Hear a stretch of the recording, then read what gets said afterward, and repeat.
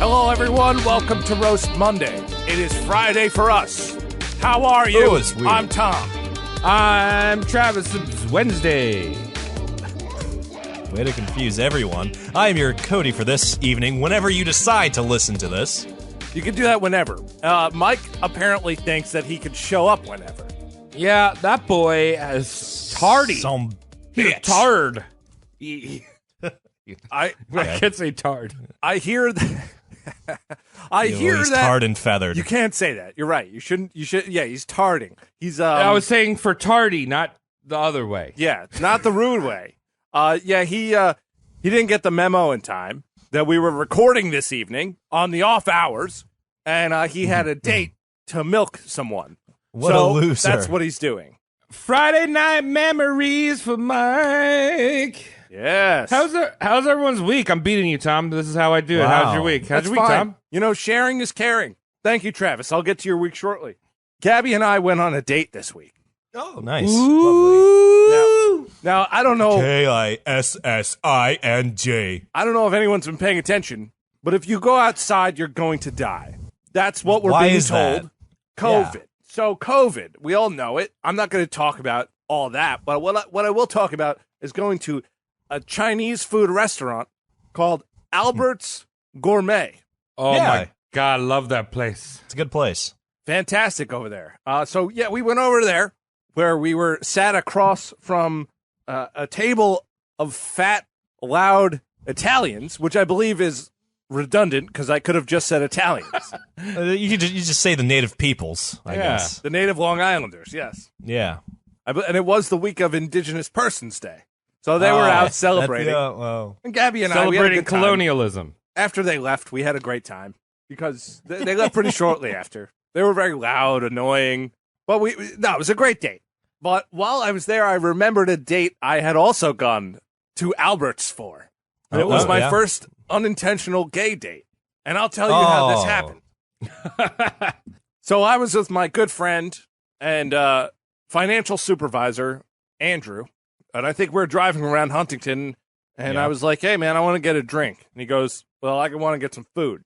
So he was like, I got an idea. Let's go to this Chinese food place. It's gourmet. It's not like a DMV, like the It says Chinese gourmet right food in the place. restaurant Yeah, it says title. gourmet right there. It is. It's a beautiful place. So we're like, yeah, we'll go sit at the bar and he'll get some food and I'll get a drink. So we're heading over there. He's just like, oh man. So my dad likes to drink a lot. So you should get what he drinks. He drinks something called a zombie. Oh. So I said, I like to What? drink a lot, so I'll get this zombie because it's loaded with liquor. So we went in, and Andrew's like, hey, how you doing? 2 for the bar over there. And the guy said, well, we're not really sitting anyone at the bar right now. Here's a table you can have. Okay. There's no one in the restaurant. You It's guys us. make out? It's us. We're going to. Okay?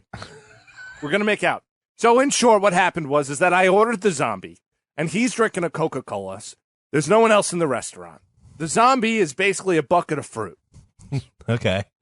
So I'm sitting there with a man who's obviously drinking a beverage for tops, getting ready to get hard and in charge. Yeah, gotcha. And I'm liquoring up, and there's about 8 Asian men looking at us, snickering.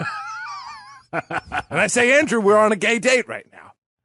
I know we're in a pretty progressive area, but I don't know what these people are thinking. I'm just kidding. I know exactly what they're thinking. We are on a gay date right now. It doesn't matter. 8 outweighs the opinion of 2. So we had a great first gay date. One of the things I love about Albert's is the old man Albert usually comes around. You know, he's like shakes your hand. So he's there being like, look at this boy. Yeah, he wasn't there he's with doing COVID. PR He's got to work. stay in, you know. He's got to stay in his apartment. But Travis, how was Cody's week? What do you think? Should we ask him? What's the over and No. under on Cody's week? Taking bets.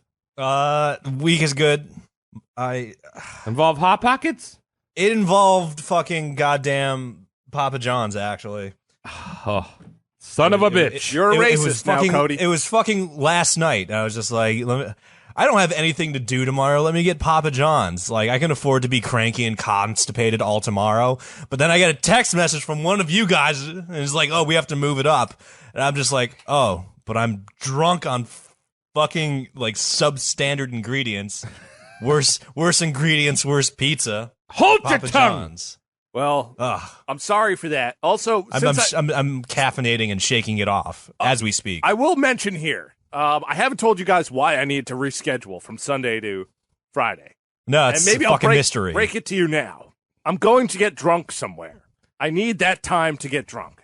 That's fine. important. Okay. Because you were going to do that with us anyway. I'm just making sure, but this is at a party. There's going to be soft pretzels. There might be dancing. No masks. Because this is a party of scientists. You're all gonna you get mean- tested at the door. You get that Yeah. little nose douche. The only testing we're doing is AIDS. Because that's real. That's an interesting party now. Yeah. All right. All right. Sorry to interject. Travis, I hate to be so rude to you. How was your week? Oh, thank you, Thomas. That's very kind of you to ask me such a great, perplexing question. I love just staying out of this fucking feud. It's like, I don't care. I don't care. Whose weeks are whose? You two just duke it out. I'll sit in the corner, Okay. watch With all mommy due and daddy respect, fight. with all due respect, Cody, shut your fucking mouth. Travis is about to tell us how his week is, okay? My week was good. I got myself one of those Smarter Child watches. It's got Smarter Child on it. So now I know how many steps I haven't taken during the course of my day. Yeah. So I'm all like Mr. Gadget, Discovery Gadget, and like I'm using it. But I reached out to one of our fans, Oh? who's a leathersmith, and they're gonna Whoa. make me a custom belt for my You got good watch. fans. yeah. A belt for your watch. You might Fan. want to Belt specify. for your Fan. wa- You might want to specify to this kind person that they need to use the most sweat-resistant leather they can, so their work could really stand the test of time. Well, yeah, we'll put it to the test. But yeah, shout out to Stitchin' Wolf Leather Whoa. because I'm gonna get myself some custom shit, dog. Look at that. Advertising. I like it. Yeah. But also I'm smart now because I can pay for my cigarettes with my wrist. And fuck you guys. I'm happy for you. I'm happy you There took you the go. leap. Getting your steps and cigs in. Yeah, important things.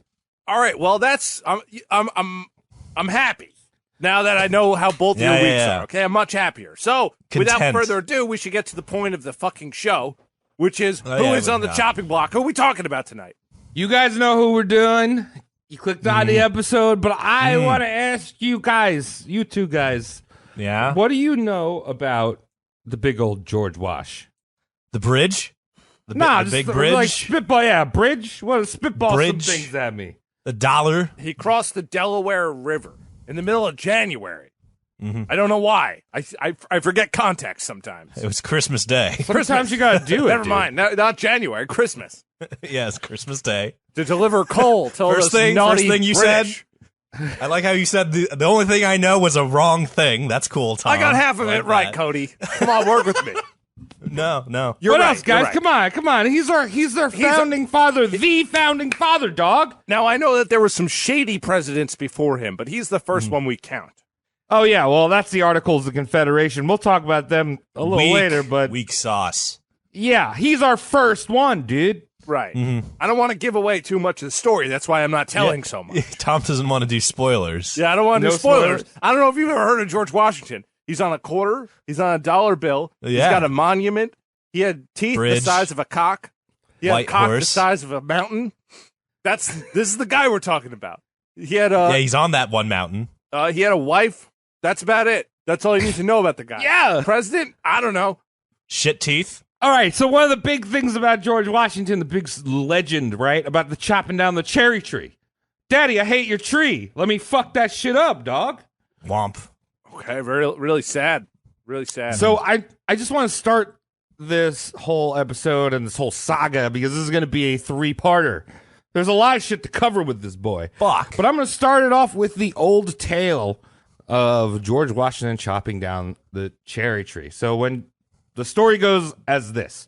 When he was 6 years old, little Georgie boy was gifted a hatchet. Kind of like a little Chucky, right? Like, oh, here's a 6-year-old. It needs a hatchet. It was just something to do in the period. Yeah. He looks cold without his hatchet fingers wrapped around a hatchet.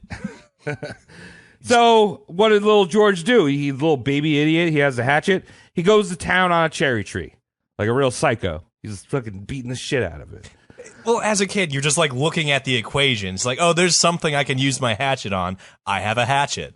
I broke $4,000 worth of slate because I thought it was fun to drop it on the driveway. Whoa, So, that's fucked. It wasn't mine. That kid. Of course, it wasn't yours. I was never invited back to that house. It wasn't even my dad's. It was someone who lived in Cold Spring Harbor.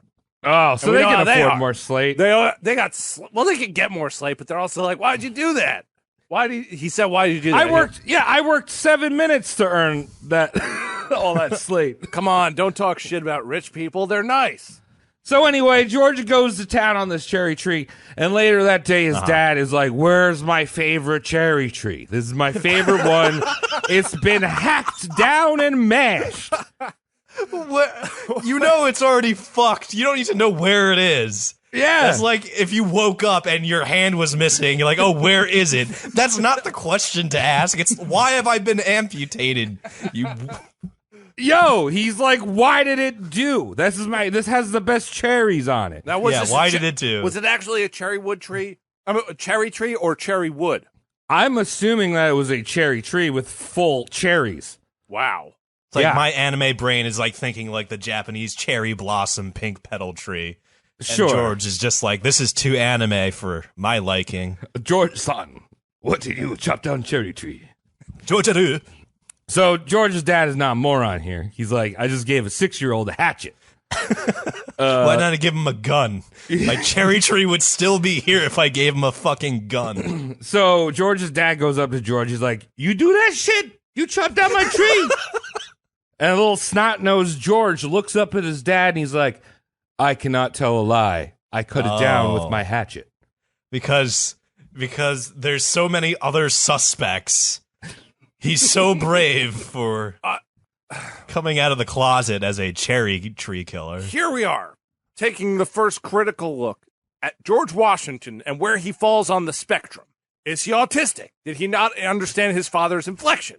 Did he Sometimes perceive that's that as tricky, just Tom. like, hey, did you fold that towel? Like, yeah, I fold that towel. Hey, did you cut down my tree? Of course I did. You stupid idiot. I don't lie. So with that, after little George is like, dude, I can't tell a lie, man. I did that. Papa Wash, he embraces his son and says his honesty is worth 1,000 trees. And the Lorax cried. Yeah. This is very early in America's history where, land is free. You just got to get a few savages off of it, and then it's yours. You can have a billion trees. So right off the bat, this never happened. Yeah. This was actually written a year after George Washington's death by his biographer, Mason Locke Weems. Ooh. And it was in his bestseller, The Life of George Washington. I don't know if he actually met George Washington. He just wrote a biography about him after he died. Okay. Yeah. That's fine. So the whole cherry tree thing about George and his general honesty got worked into the mythos of our first president, our founding father, George. Ooh. And George became more of a legend, almost like an American god, that not only single-handedly defeated the monstrous tyranny of Britain, but, he ascended to the gods. Yes, he's like half tall tale. Yeah. So, Davy Crockett was like that. Go back. If you have no idea what picture Travis is trying to paint right now, it's in a previous episode. You're an idiot if you don't know what he's saying. I just want to bring that up. The legend of Americana. Yeah. Right. Tall tales, folk tales. Good stuff. So this man, when he died, George Washington, when he died, he was agnostic at best, but he was given a special place in the heavens, picked up by Peter Gabriel himself, the angel. But this was all written in the 19th century. Yeah. And Wedgied all the way up by Peter Gabriel. Sledgehammer. Whoop. But this is the only picture I want to share with you guys because this was painted in the 19th century of what people thought it was when George Washington died. And I got a real kick out of it. Yo! Because this dude was not religious at all. He would hate this, wouldn't he? I like this. I'm not religious. I would like this. If someone did that for me, Travis, I guess we'll leave it in the comments or something, or the Instagram post. Or I'll show it. So let's picture describe what's going on right here. We have, it seems like a man being raptured up to heaven that has like the stereotypical like clip art face of George Washington. You know what I mean? It's literally like it's like the first Photoshop in the 19th century. Yeah, it's what that is. Everyone's white. There ain't no minorities in this one. It's truly, if you can imagine the abduction, the famous abduction of Travis Walton out of Snowflake, Arizona. That's what it is. Is that me? Was that my last name originally? There's a movie called Travis, and it's the documentary about the first you, the respectful you. I gotta watch this. I didn't even know they made. Who plays me? Have you ever seen Fire in the Sky? The movie? No. We're not getting anywhere. Let's move along. I'm just saying, if somebody wants to play me in a movie, I'd probably be played by Sigourney Weaver in drag. That makes sense. In drag. Yeah. Yeah, it's a very Renaissance picture. I'm just trying to shake off Travis cosplaying as Sigourney right now. But the picture Travis sent is very Renaissance. Right. And so, like deistic. So in reality, this honest, nurturing founding father did lie. He did chop down cherry trees. He lied a lot. And Washington actually lost more battles than he won. He was highly ambitious, a land-hungry expansionist that believed the West should be settled more like a feudal system rather than people owning land. And in terms of its previous owners of said land, the Native Americans, they should be exterminated if they did not submit. Genocide? Yes. Also, not to mention, he was a slave owner. One of those guys. Well, that's fine. You know, it's back in the time. People don't understand things back then. See, that's the thing, and we're going to really talk about the slave owning aspect of George Washington in the third episode. But slave owning was not just something everyone did at the time. There was a lot of people that did not own slaves and called for their abolition, even when we founded the country. All right, well, come episode 3 of the George Washington saga, brought to you by Roast Mortem and Mike sometimes. Can we say this out loud, that we do not try to cancel people? We're not that kind of podcast. We will talk shit about them, but it's historical context. Yeah, I don't want everyone to rewrite George Washington out of the textbooks. We just got to put a little asterisk there. Like, I just don't want people to get mad. Go, what? He owned slaves? Slaves? Not me. It's all a sham. Of course it's a sham, but for different reasons. Okay? Yeah. We're not canceling him. It just happens that way. Yeah. Washington cared about two things, acquiring more land and his legacy. So with that, we will start this sumbitch in our first part here. 3 episodes to cover. If I don't get to everything right away, you're like, duh, Travis, but he did this to slaves. Well, I'll talk about it. We got 3 episodes, dog. Okay. Yeah, let the anticipation of slavery simmer. All right, so George was born on the banks of the Potomac River. Potomac. I would never say, I think I learned it as Potomac, but I think it's Potomac. Here's the stupid thing about that. That translates to river. So it's already fucking stupid before you say it, Travis. All right, so he was born on the Potomac River. That's what I'm going to call it. There you go. In the colony of Virginia, British America, on February 22nd, 1732. You can thank him for President's Day, when you all take your ski trips and shit. Oh, that's Georgie boy. Wait, what year was it?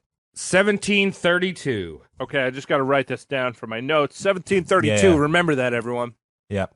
Now, George won that whole life crapshoot thing when he blasted out of Mary Washington. Because lucky for him, his father was Augustine Washington, and he was the one that provided the sperm that shot into the mom with a sperm super soaker. Things were weird back then. They couldn't actually touch women. They had super soakers. Yeah, they had to be 6 feet apart. Yeah. He had to wear a mask and fire a super soaker across the room. And the bukkake was just 6 guys surfing. Yeah. Augustine was the lucky guy. He was the only one. He was the first one to manage a hang 10 and really get the rip curl. If you understand what I mean. Yeah, ride that wave. Okay, so historically accurate. Roast mortem. Absolutely. Continue. Mary was Augustine's second wife, which meant that baby George, even though he was the first of 6 children from those two, he had older half-siblings from Augustine's previous cream queen. So, as I mentioned, George had never chopped down his dad's cherry tree. But we do know that Daddy Wash became worm food in 1743 when George was 11. So not much time to chop down cherry trees. No. Even though the story is about when he was 6. That's all fake. But his dad dies when he's 11. This biographer probably did the least amount of research. And didn't have him do it when he was 15 and people could fact check him. Yeah, I think Mr. Weems would probably work for BuzzFeed or like Daily Beast nowadays. I don't know. It's still kind of a creative story because there's a moral behind it that isn't constantly being regurgitated. Oh, so yeah. This man is a level up. Even though he's a filthy liar. The BuzzFeed doesn't do anything. They don't help anyone. So do you guys know about George's legendary homestead? You guys know that? No. Oh, you read the book, man. You're gonna tell me? I'm gonna be like, of course it fucking was. It was on top of a mountain. Oh, kind of. It was on a hill. Yeah, Mount Did it Vernon. start with a P? Mount Vernon. Yeah. So Mount Vernon is like associated with George. You can go visit it. I kind of want to go. They can show you how he grew weed, but not really weed. It was hemp, non-fun weed. Oh, that's one of those factoids where like the half-cocked like stoner like graduate students like, did you know George Washington smoked weed? And it's just like, no. He cultivated hemp. Yeah. So also there's another myth blown out of the window. He, didn't smoke weed. Well, you just broke everyone in Denver, Colorado's heart. Yeah, I can't relate anymore. Cody's out. Wait, where'd you go, Cody? Washington, Smoshington. When are we going to do Bob Marley? And if you do Bob Marley, you're dead to me. So George Washington does not inherit Mount Vernon when his dad dies. No. Wow. It was none other than Washington's half-brother, Larry. Fucking Larry Washington. Yeah. Also, good old days when you could fucking inherit a mountain. Yeah. Also, you could be named Larry and not be a pervert. Well, yeah. Simpler times. Yeah. Washington did get some things from his dad, but most of the cool stuff Larry got. Washington did get a place called Ferry Farm, which isn't really talked about because it's called Ferry Farm. Ooh, I feel like that's a porno studio today. Yeah, he also inherited 10 human beings, slaves, when he was 11. He was in charge of 10 human beings. What could go wrong? How many metaphorical miles are in these humans? Did he get some Oh, prime my ones, God. or did he get the ones that are kind of at the end of their go? Are you asking if our first founding father got used slaves with high mileage? No, not used, because I prefer to buy a used car after it has 10,000 miles on it. You can get all the kinks out. But what I'm saying, does it still have a life in it? Is it still a puppy? Is it under warranty? Is that what you're... Tom, I think you're missing the point here. This 11-year-old owns 10 human beings. It's terrible. It's a terrible thing. I'm just asking, what kind of horsepower are we dealing with? All right, well, this is the beginning of him as a slave owner. He will eventually collect some more. But again, we're not really going to talk about slaves so much in this episode. Before his dad died, George's dad, he was going to follow in his older half-brother's footsteps and go to school in England, get some proper education.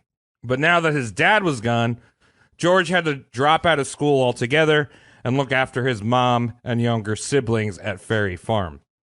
Okay. She's got to run the farm. And by that, I mean just hang around on the porch and yell at slaves.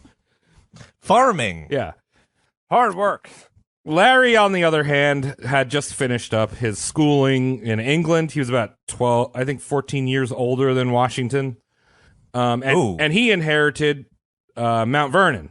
And he actually renamed Mount Vernon from, it used to be called the Little Hunting Creek. Creative. And he goes to England. He's like, no, this is a Mount Vernon, even though it's located on a small hill next to a river. Sir, who's Vernon? I gotta ask, what do you guys, I mean, not that we would know, but how do you think the first president being a Larry Washington would go over? Dude, I wish our first president, like, throw some Larrys on her. We're never gonna have a Larry Washington, any Larry president. That's not gonna happen.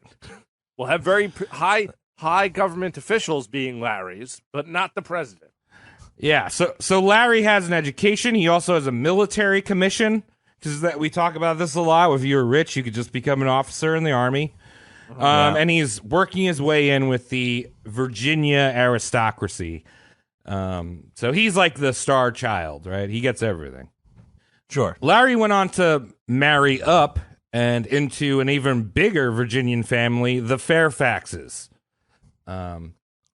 So probably with the encouragement from his mother, Mary, George Washington becomes a frequent guest at Mount Vernon and the Fairfaxes plantation.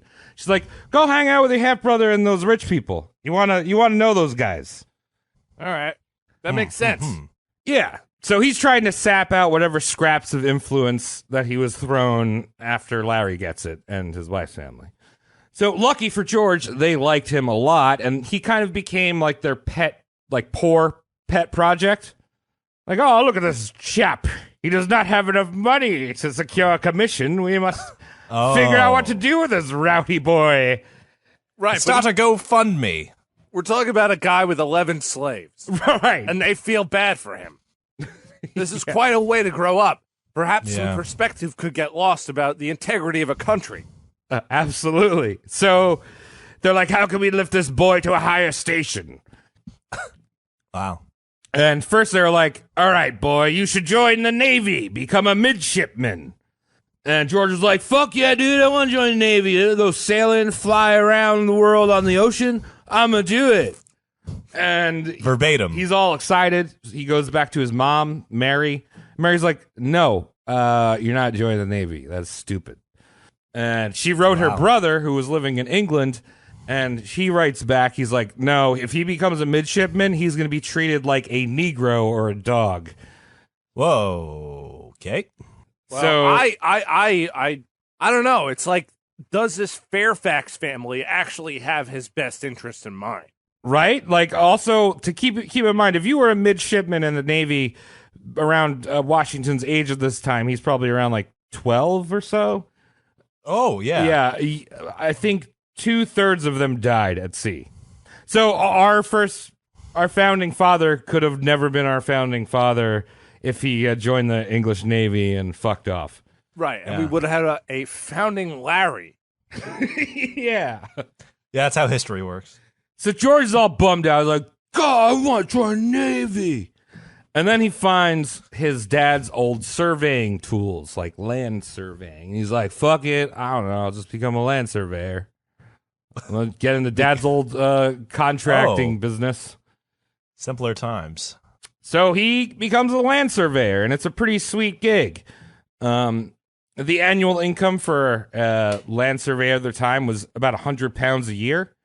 And the biggest perk of being a surveyor was that you got the choicest pick of land. You're the one looking out there. You could even lie to your client, be like, "Oh, that one's great. Oh, it's so good there." There's a garbage dump on the top of this mountain. Stay off of it. I don't know how it got there, but you should buy it. Yeah. So, and George becomes the land surveyor to the Fairfaxes as well. By 17, he was the official land surveyor of Culpeper County in Virginia. And by 18, he owned thousands of acres in the Shenandoah Valley. Not bad. I own no acres. No. Yeah, same. An acre would be a blessing. Yes. So he's 18. He's got all these acres. And don't you know it, at some point during one of these shows, somebody is going to get TB. Yeah. Who's getting TB? Who's getting the old consumption? Mary. Daddy? Huh? Daddy's dead. Have you Daddy's- not been paying attention? Yes. Daddy's a Hit or dead miss. old boy. No. Was it TB? It was our would-be founding father, Larry, that gets Oh. TB. Ah, poor Larry. Good old Larry. He tries to shake it. He's got this nasty TB. Oh, maybe I should go to the hot springs, go in the hot tub, hang out there, or try some Infect old-timey, everyone. wimey medicine. And someone is like, dude, I don't know, you're fucked. Like, you should just go on vacation to the Caribbean. It's like, yeah, that's great. So he grabs his half-brother, George, and in 1751, him and George head out to Barbados. Oh, Isn't interesting. TB fairly contagious?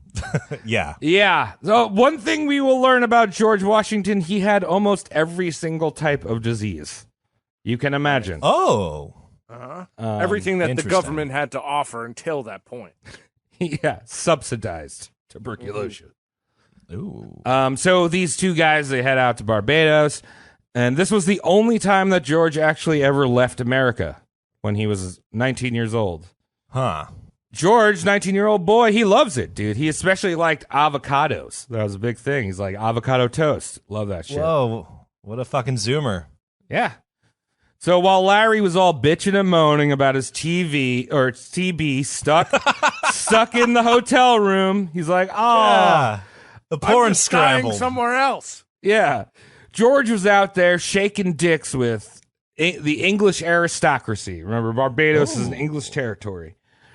Okay. So he's invited to the Beefsteak and Tripe Club. Doesn't that sound fun? No, That's it it. doesn't. That sounds really good. And also, you emphasized English territory. Virginia was also an English territory. Right. Your money is good here, sir. Yeah, exactly. So he's going to this Beefsteak and Tripe Club, and the talk of the town was that one of the nobles got away with raping their maids and got off by buying off the officials. And George was like, wow, that's sick.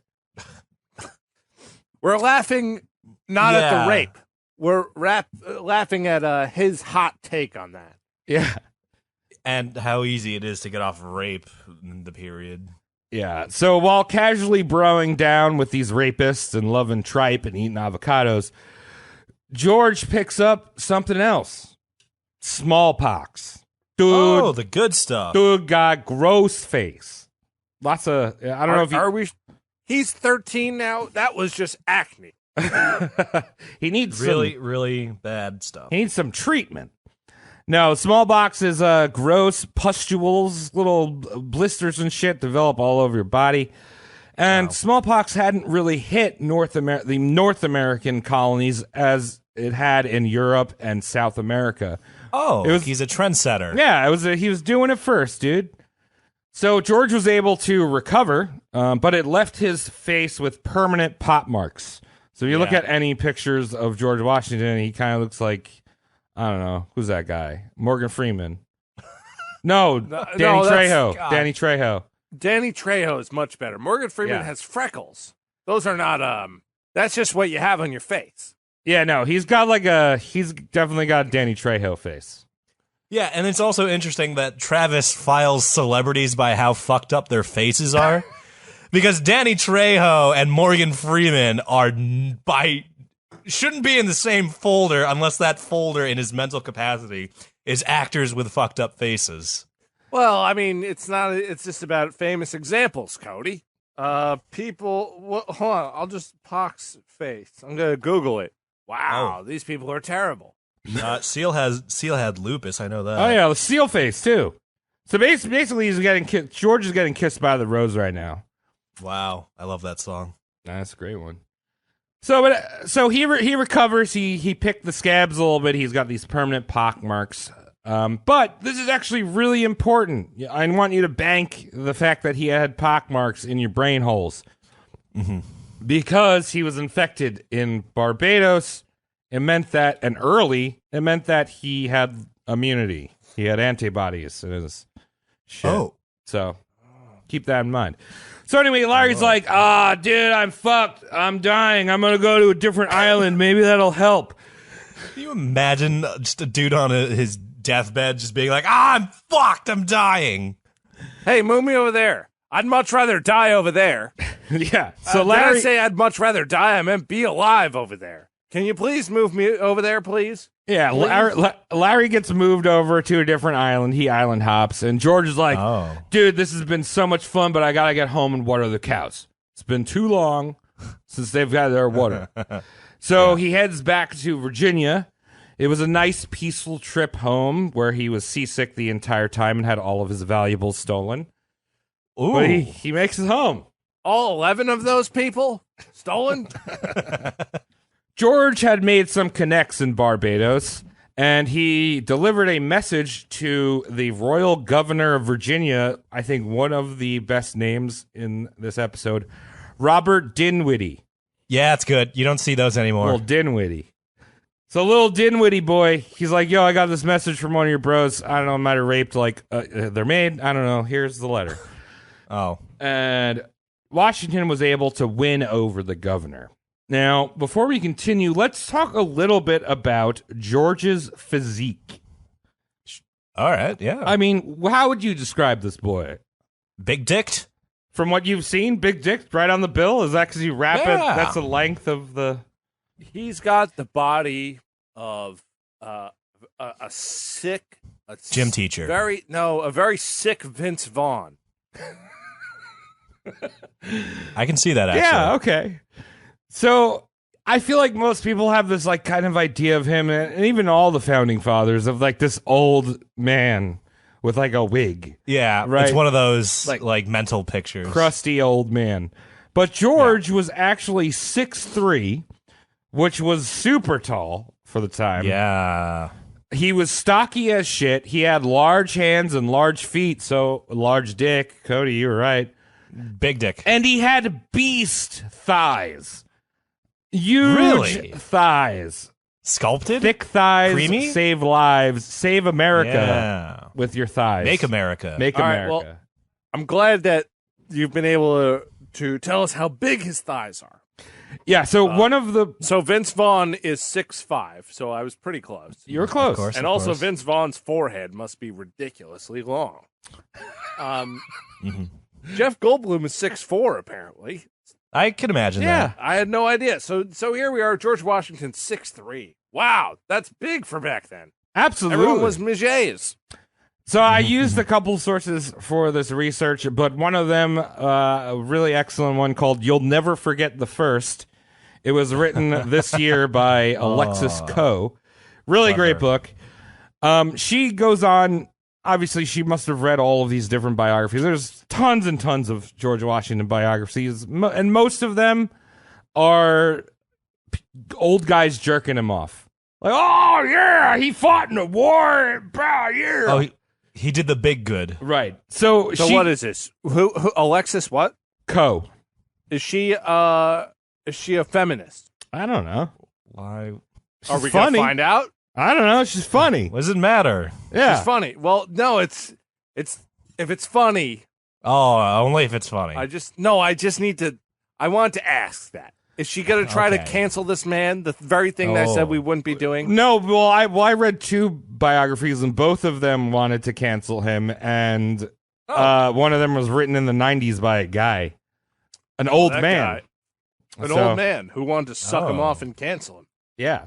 So she wrote this book, and she refers to these biographers as the thigh men, because they just went off about George Washington's thighs. What? It's like, oh, yeah, he's got them big old childbearing thighs because he's a master horse rider. Because the fetus is kept in the quadriceps, I guess. Of course it is. He's a dark meat man. Yeah, so this dude just was ripped. He was always on his horse. He was, like, land surveying. He was, like, into, like, cliff hanging and shit. I don't know. Dude's ripped. And the whole thing about him wearing a wig, all those pictures of him later in life, that's all his real hair. He kept his hair the entire time. Wow. Yeah. Cool. That's cool because his head looks stupid. And a lot of people used to make their heads look stupid with wigs. You know, they'd shave it off or keep it short. Yeah. George Washington. I'll just be stupid on my own. Yeah. Love it.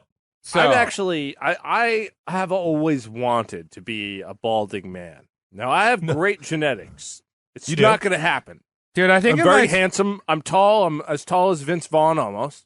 Very handsome man. I always want to be Bruce Willis handsome, though. You gotta get a lot like shorter. the rugged bald. I know I have to get shorter, and I need to lose some here, and it's all right. That's a little personal. I'm just opening up for the listeners. If this is the first time you listen to Roast Mortem, I am extremely handsome. Continue, Travis. All right. Well, Tom, you're 6'3", right? I'm almost Vince Vaughn size. Oh, you're almost 6'5"? I'm almost taller than Vince Vaughn by a few inches. Almost. Almost taller. So he's got these big old fat thighs. I was going to kind of go into this a little bit later, but he's always had problems fitting into clothes because he was so broad, just like a broad boy. They weren't big and talls back then, motherfucker. Yeah, no DXL, dude. No Destination Extra Thick men.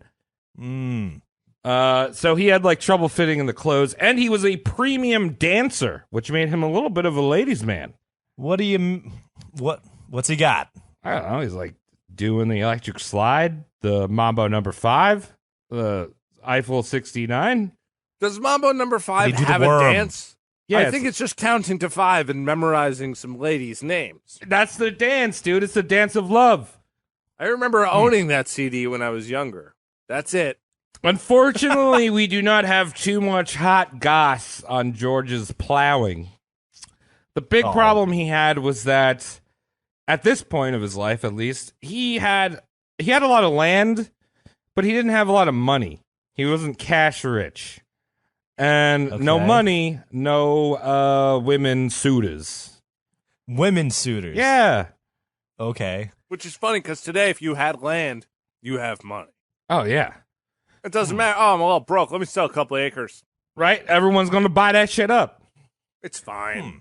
So shortly after his Caribbean trip, while on a surveying excursion, this premium-built man gets naked and goes and takes a little dip in the river. Dips his Washington arm, third arm and leg into the river. Oh, yeah, his penis is called the third arm and leg. Third arm and leg. So while Washington is washing, hey... Is he washing a ton? He catches a girl by the name of Mary McDaniel going through his what, a fishing net? Going through his clothes on the shoreline. Maybe she wanted to see that dick. Maybe he was just about to get laid. I don't know, but you say that as if the dick is left in the pants. In the clothes, yeah. No, but like you got to come out of the river to get your clothes back. Oh, okay. So she's digging through, stealing it. Yeah, and also he's broke, so he's like, I don't care. Those clothes barely fit me. Yeah, so he's in there like huge thighs. I don't care for any of my articles of clothing. Yeah, because of his huge thighs, I'm just assuming he'd like pushed down in the water and like Dragon Ball Z jumped out of the water and like landed next to her. Or like, right. You steal my clothes? Right, to which she would have been standing in front of a naked George Washington, the size of almost Vince Vaughn, and there he is, a glistening, pixelated penis. Yeah, exactly. You are destined to have when you Dragon Ball Z jump. Yeah. So he's there. He's like, "Yo, you stealing my clothes?" And he has her arrested, and she was sentenced to 15 lashes. Now, wow. I don't know about you, but that's the wrong move, dude. Some lady's trying to steal your clothes to see your dong. Let her steal your clothes. Don't whip her. Don't have the police whip her. You're what they would call a simp. Yeah, I am. A judge would go 15 lashes. I would go, make it 30. You're stupid honorable. Fuck that whore. I wouldn't actually say that. I'm just joking around, guys. I would be like, is this Beller Daft Fiend's river water that she had defecated in? All I'm saying is that maybe there's a difference there where you can just kind of be like, oh, hey, bitch, put my clothes down. Like, don't worry about the lashes. Just handle it yourself. Yeah. Now, it's a little tattletale goes to the police and has her whipped. So Larry Washington eventually shits the bed from his TB. I love that term. Yeah, he shits the bed from his TB. And he makes Washington his executor in his will. And Washington inherits some stuff from him, a few slaves here and there, but he still does not get Mount Vernon. God damn it. Yeah. That's what he Who's wants. got it now? Where'd it go? Or to whom did the mountain go to, if not Bro George? Well, Mount Vernon goes to his widow. his wife, Anne Fairfax. Okay. So but she's a woman, so he can get that. No. He just has to knock her down and then take the mountain from her, right, Tom? Use those thighs and do a giant wind clap. I think that's something they do in Dragon Ball. Women could actually, as we'll see a little later with Washington's wife, they could own land and could be pretty powerful. So vote it away from her. Right. But Anne Fairfax, she's a rich bitch. She doesn't even need this land. Her family owns most of Virginia anyway. So Washington swoops in. He's like, hey, could I rent to buy? Could I lease that from you? Wow. Rent-a-center. Yeah. So he rent-a-centers Mount Vernon. He essentially owns it at this point, but he's still paying Anne Fairfax. Right. Residuals. So another thing that George really wanted that Larry had when he died, it's always like a family rat race to get all the things that I hate how that is, dude. Wanted. I really do. So another thing he really wanted was his military commission. Remember, you have to buy your way into an officer role. Great men. Great men. Yeah. Washington had not even waited for Larry to die before attempting to scavenge this commission. While Larry was on his deathbed, he went to Governor Dinwiddie and was like, look, dude, this guy's pretty much dead. I want to be an officer in the Virginia militia. You should probably give it to me. Wait, that shit transfers like that? It's transferable. Commissions are transferable. Is that what you're telling me? Oh, yeah. When you're done being an officer in the Army, you sell it. But is there any restrictions who I can sell it to? Could I sell it to a fucking 4-year-old and just laugh at Yeah. And the 4-year-old can boss around just grown men. Well, the 4-year-old... I think English policy. Keep this in mind. I know. Well, I think the 4-year-old would probably have to grow into it. I think there was an age bracket for it. But yeah, this 4-year-old could be an officer until he's Can I sell it to old a enough. dog? Can I give it to a dog? I can give things to dogs, right? Yeah, Colonel Bork. Good job. Yeah, so he's like, yo, you want to give me that commission, right? He's going to die. He's going to give it to me. And Dinwiddie, who had already, Washington's giving him a tuggy, handing him that letter from Barbados. Of course. He's like, no worries. You are now an officer in the Virginia militia. No military experience at all, but you're a major now. No worries. Every little thing is going to be all right. To quote Bob Washington. Robert Marlin Washington. You could do whatever you want. So, this is the beginning of his one of the most historic military careers in history. We obviously know George Washington. How much of it is real is my question. I'm so excited. Well, yes, we're gonna talk about it, but everyone knows that he beat the British, right? This is all the origins of it. The British were coming, and he beat them. Yeah, he beat them hard, and they came hard. Well. Yeah. Well, they actually came first, which is weird if you think about it. You're not used to that, Tom? I come after I beat. If you didn't get the joke, we're not having. My girlfriend's looking at me. She's giving me the no, ignore eyes. Her eyes are huge. She has these big, beautiful eyes. Ignore girlfriend. No, your girlfriend's like, yeah, I know. You come first. Ignore girlfriend. Return to podcast. She's not listening. Travis just confirmed the thing you always say to me is you come first, always first. Continue, Travis. Yeah, good thing she's not mic'd. So good thing she's not mic'd. Zwick, edit her out. So some of her. A career. This began his career in the military, and it was a career of failing upwards in the best way possible, and somehow stealing the glory of failing upwards. Okay, failing upwards. It's just such a wild concept. He would take other people's failures and turn them into gold. All that glitters is gold. Hello, he's sir. The first. My friend is Guy Fieri, and I have had several heart attacks. These are all wins. George Washington is the first smash vermouth. Okay, I gotta ask, is he intentionally failing upwards, or is this some kind of Mr. Magoo shit? Where Well, we'll find out, Co. You can tell me if he's a Mr. Magoo. I'm on the edge of my seat. All right, so at the age of 20, Washington is given his first mission. Now, it was pretty simple, especially for someone that was a land surveyor, right? He's been out in the wilderness. Yeah. He knows all this shit. Get us coffee. Yeah, Washington was given a signed letter by none other than King George III. And it basically said, yo, Frenchies, get off my lawn. Oh, he was that guy. Yeah. Okay. So Washington and about 300 militiamen were sent up to meet some English Native American allies in this like territory area. It was the Iroquois. All right. If I may unpack the 300 men and one letter, I love it when like an insane amount of like manpower is prescribed to such a simple task because it's so monumental. So I just imagine like these 300 soldiers just walking behind Washington, just all whispering to each other. He still got that letter, right? Yeah, okay, he still got it. Let's keep going. Just every 13 seconds, just that little conversation betwixt the 300 of them. Well, it makes sense. I mean, you think about it. One time I left I dropped my credit card in the floor of a Waffle House, and had I had even one extra men, that wouldn't have happened. Yeah, he would have caught it for you. Yeah. So I get it. Yes, is it overkill? Of course it is. He still got it. Right, okay, so good. They're heading off into the wild western frontier, Ohio. Kind of weird to hear now because it's Ohio. It's like, all right.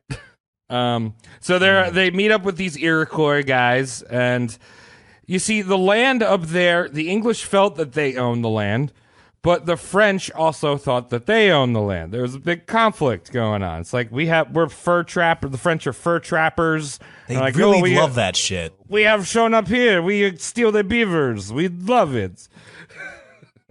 And the English like, we own everything because we're English. The sun never sets on this bitch. Right. I'm imagining like the lankiest English guy putting a cigarette out with his heel as he says that. Like, son, don't set on this bitch. So Washington basically is an armed diplomat, right? He's got this letter. He's not supposed to beat up the French. He's supposed to be like, yo, check this out. We own this. If the French refused to leave after he'd shown the letter, Washington was supposed to write back to Dinwiddie, who could figure shit out with the king or whatever. He's a representative of the king, and figure out what they're going to do from there. All right, it makes more sense that there's 300 fuckers with him now. Right. The French also have a whole bunch of forts up there, too. Yeah. They've, like, secured the area, and the English are like, well, you put your car on blocks on my front lawn. Get it off. Why'd you do? Do the French people, like, how do they do their forts? It was like the star shape. Some of the forts we're going to be talking about in this episode, you can actually go visit still. It's like mainly timber, but the base is made out of concrete or stone. Baguettes? They're like real forts. The French did it right? Yeah, they did it right. They built them to last. Okay. I don't know a lot about French architecture, but something about how soft and stood up they seem to be makes me believe that it's not so well done. Okay? Yeah. It's not just really, really nice sandcastles. It's not priority. You know, it's more like, how are we looking right now? What kind of jackets are we wearing? Are our cigarettes long enough? Can I have fringes? Do we have seats that are tall enough to cross our legs on? We can get to the foundation of this build later. This build can be on wait. Okay, anyway, I'm sorry to interrupt. Tell me more. Oui, monsieur. So before he could make it up to the French, he met up with the Iroquois, as I mentioned. And their leader was a dude named Tanacharison, also known as the Half King, because he was mixed race. Hey, relate. What was the other half? English. That's what you always ask us. I have to. Wait, so you look Chinese, Cody. What's the other half? That's not... For those of you at home, Cody is sneering at us with his Chinese eyes. Yeah, the microphone didn't cut off. Yeah. Just the respect for my two friends just teetered, like the last of it, just teetered over the edge. And I'm just like patting my pockets down. I was like, oh, do I have any more fucks to give? No. These Correct pockets me if are I'm wrong, empty. but you could take a fall or two, right? Yeah. So George Washington goes to this Tanacharison. He's like, yo, what's up? I'm George. And Tanacharison's like, I know who you are. I'm like, what? I never met this guy before in my life. You're Conticarius. Huh. He already had a name for this guy. So Conticarius translates roughly to devourer of villages or town destroyer. That's pretty cool. Say it again. Conticarius. Conticarius.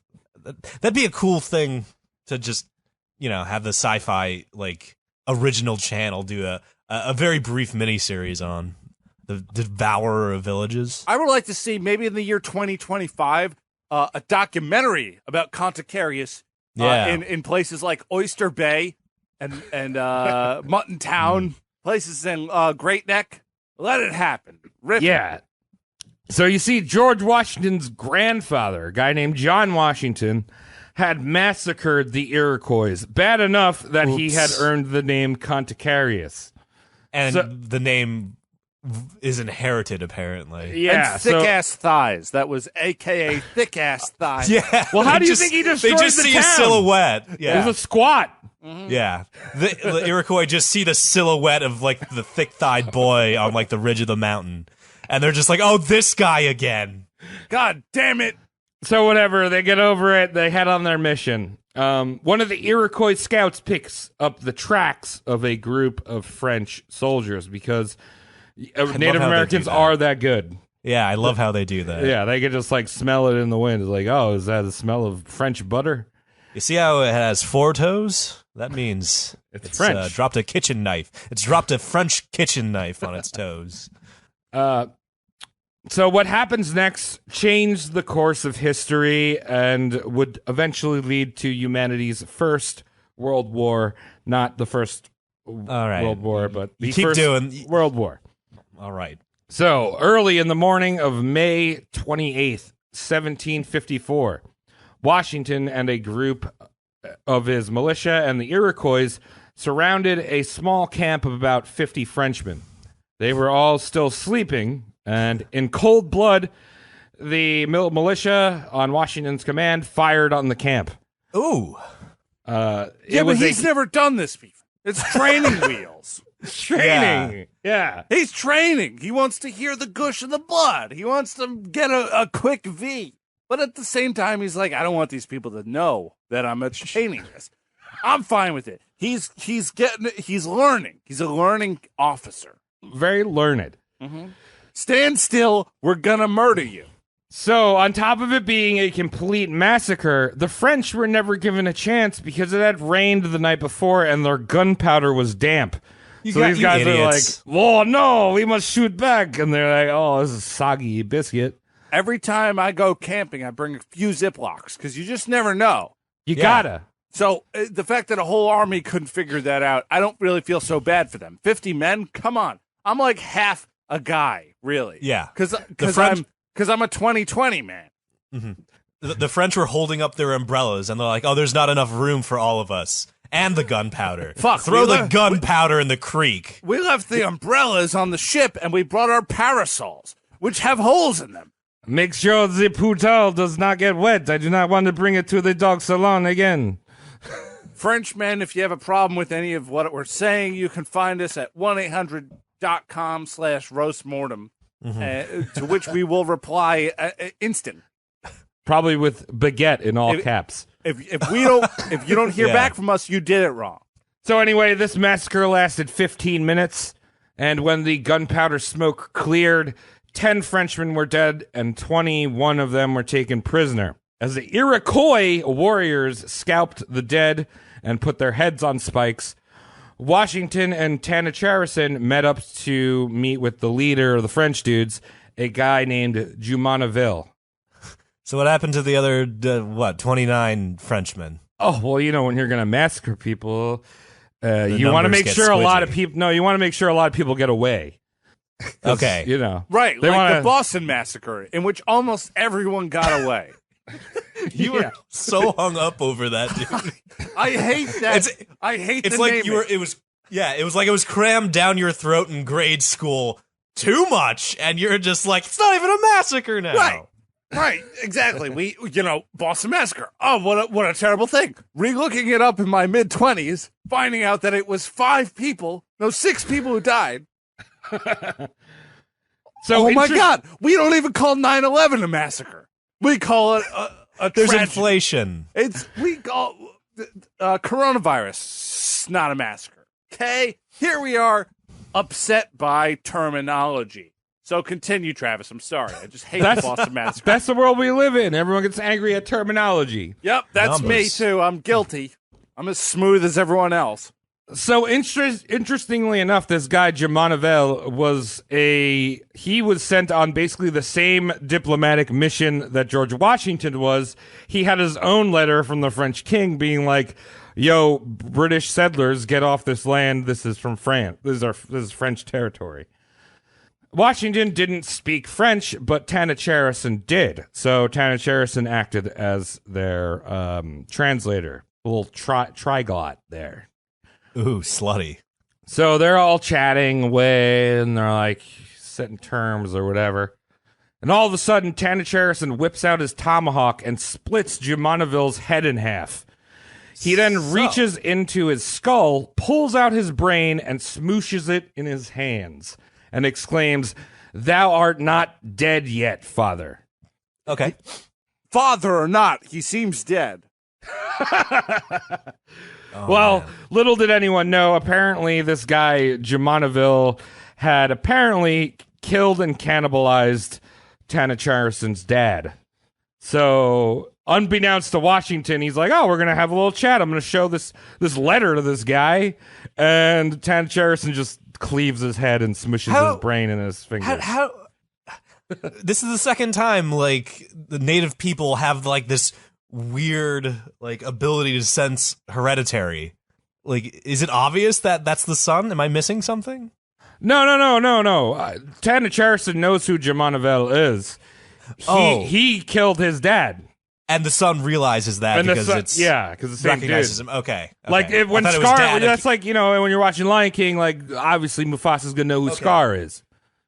Okay, I thought it was like a blood feud between the parents that the children somehow knew to like continue, but it's the same native person. Gotcha. So George is like, he watches this happen. Yeah. And he's like, I just got these pants. Starched. I have a hard time finding pants. I don't have a lot of money. I got a lot of land. I got, I'm in the military. Why did you do that? Yeah. No, George's is there. His hands on the letter that he's supposed to hand, and he's like, "Fuck." Ticonderoga. Why did you do that to Jim Jarmusch? So obviously this happens, and he has to write a report back to Dinwiddie. And you're like, "Oh, how is everything sent?" They would send little runners, right? Like to go. How's it? Yeah. 13-year-old boys with no slaves. Yeah. That's who they would send. He writes his report about what happens, and he sends it off with this little boy. And in the report, he spends the first 8 paragraphs whining about how he didn't get paid enough for his service. Oh. And then at the very end, one paragraph, he's like, "Oh, yeah, we killed this guy, Jumonaville," and completely left out the fact that his Iroquois friend cleaved his head open and smooshed his brains. Those are details. Leave details out. Binary stuff. He's dead. He's not dead. Yeah, just complain to your boss about the salary. Yeah, of course. That's how you get promoted. Yeah.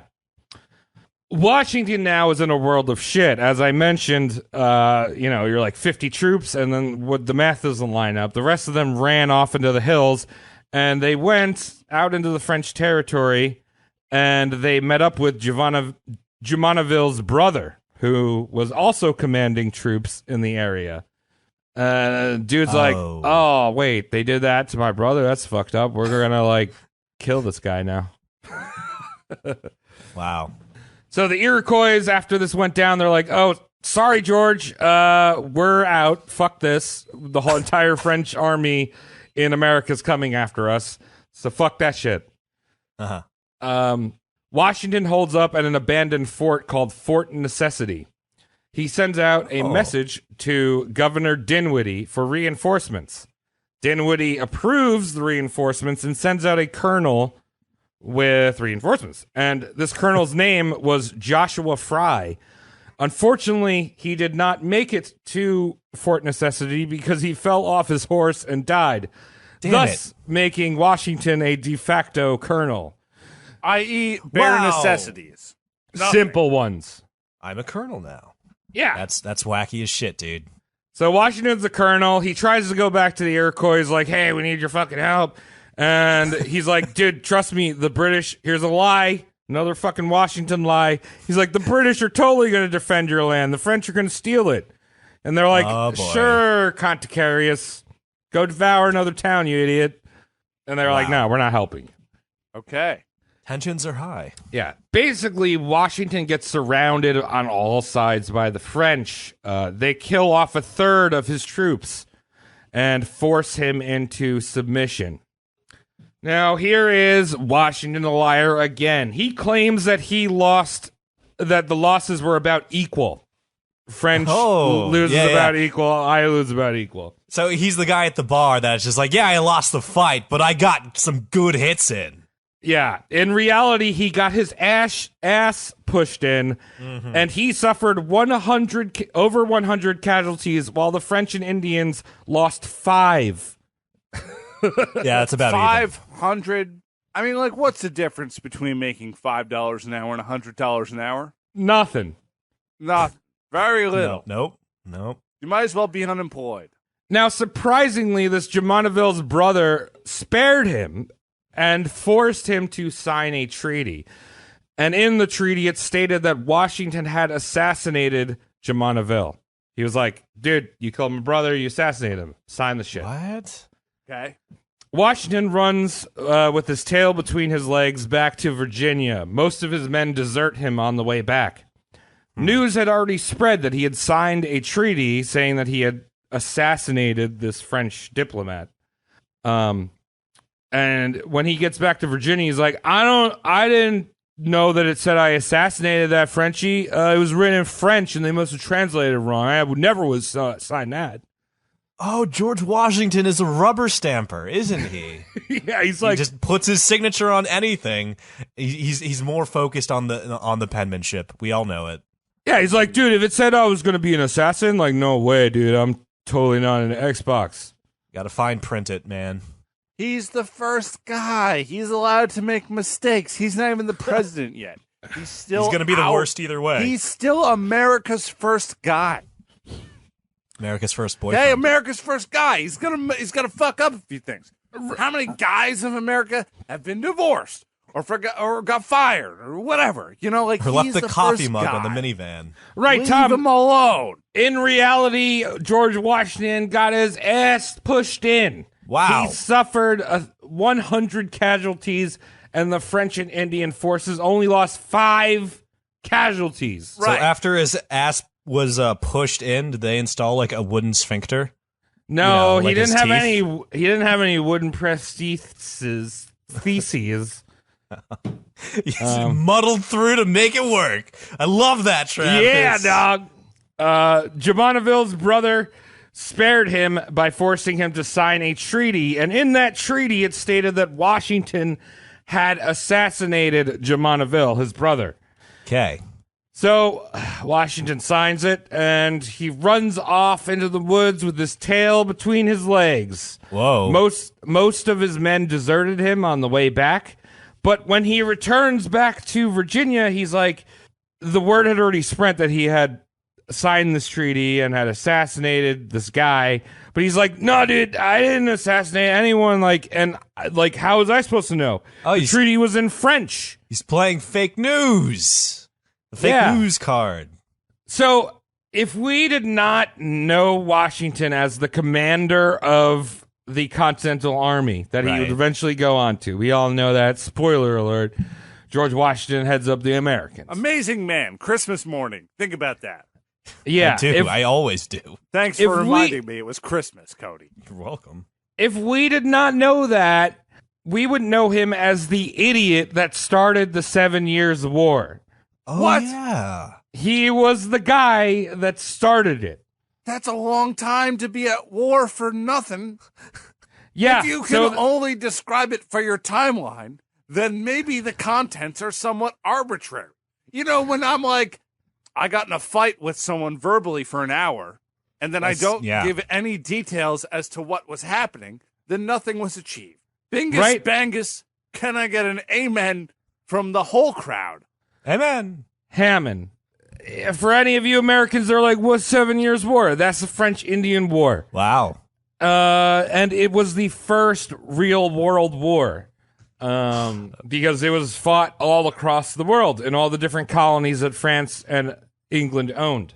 Right. And just for some reason, the naming of this war is very stupid. We got 7 years. That's a time. We got French and Indian. Yeah. Those people are on the same team. Do you remember when you took that hour shit? Yeah. And I or stood up and I saw that French and Indian flush. Oh, God.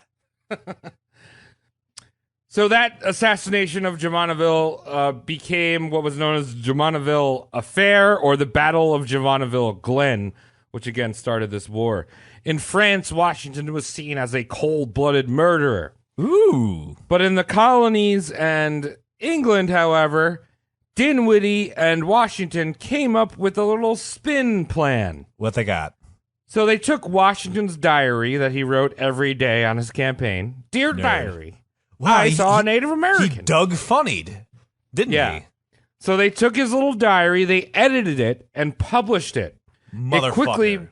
It quickly became the best seller in both the colonies and England as this great tale of an adventure on the frontier of Ohio. Lord. The book ends with Washington's gallant last stand at Fort Necessity, which we now know was more of like, oh, I'll sign whatever you want. I just want to leave now, please. Last stand. Last stand means you perished at that stand, not that you retired afterwards, you fucking... Right. As this propaganda train was going down, Washington was still complaining that he wasn't making enough money. Oh, wow, he wanted royalties. Yeah, he just like lost pretty much his entire militia. And he's like, dude, I need more money because I'm a good soldier. Don't you understand that inspiration is not on demand?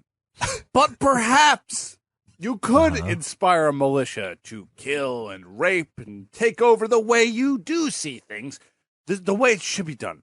Had you been compensated initially, financially, perhaps with a small Mount Vernon, perhaps with a small extra chunk of change, let's say 100 pounds extra. Yeah. That in Cody's glossary, like instant inspiration is just money. That's the synonym for it, my thesaurus. I'm not upset with you personally, Cody, but I don't want to have a friend with a glossary. I want a friend. That is fair. I want a friend with a deep wallet. I want a friend with lots of money that could buy glossaries. I'm not that guy, but that's fair. Listen, one day you'll be my richest friend. In spirit. In Minecraft. No, just with money. So Washington has started this world war, and he wants a promotion. Now, unfortunately, Dinwiddie is like, no can do, buddy. You're a colonist, and I can't promote you past major. That's just how it works. And this was really the first, time George starts to question the crown. He's like, wait a minute, just because I'm a colonist? Now. Ooh. Yeah, I see what you're saying, Travis. Like, because maybe George thought he was always British. Yeah, people thought they were British. Oh, yeah. Because we're not there yet. He figured, he thought he was just a British citizen. And because he's over here now, he crossed the them versus us line without realizing it. Yeah. Ooh. Have you guys, I have a friend in Virginia, and he sure as shit isn't English. Nope. Well, okay. He has the glories of Busch Gardens, not Blackpool. Oh, I'll take Busch Gardens. I like Virginia. Every time I visit my friend in Virginia, we have a good time. We get drunk, and not once do we stop for tea time. It's too inconvenient. So George is like, fuck that, and he retires. But he does not give up on his military career. So the 7-Year War kicks off, and it's obviously kicking off in America. So England sends over this dude named General Edward Braddock, who had been a 30-year veteran, and he was set to lead the British into the Ohio Territory to take it back by force. Their first objective was capturing this place, Fort Dubunsk. Okay. It's Pittsburgh. It's a fort that's in Pittsburgh. Sure, But because you can still Pittsburgh is visit easier. today. Yeah. It was located in the wild wilderness of western Pennsylvania. Yeah, born and raised. Yeah. So the plan from there was to take this one fort in Pittsburgh and then from there go around the Great Lakes and like take all these other French forts. So Washington, who was just chilling back at Mount Vernon, starts writing letters to General Braddock. He's like, "Oh, dude, I'm the best in the frontier. I know it like the back of my dick. There's no bumps there. Yeah, Trust me." Back of the dick is actually something every male is kind of unfamiliar with, Travis. Is that the back? I feel like the back is the part you see. Really? Yeah. Tom? I feel like the bottom is underneath. Wait, back and bottom are opposites to you? To me, yeah. Wait, the back of The back of the dick is the underside, clearly. Am I insane? Well, I could kind of imagine a penis like a Volvo. So the back is not limited to bottom and top. It's just the part closest to your body. Oh my god, Oh, that's the weird. base of the shaft. Yeah, like if it's a tube, Okay. which in fact it is. So the most posterior part of your Right, body. right. The front is just the area that, well, for lack of a helmet. better term, the front of it. The flavor town, the Right. front. And the back is Wow. I don't know the axes. Let's say two of them. They're out the window. It's just the part that's at your body. Wow, because I guess I see my dick as a separate entity of me because the back of it is the one that's facing away from me. Like, this is your front, the part I see and can touch. Well, And then, anyway, like, the either back way, I gotta wrap around. I'm a happy guy either way. Yeah, Wow. either way, Can we- George is I'm like, gonna- I know my entire dick. I know Yeah. every single part of my dick, and that dick is the Ohio Territory. Gotcha, okay. So, like, he's sending off these dick pics to Braddock. He's like, this is what Ohio Territory looks. Isn't it girthy? Isn't it long? You're going to love it. And Braddock, eventually, he's like, yeah, I need this guy. He knows the area. He's going to fit perfectly in. So Washington's like, hey, guess what? You know, I was like a colonel at Fort Necessity, so you should probably hire me as a colonel. Yeah, girl. And Braddock's like, you were a major and you're a colonist. You know what? Here we go. I'll make a special exception for you. I'm going to make you a captain, which is 1 degree above this, like, military ceiling. Oh, good. So he breaks the ceiling. He becomes a captain, but he's still angry about it. You know He's what? like, I'm not a fucking colonel. He is probably the first guy in history, possibly of America, to have slaves and feel oppressed. How do you Right? get that Boo-hoo. privilege? I don't use the privilege term a lot because it gets tossed around like a ninny on a hot Saturday driveway. But this, come on. That's privilege. How are you mad? Yeah, that's the privilege. That's the privilege. So General Braddock was old school. He fought battles on an open battlefield and in lines. When you think of the American Civil War or the American Revolution and the American Civil War and like people fighting in lines, that is how Braddock fights. He also would construct a road as the army advanced. And this was a slow process which involved leveling the ground and building bridges over creeks and rivers. But it was necessary. But Braddock thought it was a necessity to Leave that in, Zwick. Yeah, All of a it. necessity to bring the artillery pieces because you can't really like wheel artillery over like I don't know mud and stone. Now Washington, who was one of Braddock's aides at the time, is like, dude, this is not how you fight in the wilderness. These Indians, they're going to see you building this dingus road and ambush you. And they're going to know exactly where you're going because you got a big-ass road. Because you're on a road. Yeah, it makes sense. So there were some small skirmishes of these Indians as they're building the road, and they're picking off, like, they're kind of whittling down the troops a little bit. Mm-hmm.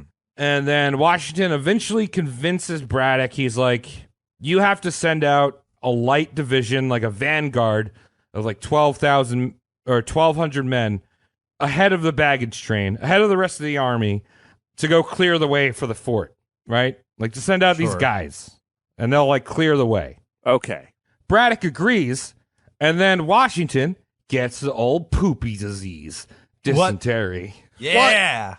TB and dysentery in the same episode. Travis, you spoil us, my friend. Smallpox. Smallpox. Smallpox, I forgot about the smallest of pox. And perhaps some mild depression.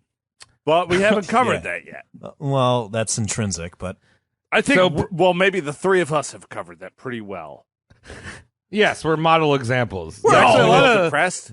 Yeah. We're also maybe a little happier than the rest of you. How do you scale these things? By looking at other people's diseases, which we do well here. Yeah, I'm extremely happy I don't have smallpox. That's what we're here for. Although I think some pop marks on your face, Cody, would add a little character. Yeah. Right? It's like you've been there, you've done things. Can I get smallpox from Amazon? How do I do this? Cody, this is what happens. I'm going to have a child. My child I'm going to bring over to you in Hawaii. I'm going to give him cleats. I'm going to tell you to hold my child upside down. And the child's going to kick your face until you have character. I like that. It won't hurt that long. It's all your character in one quick go.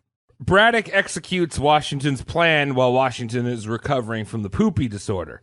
As soon as Washington was ready, as soon as he was done blasting his brains out, his asshole full of hemorrhoids at this point, he rides off into battle riding on a pillow.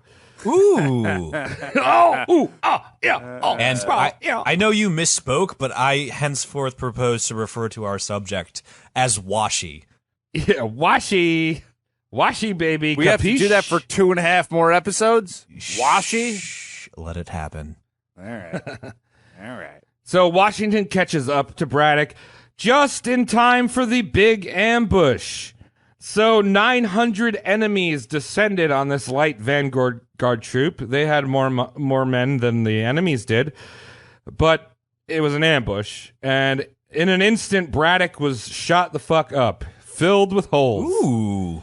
And once again, Washington became the de facto commander. Right. So he gets sick in the perfect time. Yeah. Because that would have been him.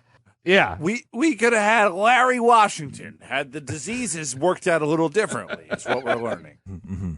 In the confusion, Washington lined his troops up in a semicircle, so they were firing on each other and wiped out entire companies of British regulars. That's the guy on our dollar bill. Yeah, dog. Yeah, I see those guys that they totally look like Indians over there. They've got red coats on. Shoot them. Shoot. So there were 900 casualties on the British side and 23 casualties on the French and Indian side.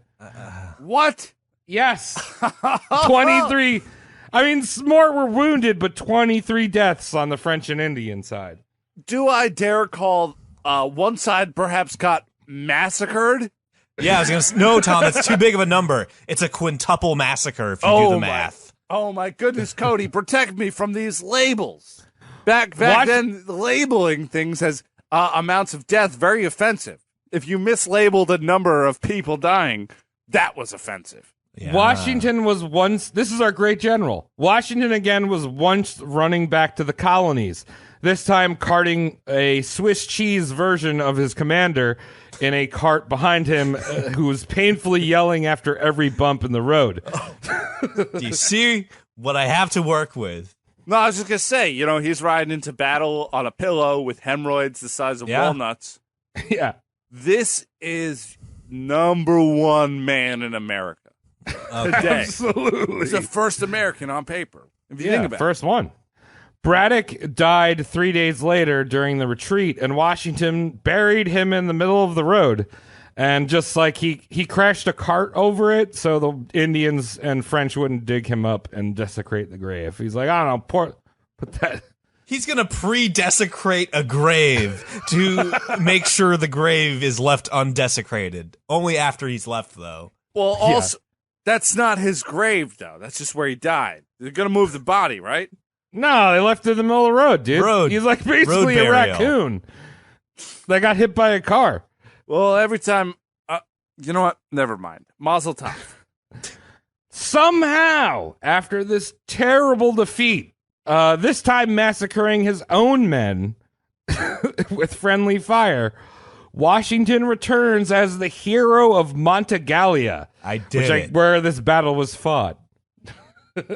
Somehow. He's like, I don't know. He was alive. He's got good PR. That's all. So Washington, now 23 years old, was a national icon. This is all happening when he's 23 years old. What did you do when you were 23 years old? It's a great question. And that's the answer. Yeah, I Yeah, don't know. really. No, it's just a great question. I wasn't drinking. No, I was drinking. Yeah, I was drinking. Let's just leave the answer there. I was drinking. Yeah. So Washington's 23. He's given his own special unit of the Virginia Regiment. The goal of this regiment was to, quote, train like the Indians. This was a special forest fighter group. Ooh. Like and- Ewoks. This is guerrilla warfare. Right. So the Native Americans did not really care about fighting like European people. They would just jump out of the bushes and kill you, which is how you should fight. Or If there's especially bushes in a around. bar. Yes, Travis. Yeah. If you're gonna get in a bar fight, hop in the bush and Hop wait in till the someone bush. walks by you and just punch a Just random person. Slit their throat. Oh, yeah, what Tom said. It's 50-50 that it's going to be a woman. So either way, you don't look Get good. ready to be canceled. Just get ready to take someone down. Right. So Washington's training this like forest fighters guerrilla warfare troop. He actually employed some Cherokee to help train in their ways. Probably employed more like I'll kill your family if you don't help me. Are you sure it wasn't Chief Trade 'em Up? Trade him up. Yeah, Chief Trade 'em Up, you know? I'm just saying he's a traitor. Yeah. You didn't get it. So it was hard. Camo was not invented until like the end of World War One. That blows mean- my mind. Yeah, you would think it would be obvious, right? You want to be sneaky in the woods, like wear green, right? Yeah. Mm-hmm.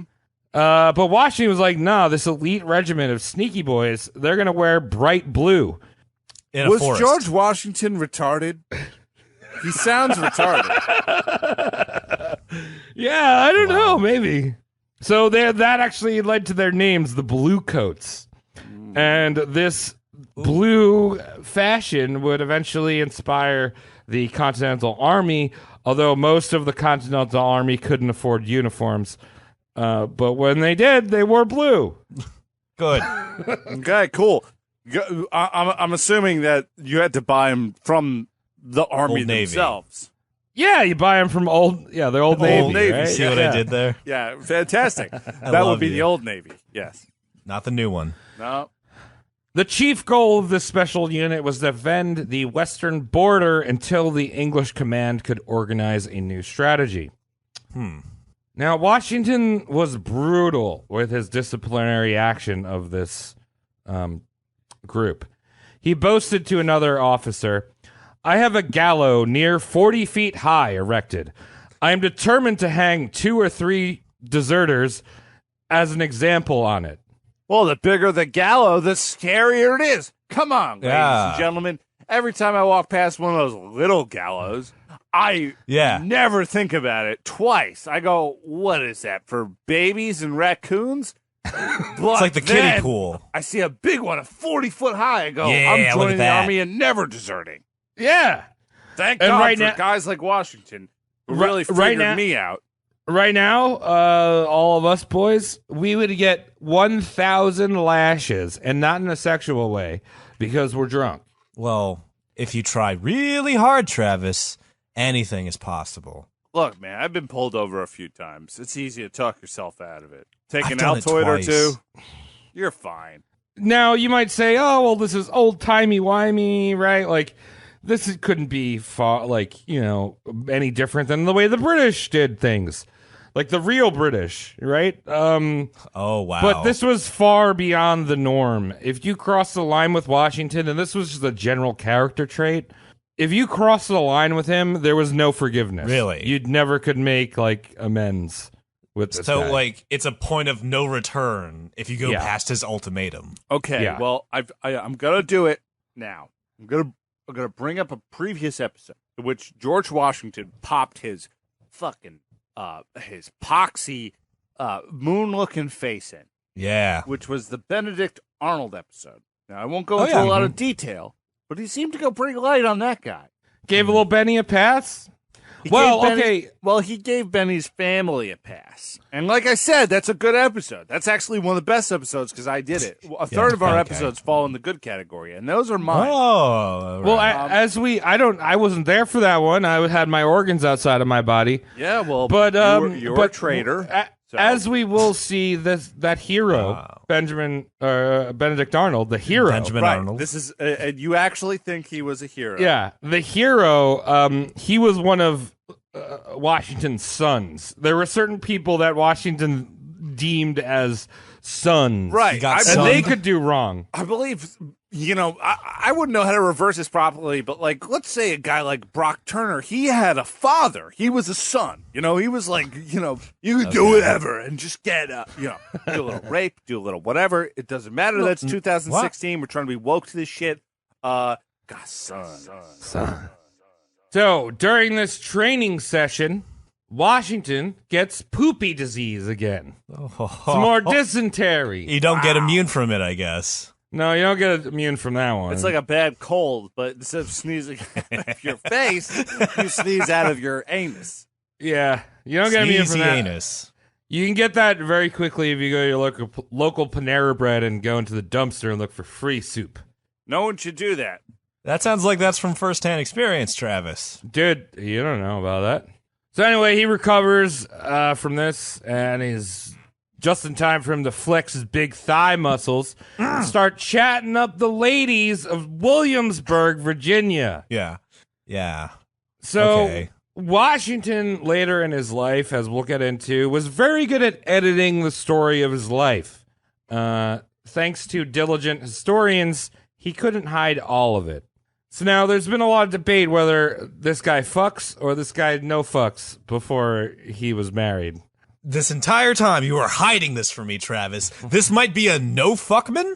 He could be a no fuckman, but then a letter arose that, and I'm going to botch this quote, but from a fellow officer that said they're plunged, or he thought Washington, he wrote him this. He was like, I bet you're doing this, bro. He said, you're plunged in the midst of delight heaven can afford, and enchanted by charms, even strangers to the Ciprian Don. And Ciprian Don means a whore. Ciprian Don. So he pays for fucks. Yeah, so he's nuts deep in a whore. Okay, which was pretty normal back then. Yeah, but we always kind of... I mean, it should be pretty normal now. Probably got a lot of this anger that we've been seeing on the internet recently. Yeah. Way. Pent-up rage. I think so, too. I'm just saying that we kind of see Washington as this, ultimate Christian American that, of course he didn't fuck before he was married. I see him as a man with a lot of portraits, and perhaps the worst person I know. Well, you don't know how this shit's ending? Well, let me tell you something. He's the first of something that I don't like. Well... So while Washington was in Williamsburg, he met the widow Martha Custis. Now, Custis was an extremely wealthy, big-titty MILF. Great. Yeah. And I'm not making that up. She had a huge rack and 2 kids from a previous marriage. What happened to the father? Dead. Dead man. Always assumed dead. Thank God. They were both around the same age. Washington was 26 and she was 27. And I think out of all the people that we've roasted, I would want to watch 5-foot Martha Custis get railed by 6'1" Washington with his It's an acrobatics thighs. thing, isn't it? Right? I mean, he'd ruin her. Yeah.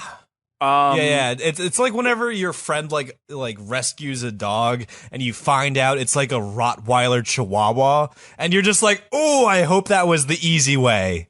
You know what I mean? I hope the Chihuahua jumped up there somehow. Well, so it's not the Chihuahua giving birth. Okay, let's unpack this because Martha's an important woman in American history.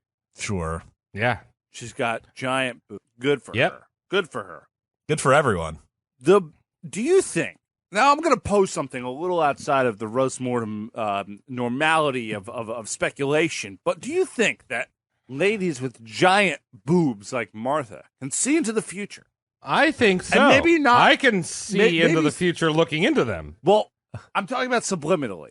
Okay. Like one of those, what is it called? The dowling rods or whatever it is? The dowsing rods. Dowsing rods. Right. Imagine that. Like if their boobs worked like that. Like, oh, this is going to be a man of great fortune. And as the nipples sway ever so smoothly between one side of the chest to the other, they can find a future champion, perhaps one who's had dysentery several times. Or one that might be president. Yes. So she's in this little hutch bar or whatever, and she swinging her finds this man. tits. Wow, look at him. He's tall. He's got legs that are like sacks of wheat.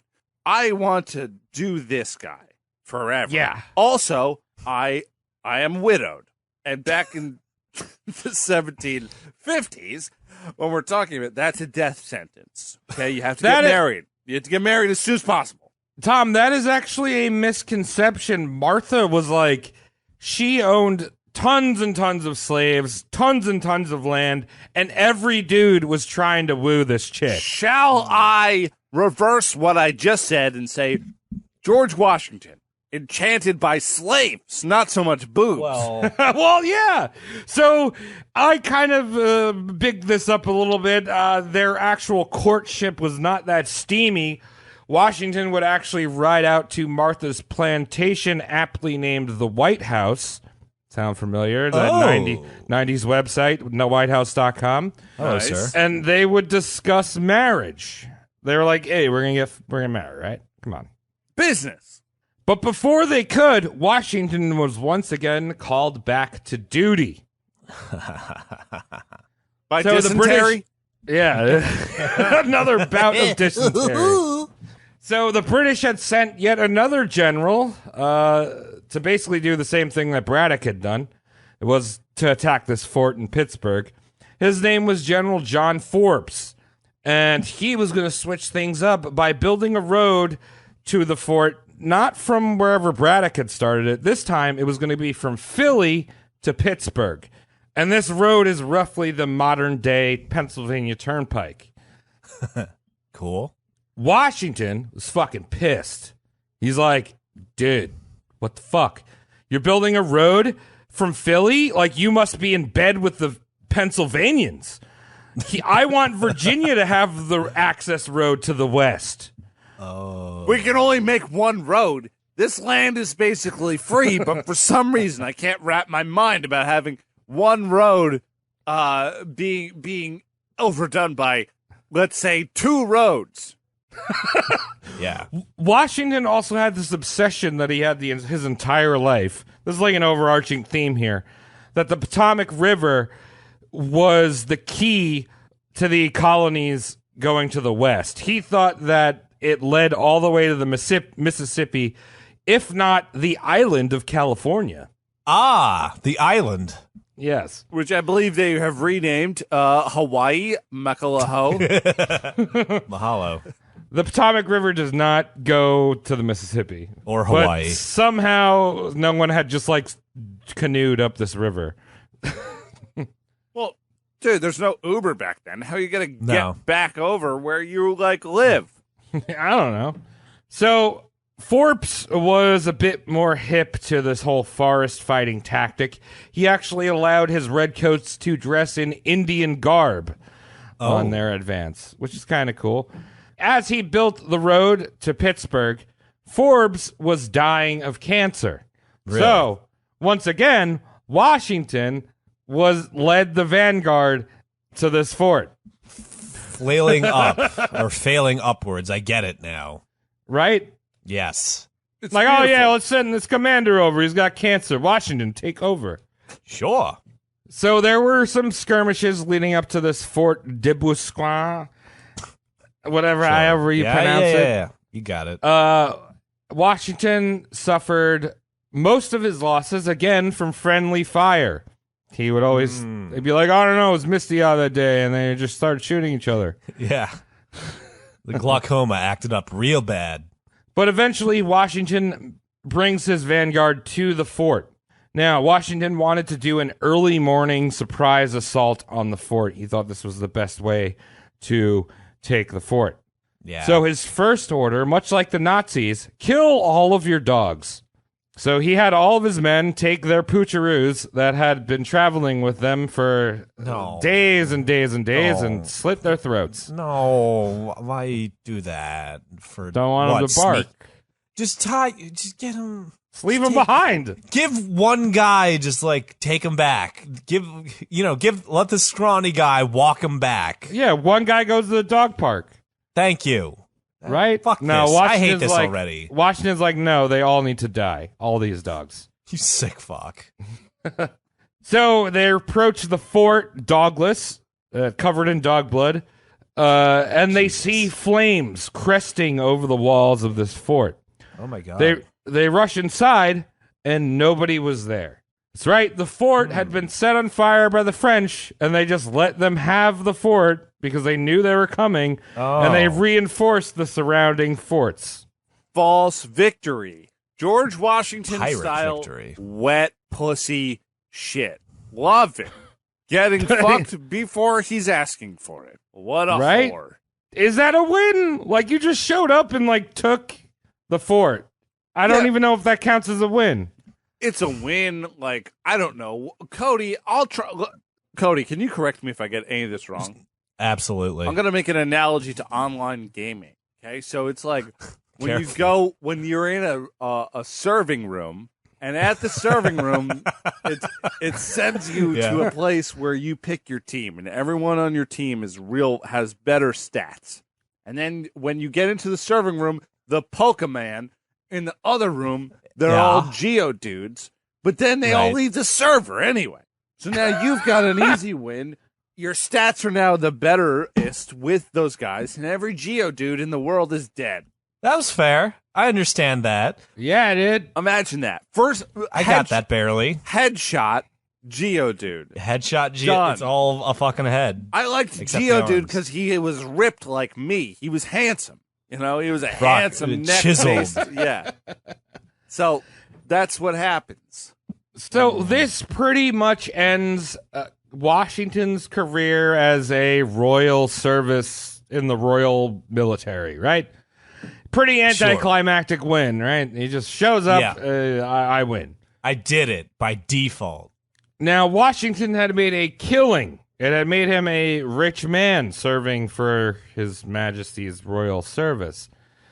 He was now a rich Virginian and was set to return back to Virginia to get some big titty MILF action and get even more rich. Why else do you go to Virginia? Right? I don't know. But time now, I've gone there, it's been fantastic. The thing was, for lovers. Washington's on his way back, but there was another woman. It's for lovers. A forbidden woman. Was George two-timing? Was he sharing his 6-foot penis? Stick around for next episode. Oh, you cliffhanging bastard! Wow. I suppose at the end of every episode, you're supposed to have a dead person, or perhaps a killed person. But instead, we're talking about a lady killer. Yes. We will continue next week, and we'll talk about Washington continuing to fail upwards, the American colonies fracture, and go to war with Washington at the helm, fighting against the world's biggest superpower. And, of course, we will debunk the old wooden teeth myth. And the actual source of his teeth is way more disturbing, something out of a horror movie. Oh, that's fine. Don't go thinking I forgot that he owned slaves, because we're going to talk about that too. Wow, really? Good. So 2020 of you. Okay, so a little bit of homework for those of you who are listening to this in live real time. What I need you to do is tweet actors that you think would play good George Washingtons, and I'm talking about the neck down. We're really good at getting faces digitally distributed the way we want them to. Pox and Morgan everything. Freeman. So yeah, tweet at us. I'm thinking that Instagram Australian. at us. My bit is the Australian guy, Hemsworth. Which one? Hemsworth? Yeah, He's There's two Australian? Hemsworth. The Thor? Thor. Yeah, I thought he was from Florida. dude, Thor is Washington. Thor's Washington. Okay, so everyone, if anyone's listening, they give a shit. Just tweet a picture of an actor who you either like or dislike, and you think they will play a good Washington from the neck down. Yeah, Aquaman and Whiteface. Right. And with that, Travis, thank you very much for giving me Whoa. incomplete information. Yeah. I appreciate you breaking this up because I'm tired. I think we have to start doing more 2-parters and 3-parters and stuff because look, dude, I'm getting older. Yeah, no, Same. there's just so much shit I want to get into this guy. Yeah, exactly. So I appreciate that, like, you're not The hustle. molesting me with information and that you're taking it easy. This is our first date, okay? Yeah. I'm working it in. I'm coochie goo in the butthole. My whole dick's not going in yet. Oh, thank you so much. I really just need to think about this. Okay, thanks for listening to Roast Morning. Oh, yeah. George Washington, Part 1. Yeah. What an amazing adventure. If you like the show, you better go to patreon.com/roastmortemcast. Give us your money. Do it. I don't know what the perks are. I don't care. Just give us the money, okay? Yeah, also go to roastmortemcast.com and you could hang out and see our stuff.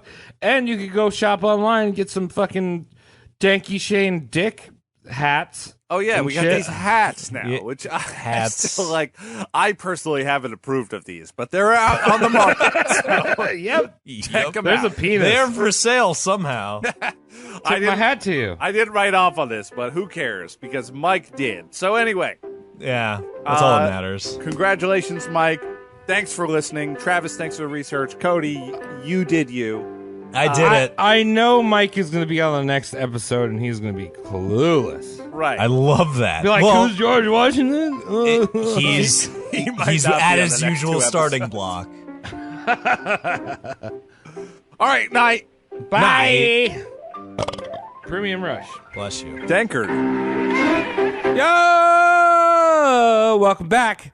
We're going to get you up to date here Yeah. on the last episode of Roast Morning. We talk Washington, dog. And how better to celebrate a man with weird teeth than to put beer in our mouth. I condone this. I condone this intro. Likewise. As patriots, every time I mention a key fact about Washington, we're going to down it. All right. All right. Ready? Hear that fife drum playing? There's my ready. fight. Hell yeah. Standing by. George Washington was born 1733 in Virginia to Mary and Augustine. Drink. He did not blast down Daddy's cherry tree.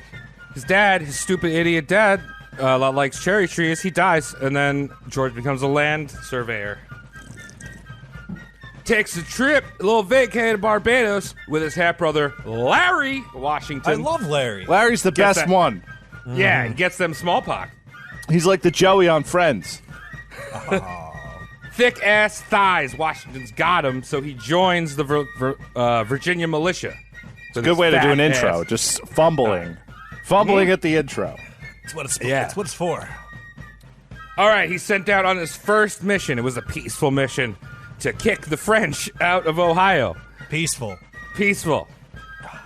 He meets this Native American chap named Tanacharison. They ambush some French guys. Shit gets crazy. Tanacharison cleaves the French officer in the head and squishes his brains. Fuck. Congratulations. Washington basically started the 7 Years' War, the First World War. Then he just gets his butt pushed in and surrenders to the French. Surrendering to the French. After that, he's like, I'm done. Quits the military. But then he rejoins to fight the French-Indian War. And he loses a whole bunch of troops to friendly fire and everything. Great. And finally, he meets that big titty Martha Custis. And they about to get married. Cool. All right. Start the fucking show. Oh, God. Make it happen. I'm tired of waiting. Theme song. Boop, boop, boop.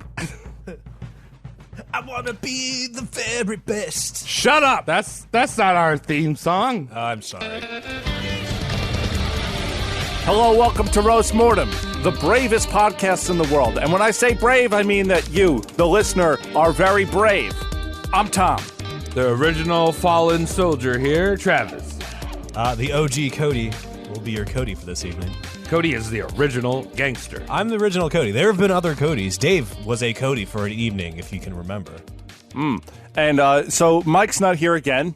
Surprise, surprise. Oh. We got a coward Oh. in our hands. Well. Unlike our listeners who show up.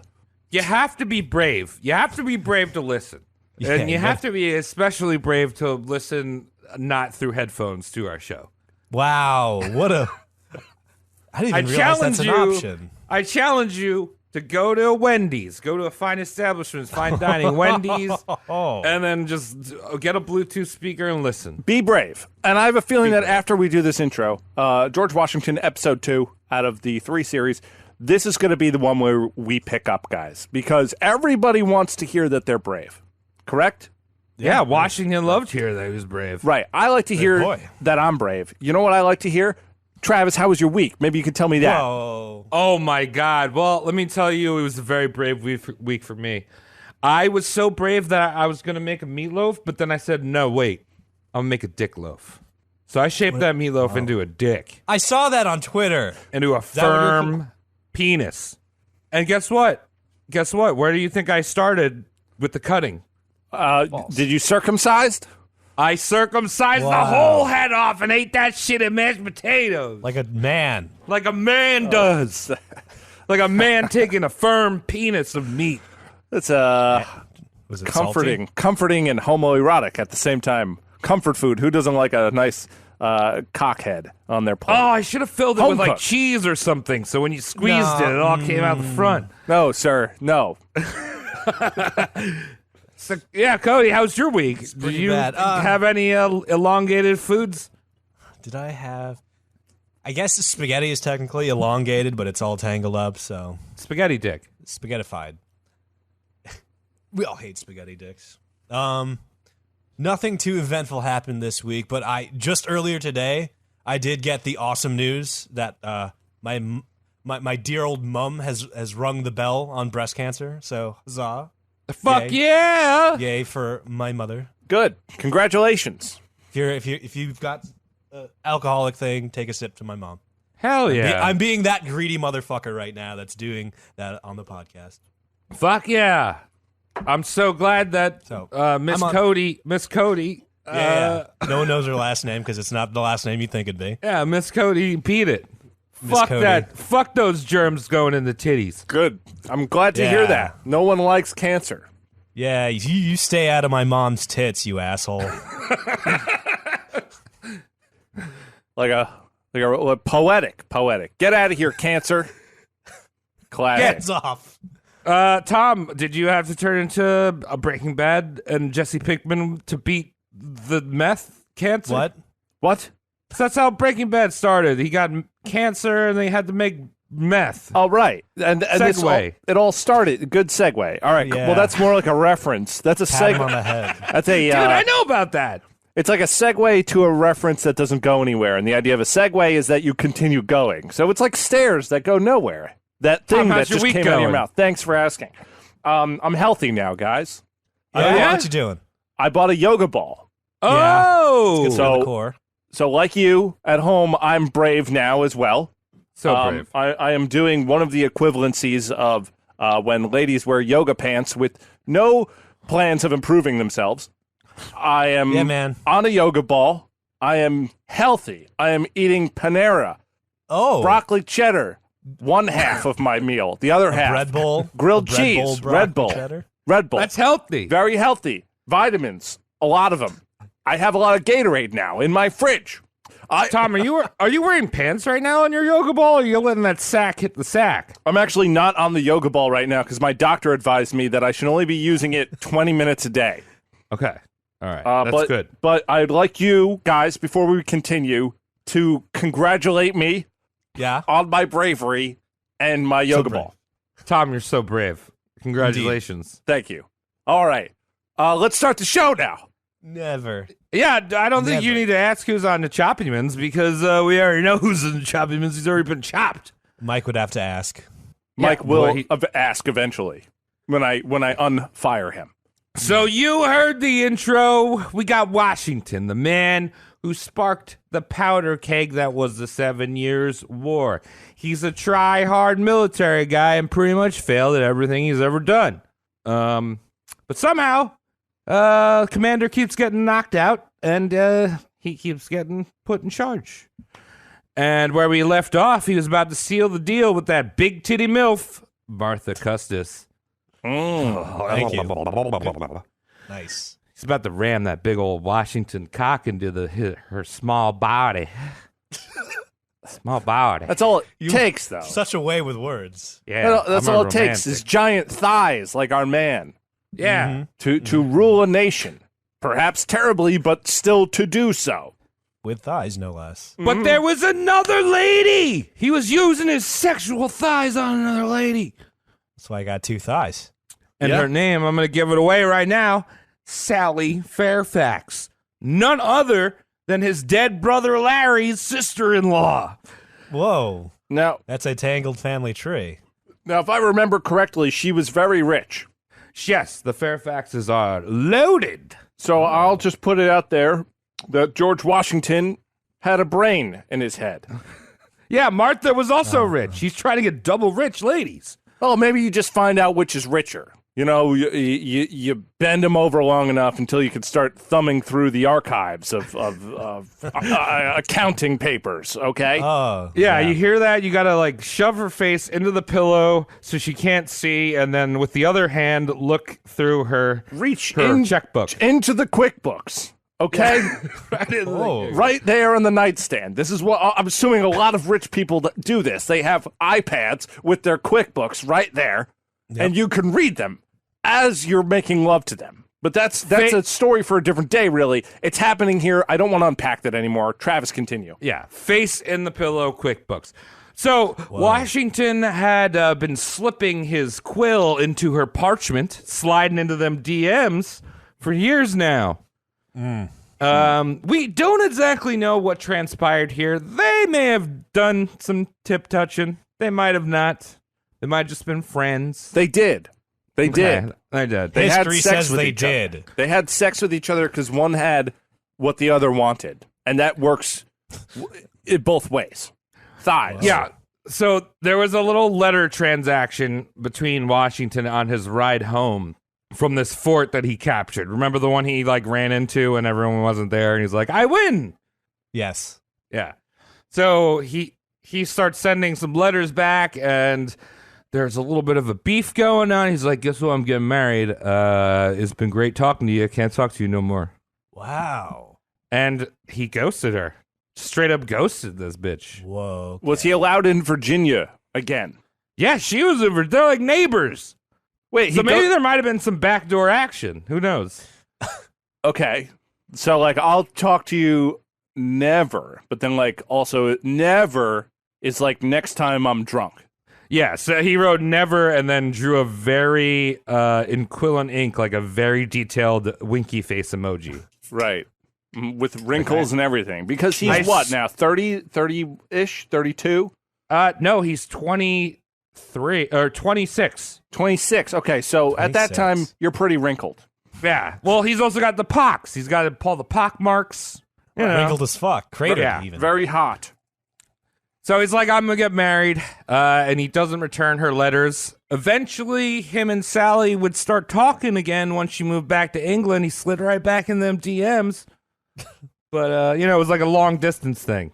Sending those we talked about the dick imprints on paper.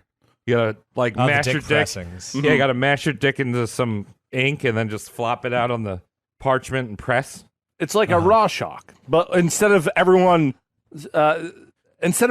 like pretending they didn't see dicks in it first, they just see the dicks in it. Because that's what a raw shock is. What kind of dicks do you see here? Butterfly dicks. Walrus. Yes. So Martha and George get married. George is 26 and Martha is 27. They're only a few months, apart. This is 1758. And Washington's retirement begins at Mount Vernon. That's right, he's retired now. Oh, at, lovely. 26. That's just fine. Martha was one of the wealthiest women in the South. The estimates are around 18,000 acres that she owned. On top of that, she owned 200 slaves. Okay. That's a lot. That's a lot. Yeah. That's a lot. Well, at least they can spread out. Now, And they're willing to admit it too. You know what I mean? yeah. Like, because we all have that friend. It's just like, I remember you owned a Zune, and they're too embarrassed to admit that even. but like Yeah. slavery. It keeps haunting us. Now, these slaves worked for Washington, but they were not, in fact, his. And then this is important. And we're going to really dive into the slavery thing in our third episode. But I wanted to point out that he had 100 slaves. Now he has 300 slaves, but 200 of those are dower slaves. He doesn't own those slaves. They're the custos slaves. They're part of their estate. Okay. Like they still own, like Right, they're no, leasing the car, right? Well, he's getting the use That's out of it. weird. You know, they're not. These slaves aren't working for Martha's family, right? And George is like, hey, I have some ideas for a tree house I'd like to build. I have some decks I'd like built, a pool, perhaps some other industries that are very questionable, even running today, perhaps on other sides of the planet. I don't know. But what I do know is that if you have them, use them. All right, Tom. All right. I was gonna say I'm not trying to be like, oh, Washington only owned 100 slaves. You didn't own 300 slaves. I'm not trying to justify it. I just wanted to let you know he gets these dower slaves. It's important. It's important. It's important. Okay. So this period is one of the most settled periods of Washington's life. He becomes a gentleman farmer, as we've talked about. Right. Which is basically some rich white dude who rides around on a horse and watches slaves sweat in the sun and grow things like chickens. Sweaty chickens. Grow chickens. I sure could use an egg or two. Let's plant them first. Let's see what they're in the ground like. Oh, yeah. Look at these Chicken egg crop. onions. Pre-marinated for your favorite omelets. Can you marinate eggs? You got to make sure that gizzard isn't wilting. You don't want the sour eggs. No sour eggs here. Yeah. So Mount Vernon wasn't really a plantation, as plantations were usually a large single crop, like tobacco or wheat. Washington was more like one of those crunchy co-op farms. He just kind of like grew whatever, and like Because he wasn't a businessman. no, he wasn't. He was a gentleman farmer. Right, gentleman farmer. I like radishes. I like arugula. So these are very limited in the time of year. So growing those things, the rest of it's just standing around with their hands in their pockets. Man, I would be so mad if my boss, and when I say boss, if I was a slave, I'm just throwing it out there. If I got really good at cultivating one type of thing, and then I get a new guy who's like, hey, it's me, I'm borrowing you, so fuck this guy to begin with. And then he's like, we're not growing that anymore. We're not growing cotton and the things that at least you know. You might not take comfort in them, but you take comfort in the fact that you know what you're doing. Well, now we're going to change it up every season. We're gonna put pear trees in. We're gonna take them out before they even fruit, because I don't know what I'm doing. Well, Washington was kind of like progressive. He used to have free range. He had free range hogs. And one of the activities, and I call it activities like it's a child's game, one of the activities the slaves would have to do was catch these hogs. He'd be like, oh, dude, the bacon tastes so much better when they're running around free. Not like you guys. Just catch them hogs. So that's an interesting, like, way to be a dick and also get, like, dinner with a show. It's just like, I'm going to eat this hog, but I also get to giggle at the people, like, trying to, like, chase him down and slaughter him. Yeah, that's case in point about what I was just saying. Like, yeah, my life used to suck. I used to grow tobacco, and this guy would whip me. Now my new life is growing tobacco, and then in my spare time, I have to chase down a hog. And this guy's going to make fun of me the whole time. So, speaking of Virginia's cash crop tobacco, Washington knew that tobacco wasn't the best crop to grow because it spoiled the soil.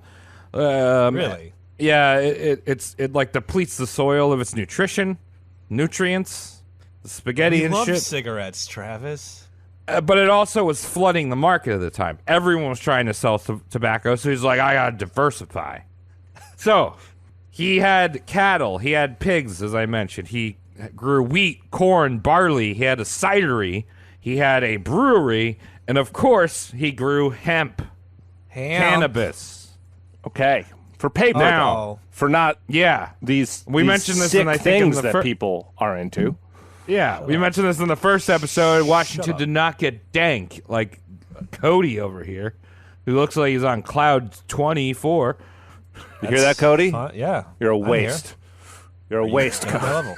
Get on my level. No, this was the boring type of cannabis that you could be used for jute or paper. Jute. So if you're into bondage, jute rope, get that shit. So yes, hemp is the shit. You know, you probably bought that overpriced shampoo that's infused with hemp because you think it's gonna be so fucking sick when you get high in the shower, and then you're really disappointed because this shit doesn't do anything. Is that why hemp has come and gone so easily? Just because a bunch of people thought it would get them high? I don't know. My dad uses hemp shampoo. And it just made my armpits smell like weed. But they still smell like weed, which is weird. I think I'm just naturally a dank boy. Yeah. Got no me. explanation needed. Let's keep going. Washington was very fond of his doggos. Oh. He kept a large kennel. Well, I mean, he didn't really keep it. The slaves did. But here's some of the funny names he named his doggos. One of them was called Moose. One of them was called True Love. And the other one, Sweet Lips. Okay, here's the thing with Cody and pet names that have nothing to do with the species you Here he name your is, pets. talking in the third person. Cody, tell us. Triggered OCD Cody. It's just like how do women run around with a Pomeranian and call that Pomeranian Simba? What are you doing? Why is that dog called Moose? I like Moose. It's just like, why would you have an animal pet and call it not the animal species name? You know what, Cody? It's to fuck with you. I knew it. It's only they're looking for someone like I you. knew it. Wait, And they want to fuck with you. Cody, you're my focusing on Moose, but you're not focusing on Sweet Lips. Dogs Yes. don't have Yes. lips. They got the jowls. Yeah, that's not a lip. And also, is How would you know Washington they a were furry? sweet?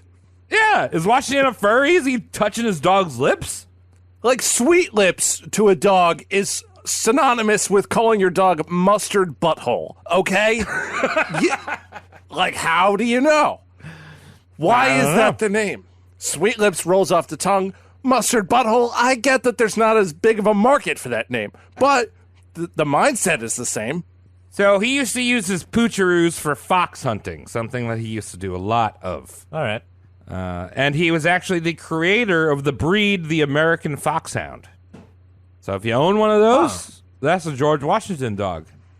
That dog shits dollars. It'll cut down a fucking tree when you're not looking. Yeah. Oh, that's a cool dog. It's like a tall dog. I don't know anything about breeds, actually. I shouldn't be weighing in on this. I know what a lab is. Washington had seen a bison out on the frontier. As you know, bison aren't really on the East Coast. But he'd seen one. He's like, look at that big old cow that's got a beard. And he's like, I need that large animal in my life. So he had a lifelong dream of bringing bison to Virginia. Don't know if that dream was accomplished, but he just used to talk about, I'm going to get one of those and bring it back to Virginia. Do Just what something- with it? Just eat it or have it? I don't. Gee, can you milk bison? Do they have penises? Yeah, of course you can. What? Yeah. It's like a super soaker. You just keep pumping enough. One other thing he had, he kept bees. He had a lot of That's cool. bees. I like bees. Because Washington had a sweet tooth. He loved honey. Oh. He's like Winnie the Pooh. Winnie the Pooch. And that leads us to another big legend of Washington, his wood teeth. We all knew we were coming here. I didn't want to say anything. You got to let me know what's going on with this one, Travis. So, along the same lines of chopping down his daddy's stupid cherry tree, which is a myth, Washington did not have wood teeth. Because that's dumb, right? Am I the only person that's... I feel like I was the only person in the universe that is just saying, like, thinking to himself, like, wooden teeth is retarded even given the materials he had for the time. Am I not? I feel like I'm onto something. I have a dog named Rhino, and it has wood teeth. Stop it. You stop it right now. Cody's having an aneurysm right now. He's twitching in real. one eye. He hates it. You leave me alone. He's the only Cody in the world. I am special. Actually, Washington's teeth were something out of a horror film. Yeah? Now, Washington probably started losing his teeth when he had smallpox in Barbados. That disease is known to loosen the teeth from the gums. They get a little wiggly, you know? It's a nightmare I have. I feel like I've told Tom like about 40 times where I have like the fragile teeth nightmare. Very common. Yeah, that's a scary one. Reoccurring. Does that mean you're vain? I've heard that. I feel like that is true in the most unflattering way for me. It's not that I'm like, oh, what makeup do I wear? It's just like, which T-shirt do I continue to stink up today? There's a school of thought where it's about vanity, where that's something you've been thinking about too much. But I truly believe that it's you voted wrong. Oh, is that what that means? Yeah, but I don't know. That's I believe that. It's what they say. Now, yeah, it doesn't matter who you voted for. It's wrong. That's all. It doesn't help that Washington also loved wine. Madeira's wine, I think. It's a Spanish wine. Yeah. And his favorite food was hoe cakes and honey. Hoe cakes. Yeah. I haven't heard that term in forever, man. If you don't know what a hoe cake is, it's basically a corn muffin pancake. Yeah. Yeah. Wow. It's when you're so southern you just forget the T. Hoe cakes. Hoe cakes. Not hot cakes. You get back to the north, you filthy Yankee. Imagine being so poor on the timeline that this is your favorite food. And when I say man. poor on the timeline, I mean like everyone back then was poor compared to us It's all different, with man. with our hot pockets. Lobster used to be a poor food. Yeah, everything was different back then. So he's eating Scrambled. this thing that I couldn't imagine more than 6 people like today. And it's his favorite food. Oh, yes. I'm the first president, and everyone's paying taxes so I can eat hoe cakes. Yeah. So How does all that this, roll? all this honey, sweet wine, and all this disease. By the time Washington was elected president in his 60s, he had one single tooth in his gummy mouth that was his own. What'd he do with it? I would do things if I had one tooth. Like open beer cans. You know what I mean? Could you? You don't have you just be mashing that cap into your gums. Yeah, it's But still the loose. No, beer cans. Like the punch top ones. Like, Skull. Like and Dole you know that pineapple tooth is in juice. there. That tooth is in there like adamantium because it's the survivor. Yeah. I don't know if that's true at all. I think if you're down to one tooth, it's not like the best tooth. Okay, it's. What do you mean? It's the only tooth. Of course, it's the best one. It's your best tooth. That's for Yeah. sure. Yeah, that's but what it's it- not that's what it the means. best tooth. Like you might be able to crack into a banana all slick like that, but maybe not a beer can. I don't know. man. If any of our listeners drink Mountain Dew 3 times a day, please tweet at us and let us know. You know the one good tooth you used to, debarnacle your fucking Chevy Impala. Washington wore dentures throughout his career. And Made of what? What were said dentures made out of? It's What? got to be something like ivory, right? He had a bunch of different sets. And one of the times, whenever you see a picture of Washington, he kind of always looks different. And people speculate that he would wear different dentures, which would change the shape of his jawline. That is true. So It if does you do look that. at like the picture of him on the $1 bill, he's very square faced. But then you see like him crossing the Delaware, and he's not as boxy faced. These are my war dentures. Yeah. So what gives? Why Okay. not just have one sweet pair? Well, he had like a premium pair, and we're going to talk about that. But when he'd start to lose his shitty teeth, he's like, oh, no, they're falling out of my mouth. I got to save these. So he'd put them in a jar full of wine, which he thought would preserve them. That's Yes, really that's dumb. That's how that works. Yeah. And at some point, he gave it to his dentist, a man named Dr. Watson, this like jar of just shitty, rotting wine teeth. He's like, can you make me a set of dentures out of these boys? And the dentist looked at these shitty, rotten black teeth. He's like, no, Mr. Washington, these are garbage. Where is your brain, man? Because it's always a human thing to always want to be whole. Like, oh, this came out of me. Can you put this back into me? But dentists are never like that. They're just like, no, you don't need teeth. We'll put some good old porcelain in you. It'll be stronger than anything you could have grown yourself. I'm excited to have some metal teeth one day. Yeah. Now, I'm going for it. Now, I've told myself several times, I've probably lied to myself, but I'm thinking by the age of 50, I'm going to have a full rack of platinum teeth. Dude, fuck yeah. There's like that one chick that like intentionally had her teeth pulled and then it had veneers in. She was like 20 something. Dude, I want veneers so bad. Yeah, man. Like she was, why not? She was just like, But I'm not going to save my teeth. Those are garbage. They go in the toilet. A veneer, With the they have to fish. file with a veneer. They file down the tooth, so it still has the root.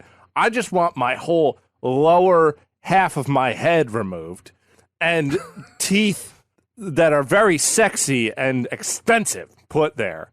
Any questions? Are you riffraff? I'm not as rich as him. I don't have as many stupid tattoos, but I feel like he and I would get along. Yeah. Me too. Washington's dentures were actually kind of like a global big game hunter's trophy room. Cody, you kind of hit the nail on the head. It was ivory. Yeah, but baby. it was ivory from hippos, walruses, elephants, and some of his molars were from lesser animals like deer. He was going to see those. Question. How much of an elephant do you need to kill to get a little bit of teeth for a human? Like human teeth worth of, like, why opt for deer in the back? You know? Why not just do one thing? That's nice. Well, you know, I mean, I'm sure whoever kills that elephant and get that big old tusk, he's like, each tooth is going to be a lot, like a lot of money. That's fine. I'm renting 300 slaves right now. I have endless supply of something. I don't even know what it is because I don't know how to farm. My wife has huge tits. Give it to me. Right. So those were the expensive pair. Now here is the extremely gross part. His EDCs, or everyday chompers, were in fact slaves' teeth. There's the kicker. Yes. So Washington paid for his slaves' teeth. So when Washington smiled, which was rare, you were grinning at the teeth of whipped, enslaved humans. Yeah, that's a nice horror thing. Bad. On top of that, okay, so this was a time when people sold their teeth. It just, people would be like, I'll knock a tooth out and sell it. Washington looked at the teeth for sale, mainly out of New York, which is the main hub of teeth, I guess, and was like, damn, those teeth are expensive. I'm not paying that much for human teeth. And then went to his slave master and was like, yo, ask the slaves like if they'd be willing to part with their teeth for half their price that they sell in New York. Oh, so this is suddenly like a very uncreative game of Saw. Right? It's just like, do you want to give a tooth and knock off like a bunch of like, you know, your quote unquote sins of your father that you never really like had? Okay, I gotta ask. Now, I know this is not as easy as I'm laying this down right now, but this question, it's valid. Unionize, right? Because you could do that and just don't sell your teeth, slaves. I can't tell slaves what to do in the past. I know No. I don't understand what the hell they went through. I know it's terrible. It's a nightmare. But you would think that when your master goes, hey, teeth, you just go, no. Teeth question mark No. is the worst question I've ever heard. Teeth? But if you say no, now you have a gummy master. Okay? And that's funny. And you could take that to the bank.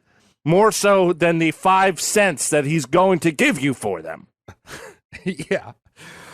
So with Washington's Saw-inspired grill, as you mentioned, Cody, Washington joined the Virginia House of Burgesses, which was the local Senate, government, whatever. So along with this and his wife's rich estate, it put him in the top of the Virginia aristocracy. It was very hard to weasel your way up to the top of this social ladder. You know, you had to have a lot of cards in the right holes to get the stars to align. Okay. Cards in the right holes to get the stars to align. Yeah. But it was even harder staying there because, I mean, well, actually, it wasn't that hard to stay there. You had slaves, but Virginians were really stupid. You just had to sell your shit. I said Virginians were. Now they're one of the smartest people around. Very Love smart you, Virginia. People. Love Virginia. Shout out to Virginia. Washington and his social class fashioned themselves to be amongst the elite of Britain. This meant that they had to dress, impress, and live the part. And how would they do that? Pompously? Yeah, well, all of these farmers had accounts with goods brokers in London. So, along with selling their crops off in London, these brokers would be like, hey, I'll send you like a box of stuff. Kind of like a loot crate or a Stitch Fix box. We're here. Yeah. We're at this point. What's a in loot human crate? History. So a loot crate is just you pay a subscription and you get Nintendo Xbox gear every month that people curate for you. What kind of gear do you get, Travis? Tom, we're not sponsored by Loot Crate. It's mostly so we answer the question. To say I'm asking a question. Garbage. It's garbage. It's garbage. Mostly garbage. It's like stickers, a lariat from like a convention that never happened, and then like two, maybe like clearance like Minecraft figures because they've been patched out of the game. If you know someone who is being had by a Loot Crate service, it's over. It's mostly over. It's over now? Stitch Fix is going strong. Stitch Fix is basically like a thing where it's like, I like to dress in all baggy clothes and wear denim. And then some algorithms like just send you fucking jean jackets. Yeah, it's like, you're this type of person. Oh, okay. That's every month. You are. You're not special. And a stupid marketing team figured that out. And that's great. So if you know someone who's using that, steal their credit card, make many fraudulent charges because they're a dummy. So these stupid tech bros didn't even figure this shit out because this was going on in the fucking 18th century. So these farmers would be like, yeah, send me a box of like the latest fashion, best booze and home goods from London back to my place. And usually by the time it arrived back in Virginia, it was passé and like out of fashion, something that Washington himself complained about. It's like, oh, you sent me this coat and like no one wears this coat anymore. It's like, yeah, it had to go across the fucking Atlantic, you dumb. Well, how does he know no one's wearing it? That's the thing. Like he's in the middle of a field. Dude, that's what GameStop does. As soon as like FIFA 2020 comes out, FIFA 2019 becomes $1. Well, that's not the point I'm getting at. Is that how does he know? Well, apparently he'd complain about it. What is it like? His Loot Crate box comes in along with a note saying that all your shit is from 2 quarters ago, and you should be fucking ashamed of yourself. You must, because that's how long it takes to cross the pond. And now you're in debt for some reason. Right. Oh, God. Another problem Washington had to get these Loot Crates, and he'd be like, yeah, you know, usually when you fill this shit out online, you'd be like, I wear XXL fat boy child. So Washington would fill out his like sizes and like send that off to London, but none of the clothes fit him because of his thick ass Washington thighs. Wow. Still. Yeah. So he had to have it tailored. Well, whatever. Have fucking just pumpkin gourds for goddamn quadriceps, Travis? He definitely did. Imagine being that sweet in your body area and then having the shittiest fucking teeth in the world. I'd rather be a fat dude with nice teeth. Yeah. Yeah. Those like Travis. Look at that beautiful face he's got. Oh, yeah. Pearlies. Virginians, especially Washington, had a problem with these London brokers when it came to their crops. You see, the sale of any of the crops they made in Virginia was not finalized until it reached London. So there's all sorts of shitty mishap that could have happened down at sea, leading to these brokers short ending the stick. How do you say that? Short sticking them. Actually, I know what you're trying to say, but you just confused me a lot, to be honest with you. That was weird. I think our brave listeners, probably feel the same way right now. Short end of the stick. Yes. Yeah, giving them like a Short pirate, sticking them. short shafting them. I'm gonna take you home and short stick you. I think you just combined short-ended, getting shorted, and short end of the stick in one. Yeah. I think that's just what happened. So it made some sense. It's also already confusing. There's a short end of the stick. It's a stick. Cody, that's not how it works. If you and me play lacrosse, you're getting the short end of the stick, okay? Oh, right in the booty! And it's not because I'm good at lacrosse. I'm just aggressive at pole grabbing. I've seen it. So on top of the brokers like fucking up their sales and this loot crate system, it was very easy for Virginians to rack up debt with their brokers. And debt was something that was not unknown to Washington. In fact, Mount Vernon barely broke even in its profits. And while Washington was very land rich, he owned a ton of land, he was always cash poor. That's something that's so weird to me. It's just like, sell some of it, you idiot. Right, but there's a time when there's so much land that and not enough people that have money, enough money to buy it. Some people will be like, I can't, I don't need that next to free land. No, thank you. Yeah, if I would just go buy it somewhere else, because fuck you, Washington, with your shitty teeth and your unniceness. Speaking of land, he gets even more land when he starts the Mississippi Land Company. Why did that just fucking tickle me? The land company. Yeah, this is a company that gets land. It just makes land happen. Yeah. And he acquires even more land out in the Ohio Territory. Fantastic. So, great. By the 1760s, colonists were starting to get a little butthurt about having to pay their fair share of taxes to the crown. And we all know about the Stamp Act and the Townsend Act. Wait, what? If you don't know about that, you can go back and listen to Sam Adams' episode. Because, mainly all this rebellion and protesting was happening up in New England. But down in Virginia, it was kind of lukewarm-ish. People, heard about this in the paper. They're like, you can take it or leave it. Yeah, Washington himself was very pro-crown because he had fought under the crown. But he was anti-parliament and especially anti, these London brokers. You can't like them. You can't win. You're going to always take a bit of tomato or something off of that burger. And here's Washington, a man who's royal to the crown. Hey. Yeah. Didn't that just ruin your history brain? Right? Slightly. Virginians were mainly pissed off at these brokers, and they felt like they were cheating them. And while Washington publicly supported boycotts against British products, he was not about to cancel his London loot crate. And after he said, "Oh yeah, boycott the British," he hit up his broker and was like, "Can you send me another cool coat that has Far Cry on it? Can you get it here faster?" Yeah, expedite. I don't need a parka. I have so many parkas. Give me something better.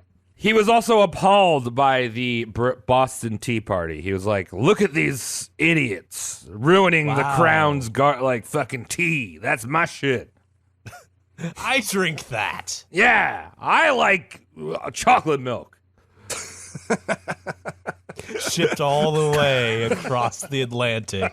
I think there was Travis would just open up chocolate milks first off the ship without any refrigeration. Nope. And just start guzzling half pint carton after a half pint carton. I could see that being printed on the dollar bill, though. I like chocolate milk, but like a big old 2 commas between "I like" and chocolate milk, just to really drive it home. I like chocolate milk. Yeah. George Washington, first president, running for president. This is worth $1.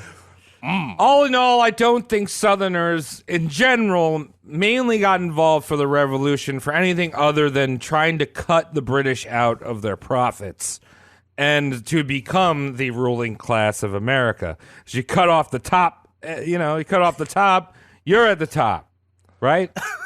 Yeah, that's what the balls are thinking about, the tip of the penis all the time. Yeah, it's like, all the time. we ejaculate now. There's no more tip. They come to us for the goods, not knowing that no one wants to ride your mutated penis.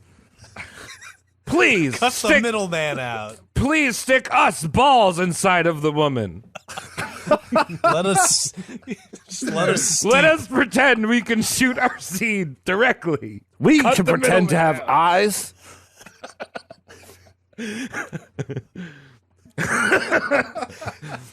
Wow. It's disgusting. That just said so much about like corporation and greed, though. Yeah, right? Imagine a scrotum just screaming like, "We don't need that middle. I'll do it." Send me in, coach."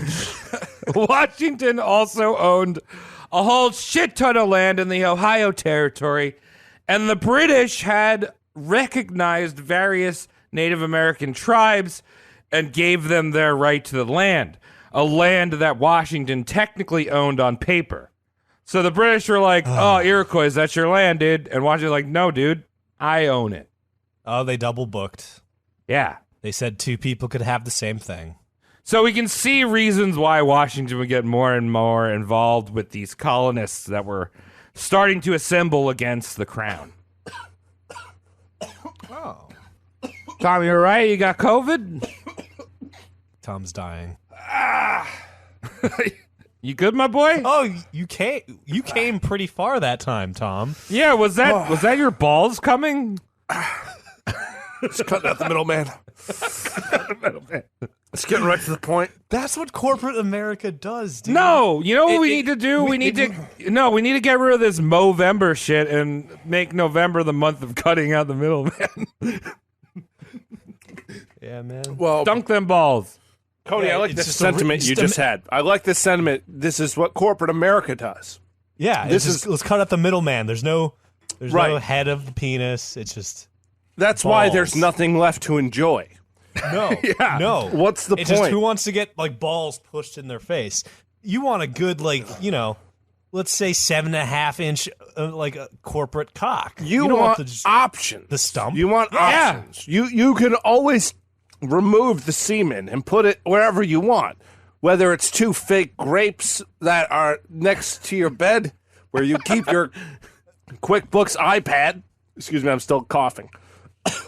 It's good recovery. I'm impressed, my friend. But you want options, and this is why America's out of options. Yeah, if you want to cut that dick off, let them leave the dick intact so you could do that yourself as the consumer. Right. Right. So Big Daddy Washington is all about chopping off that British dick and just having just American balls, just truck nuts. It's a shame. It's a shame. So Washington skipped over the first Continental Congress, but when the second one assembled in Philly in 1775, Washington put on his military uniform and headed off for some cheesesteaks. Really? Yes. Now, Washington was always like the example of a Roman stoic, not a man of many words. Cody, can you tell us what a stoic is? Besides a boring person. For the weebs out there, it's the muscular character that doesn't talk, the man of few words. Thanks for addressing the anime Teddy weebs Roosevelt. first. Thanks for addressing the 6 It's weebs how we I have. handled that. It's how I was given that concept. It's just like, oh, it's the Piccolo of the fucking anime series. Can we not start with American television? Worf. Yes. Worf is Because a stoic. Dragon Ball Z is Alf is not a stoic. He eats cats and he's loose and boogery. Dude, I'm Alf. That lines I love up. cats, though. I'm sorry, But Cody, anyway. continue with your no. That's all further it is. example. It's the man Yeah. of few words that has like the broadest shoulders. Right. So that's Washington. He walks in the room. He doesn't say anything, and everyone's like, "Oh, Look how Washington much son." space he take up. Yeah. Stoic thinkers don't really show their hand, and they kind of have this idea of being above or beyond ambition. But as we know, Washington is a very ambitious man, and there is a reason why Washington showed up to Philly in his military uniform. He wanted to marry Philadelphia. Yeah. He wanted to give him a big old smooch like in Times Square after World War II. You know what Philadelphia means? Brotherly love. Oh. Oh. Yeah. Now, Washington wasn't a nobody, right? He had been coined a hero in the French and Indian War, even though in reality he had no clue what he was doing and killed a lot of people. He kind of started it, too. Yeah. Now, Washington claimed that he was just there to witness the event, and he didn't want any part in being commander of the rebel Continental Army. He's like, not me. I just showed up here in a military uniform, but not me. I'm just going to hang out. In my military uniform. Fuck off. His image and attitude, or lack thereof, said something different. Washington, although not running for the position of commander of the Continental Army, beat out his competition, Charles Lee and John Hancock, and he became the commander of America's First Army. Wow. Amazing. That's all it takes, just showing up sometimes. With slave teeth. Yeah. Washington, who was a gentleman. Remember, a gentleman is not supposed to work for money. He just has money out of nowhere. Right. Patreon.com/roastmortemcast. One day you will be listening to 3 gentlemen and 1 skateboarder. Yeah. Doesn't count. So, like, if you're a gentleman, you don't even, like, entertain the idea of taking a job. Like, that would be disgraceful. Mm-hmm. And so he leads the army without pay, right? So you might think, oh, wow, Washington, he loves America, dude. Wow. He did it for free. Kind of like how Donald Trump is refusing the presidential paycheck. Because he's an American. Yeah, he likes ruffles, sour cream, and cheddar. There's an ulterior motive. Some say it's bad, some say it's good, some call him orange, some people call him strange and strong. You say tax write-off, I say tax write-off. Right now, as we record this, the second presidential debate is happening on television. And the only winner is who's ever broadcasting it. There is no winner is whoever's letting the flies loose in that fucking auditorium. Oh, come on. Dude, let them all be flied up. Who cares? Next time, the third debate, we're going to have a whole octopus come out of fucking Joe Biden's head because it's empty. And Cthulhu-ish. Well, also, by the time you're listening to this episode, the election has happened. Oh, true. Yes, but as a future. But also, if you had decided by before the presidents decided to debate, and I'm going to call them both presidents, okay? Because they both are doing the same thing. Nothing. So anyway, don't think of this as like, wow, Washington, what an amazing man. He didn't even want to take a paycheck. This was all a status symbol. This was just big dick energy. You know, just like Washington, like, I don't even need to work, dude. I got slaves. Like, I'll do it for free. Yeah, I have 300 other people working for me. Guess what? 300 people at minimum wage is pretty good. It's a good return. All right, so before we get into this whole Washington as the general and all this stuff, I want to go back to his marriage just for a quick little bit. When Washington and Martha married, Martha had 2 children. And being that she was 27 and still of age where you could blast a little squid into her eggs, she was fertile. Yeah. Okay. Yeah. Way to say that as gross as possible. You could have just said she's childbearing. Yeah. Well, what Cody said. Martha and Washington never had any kids together, which leads history to believe that Washington shot blanks. It's fine. It's fine. Dude. He's still a man. Yeah, the American man shoots blanks. The American man shoots blanks. The most American man out there. Yeah. Pretty cool. Some historians try to pin it on Martha, but because they're like, oh, I don't know, bitch couldn't have kids. But with all the diseases that Washington had when he was younger, one of them probably made him sterile at one point. He may have not even been able to get it up. Martha was a miserable cunt most of her life, so... So here's my question. Did George Washington then turn to his slaves and be like, who wants to give a penis to the Gipper? He probably tried. I don't know. Well, he may have used several of the very good-looking ones to keep Martha less bitchy somehow. Is that possible? Maybe. This is ridiculous, this conversation. But what's not ridiculous is the idea of him having a wooden cock. Because, he's got wood in his mouth. Maybe she had wood in her mouth. Maybe that's where the misconception is. Maybe he's got ivory teeth and wooden penis, perhaps mahogany, to reach out to his brethren. Brotherly love? Yes, brotherly love. And and Martha had wood in her mouth at all times. That is very possible.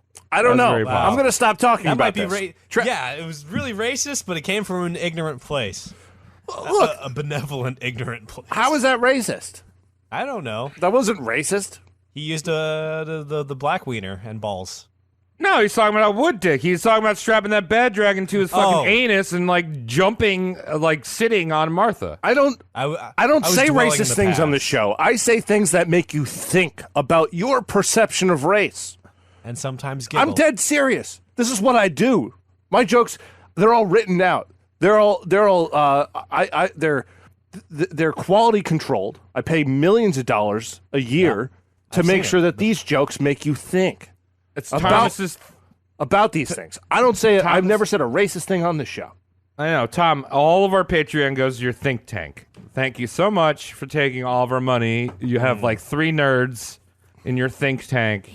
I have Mike's for one these of them. jokes. I have 300. I have 300 white women that are proofing all my reads to make sure I'm not racist. How does that work? I don't know. But that's the authority. Anyway, continue. Yeah. Yeah, you. To Washington's credit, he treated his stepchildren as his own. There was Patsy and Jackie. Jackie's a dude. Patsy got consumption and ate shit before the revolution. Boo-hoo. Jackie was a spoiled little asshole who was constantly giving Washington a headache. And he was frequently boozing it up in school, which I'm sure pissed off Washington, who was never able to attend school, and was like, oh, this little shithead. And Jackie eventually dropped out to party and bang chicks. That's fine. He's rich. Yeah. His mom's rich. All right, back to the revolution. Sure. Right from the start, when Washington took over the position of General Washington, he seemed always preoccupied with Mount Vernon and his stepkid. He wrote countless letters to his third cousin, and I love this name, Lund Washington. Yo, Lund. And Lund was watching over Mount Vernon while Washington was writing letters like micromanaging the field and sales from the battlefield. Oh my. So he's not really got his head in the game the entire time. Lund sounds like he owns a pawn shop, doesn't he? It's like, oh, this is Rick, that's Chumlee, and over there in that corner is Lund. You always want to go to Lund because he doesn't know how to check anything. He doesn't have any expert friends. He still uses a flip phone. So you ask Lund, hey, I got this box with the who Crash Bandicoots on this box. Yeah. Oh, yeah. And he goes, I remember that, $100. Yeah. I feel like Lund always gets the large combo meal. Yes. The double large. Yeah. I mean, to be fair, so do I. That's where that's why I relate to Lund. Yeah. He's a relatable guy. Everyone likes Lund. So his whole fact that Washington's head was in the game may have been the fact that he actually lost more battles than he won. Oh, no. Again, a man that fails upwards continually. Yeah. If you have to be a guy, you should be that guy. Yeah. Washington begrudgingly took command, saying like, all right, I'll do it, but I don't want to. And by this point, Lexington and Concord had already happened, and Bunker Hill had just happened. So the British had occupied Boston. And so the logical first thing on Washington's agenda was take back Boston. That's Good it. place. Yeah. So on the 21st anniversary of the shitstorm at Fort Necessity, he led 16,000 militiamen off to Boston to take that shit back. That's cool. Now, everyone thought that the revolution was going to be a quick, like, pump, one and done, pump, chump. One and done, chumpy, pumpy. Yeah. Pumpy, papa, One pee-pee. pump chump. One pump chump. They were thinking it would have been like a year, maybe. But the revolution actually took 7 years. And this siege of Boston lasted about 9 months in total. Now, one of the main killers of the siege was none other than smallpox Yeah. and incompetence. Incompetence. Well, both very close friends to George Washington. Yeah. Saying incontinence? No, incompetence. What's Like that mean? being dumb. Being dumb. Like Incompetent. Yeah. They'd clean like the rifle barrels of their tongue. Yeah. Like, competently. Yeah.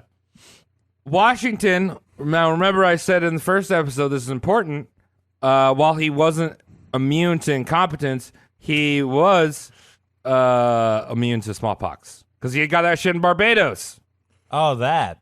Yeah. Good for you. But unfortunately, a lot of these militiamen, about 2/3 of them contracted smallpox. Because the British had already been exposed to smallpox, so they didn't have a problem with it. But then they're close to like people selling milk and shit back and forth to the different troops, selling bowling balls. These people just selling milk. Get out of here. Are you telling me America got white person diseased from the British? Yes, that is in What? fact true. That's insane. That's a beautiful story. Yeah. Washington actually called for inoculation as a requirement to join the militia or the army. And eventually he got his wish, but like all governments, the Continental Congress took forever to approve a simple thing of like, yeah, you got to get inoculated.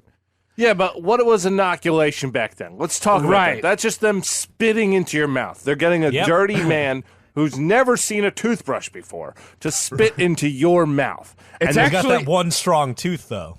Yeah, it's actually even grosser than that because, like, right now, you getting a vaccine, you just get a shot, right, and you're done.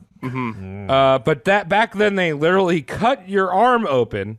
They found some dude that had smallpox, popped his boil, and then like scooped a little chunk of pus onto the knife and rubbed it into your cut arm.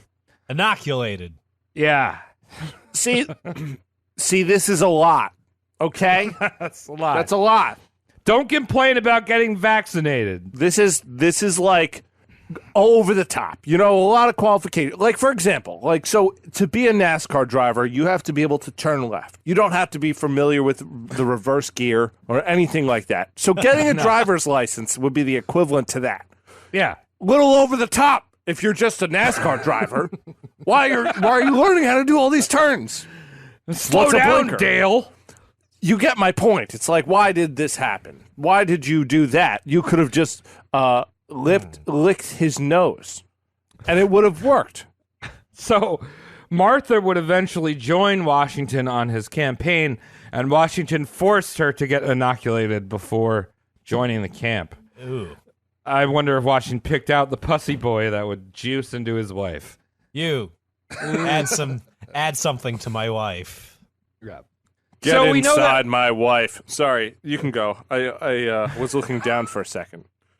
We know that Washington, this guy had a big head, and he liked to create legacy for himself, right? Sure. People started calling this dude his excellency instead of George Washington. Right. That got him rock hard in the britches. He's like, yeah, Really? call me your excellency. Your excellency. I mean, that's like, you're entering like king territory here, right? Like, that's kind of weird. Yes. Noticing. And keep that in mind. Pocket that one. But during the siege of Boston, Washington assembled his group of military aides. This included Alexander Hamilton, Charles Lee, Horatio Gates, Nathaniel Greene, and Henry Knox. We talked about Nathaniel Greene. He was the one that got cucked by Anthony Wayne. Everyone knows Alexander Hamilton. He was a black rapper. Charles Lee, I'm related to. Did you spend a week on that joke? No, I just thought of it right now. Okay. That is all right. You're good. Everyone does know that one. Yeah. Hamilton in particular became Washington's little favorite boy. His little favorite boy. Now, Washington had a thing, probably because he couldn't cream in his wife and make kids. He would just take little young guys and make them like his honorary son. So Hamilton was, yeah, Hamilton was, he was in his early 20s. He became a son. TJ, Thomas Jefferson, would eventually become a son, as well as the Marquis de Lafayette would become a son. But this technically has nothing to do with the Sons of Liberty, although there is an overlap here. Yeah. But they are sons, which is important. Wash your sons. Wash your sons. That was a group. Wash your sons. There are adult men who don't like being called son. I'm one. You don't like being called son? Not really. It's very fun because it's like if I get called son and I don't feel any attachment to someone. So, hey, sup, son. A phrase I've heard a million times out here in the hard streets of Suffolk. Yeah. Sup, son. I go, Sup, son? You don't know me. But in my head, I don't say this out loud. I go along with it. I smile and nod and go, yes, I'm your son. That's what I do because people need that. And then I allow them to build up that confidence where they think that I'm really their son and they forget. And then out of nowhere, I pull it out from underneath them and I go, I'm having sex with your girlfriend. What do you think about that? Oh, yeah, and you're gonna pay for my community college tuition, you idiot. Right. And then I turn around and I go, you're nothing, Dad. Of course, this isn't my real dad, so it's fine. Yeah. So we don't really depart into military history on Roast Mortem, but because we're doing America's most famous and influential military person, I'm kind of going to talk about a bunch of battles. I like this. Killing I'm okay with this. And battling. I'm going to be silent. During the siege of Boston, Washington sent Benedict Arnold, who Tom did a roast on, up into the up to start a new front, which is always a good thing to do. Hitler learned that lesson. In Quebec. Hitler did not learn that lesson in Quebec. No, but he learned that lesson of opening up two fronts. Stupid. But anyway, you can listen to the Benedict Arnold episode. You can hear about all that shit. Washington would eventually win the siege of Boston after 9 months. The militia was able to force the British out on a day that's celebrated by all drunk Bostonians, Evacuation Day. Poop day. Yeah, day you poop. There was a funny moment right before the evacuation where Washington hoisted the new flag of the Continental Army, and it looked so similar to the British flag that the British started cheering and thought that they had won. No way. Very original. Very what original. What does it look like again? I don't know if this one is the... I'm not sure exactly. I don't know if this is the original, circle flag. Because that needed the Betsy Ross treatment, did it not? Yeah, I think this is pre-Betsy Ross. So Bob Ross. Literally just got to be like the fucking Union Jack with an asterisk. Like, actually, the USA is Union Jack. In the end of all this, Washington had lost about half of his troops due to just desertion.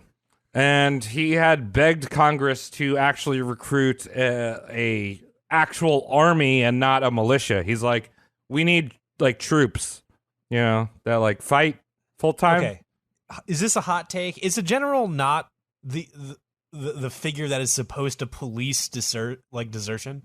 Like, if you're a general that's deserted, you are not intrinsically a great general. I feel unless you specifically drafted cowards. Yeah, I mean, you've got these people that are in the militia. They're like, they were like, yeah, hell yeah, I want to fight for my freedom. But like, as long as it's done in 2 weeks so I can go back to milking my sheeps with my bare hands. Okay, that probably went really well. Yeah, but then they're there for 9 months and they're like, my bulls need milking as well. I need to get home. I would rather masturbate a bull instead of fight this war. So right after the British left Boston, they were back. And did I just... Oh, I deleted a whole fucking slide here.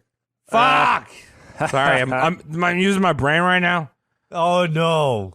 All right, so after the British left Boston, they were back, and the British had sent over the largest fleet to ever cross the Atlantic of 38,000 British regular troops in a fleet across the Atlantic. Big boys. This was headed by William Howe and Black Dick Howe. Okay. A man named Black Dick, who got his name because it was said that he was hung. Or no, he smiled before he was going to kill someone. Wait, what? Well, that wasn't even a sentence, you fucking ape. What do you mean? Goon. That was a sentence. You forgot Black to Dick English. Howe. You dumb goon. You forgot to English that entire, like... Unbelievable. He was hung because he was black? Black Dick. What are we talking about? The British are sending a big old group of fucking people over, and it's led by two dudes, William Howe and Black Dick Howe. Okay. Black Dick heads out the Navy. He knows how to get wet. He knows how to get damp. He's going to fly in them ships around the ocean. Seaman. He's got seamen. William Howe has all the troops. He's going to lead out the land invasion. So they land at none other than Staten Island. Great place. Good to place raise your to children. land. Yeah. Especially if you want to relieve yourself. And R.A. Pigeon. Washington, obviously there's news that there's this big troop and they're like assembling on Staten Island. So he's like, I'm going to defend New York, and the British are not fucking even going to step foot in these here colonies. Even though they've been there already. Yeah. Even though George Washington is English. Yeah. Okay. So right before the attack, William Howe sends out 2 letters to Washington. He basically says, yo, dude, stand down. We'll issue pardons for all the rebels as long as you surrender and give us back all the British forts you've taken while we've been gone. And Washington's like, hold up. First of all, you didn't address me as General Washington. And second of all, we don't need no stinking pardons because we've done nothing wrong. Oh, it's that mentality where it's just like only people that need pardons accept them. Yeah. Okay. Then Washington proceeds to get his butthole pushed in by the British. They're good at doing that sometimes, aren't they? The Battle of Long Island, which was in Brooklyn, so any one of you people living in Brooklyn, you are on Long Island. Fuck you. Washington got trounced. Wow. 300 were killed, 800 wounded, and almost over 1,000 captured. That one's not taught in the history books, is it really? The British just swarmed into Brooklyn, took it all. And then the Battle of Kips Bay, which is on Manhattan, all 500 of Washington's troops surrendered on the spot. Like, they saw all these people like, nope, fuck that noise. Lord. Washington was furious in the fact that people surrendered, but his troops were being pushed and pushed back further in Manhattan until he was pushed back to Harlem, and then White Plains, and then Fort Washington. Oh, Washington. I get it. I just got it. There was a few times where General Howe could have decisively ended the war if he had just pushed a little bit harder and smeared Washington all over Harlem holes. But, you know, it's hard to push in a butthole when you got thighs and buttocks that thick keeping you off. Bite the pillow, dude. That's all you gotta do. we're all New Yorkers. We all know the George Washington Bridge, right? Yeah. One of our favorite bridges. If you had to pick a bridge to go over, which one would you go over? Outer Banks? Tappan Zee. Just 'cause that's a sillier name. Yeah, because it's the bridge most closely associated with the Rainforest Cafe, just based off the name. The Tappan Zee monkey. Yeah, I'll have the Tappan Zee tapenade, please, at a mall, nonetheless. But you don't know you're in a mall.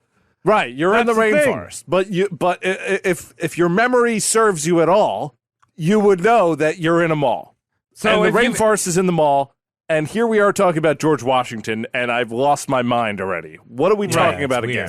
Keep going, So Travis. if you've ever crossed over the George Washington Bridge, and you go into dirty Jersey, there's a place called Fort Lee. That's the town that you're going to enter right after you go over the bridge. This was, in fact, an actual fort at one point, not a shithole with a bunch of chop shops. Washington lost the fort and lost all of the cannons in the Continental Army, and almost 3,000 defenders died at Fort Lee. So, what do New Yorkers do? We name a bridge after the guy. So, something to keep in mind, too, is that all these cannons... They were private property of citizens. None of them were owned by... It wasn't like you can't write this off. It's not like we got the army together, we got this budget. This is pre-budget. This is before taxes. So it's people's private property getting destroyed along with their wives and lives. Yeah, so George Washington has a bridge in New York, and he got the bridge because he killed 3,000 people and lost all the cannons. Great. Very cool. Washington was absolutely humiliated by the fact that the British were able to take New York, and from this point on, he made it a point to almost always try to retake New York. Even when his aides, Knox, Greene, and Lee were like, dude, like, we're not even anywhere close to New York right now. Like, we can't take back New York. It's like, no, we're going back to New York. It's like Frank Sinatra in his olden years. Yeah. It's like, Frank, no one cares about you anymore. You're a washed up piece of leather. And he goes, it's my way to New York. Yeah. Take me to Vegas so I can go to New York, the restaurant club. Yeah. Aptly named after me. It's a very weird time in history where America is occupied by an enemy force. You know what I mean? Is it though? What do you mean? Owned it. I've never heard the phrase New York fell to other country. That's true. And Boston was under other country control. It's the War of 1812 where the British sacked our capital. But. Yeah. But I'm saying that along with this is one of those really weird true things you can say in history where it's just we've lost cities to the enemy and people aren't aware of it. Yeah. Well, one of the things I forgot, another reason why General Howe picked New York was that it was very loyalist. So he's like, if we're going to land somewhere, we're going to land where everyone likes us. We're not going to Boston. We're going to go to New York where they're decent people that are yeah, I'll pay my fair share to the crown. Stay out of Florida because that's Spanish. So Washington lost, and now he has pretty much no army because he killed them all. But yeah, so now he's like, hey, we need to get more people. So Congress finally approves the funds to recruit enlisted soldiers, full-time soldiers. The problem was that no one really wanted to fight in this war. There was only about a third of the colonists that actually supported the revolution. A third of them supported the crown, and a third of them were like, I don't care. Doesn't matter to me. Yeah, it sounded about right. So finding people willing to fight and die for the cause was hard. Most of the new recruits were very, very, very poor people that really had nothing to gain from the revolution. It was just a means for them to be fed, although little did they know that they would not be fed in this newly fledged army. Oh, no. There was mass starvation people wouldn't be fed for like 4 days. But let's get let's unpack what they were actually getting, okay? Their children would one day be allowed to amass ungodly amounts of debt. Yes. They would be able to keep busy, which was hard at the time. It's hard to keep Very busy true, when Tom. you don't have this free land. When you're so poor you can't afford the free land. God, I think like what would my life be like if I didn't have a year's worth of student debt that's taken me like 30 years to pay off? You're lucky because it's only you're like me. I'm not lucky. I wish it was more. I wish I had more money that I could work for. That's what I mean. Like you're lucky like me because we have student debt but no degree to show for it because things happen in people's lives. So This is true. yes, we're truly blessed that we're able to put yourselves in these men's situations, their lives back then. Put your feet in their dirty socks because they probably didn't even have shoes. They did not. They didn't, Tom. Want to get they fed? didn't have shoes. I'd love to. Okay, your grandchildren are in debt.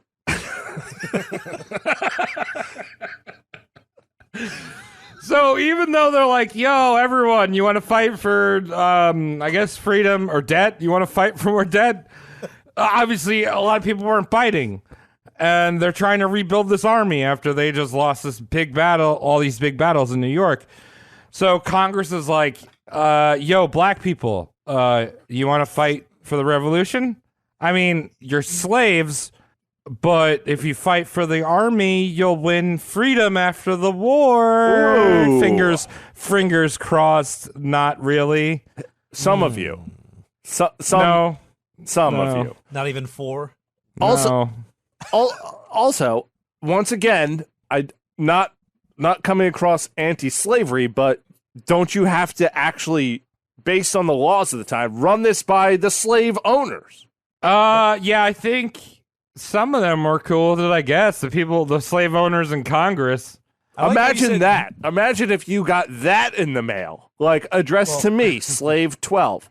Like I got a letter and I have to get a permission slip signed saying that this is okay. And my owner won't do that. That could be a real burn to people who are on the lowest rung of society and getting shit on constantly. Yeah, so it's so desperate that this Congress is like, these people that we don't even consider human, you want to fight and help us out, guys? Help? We'll free you, but not really, because most of them were not freed at the end. But interestingly enough, before you're like, wow, we're so racist. And we're not racist. We're provoking thought. Yes. If you think I'm interestingly enough- racist, you need to examine how you think about history. That's what I'm putting that down 100%. I know I called you all brave at the beginning of this episode. I'm taking it back. No. If you felt something, if you felt uncomfortable about something I said, you need to think about that. Okay, Travis, become he's on his brave. Soapbox medicine ball. Yeah.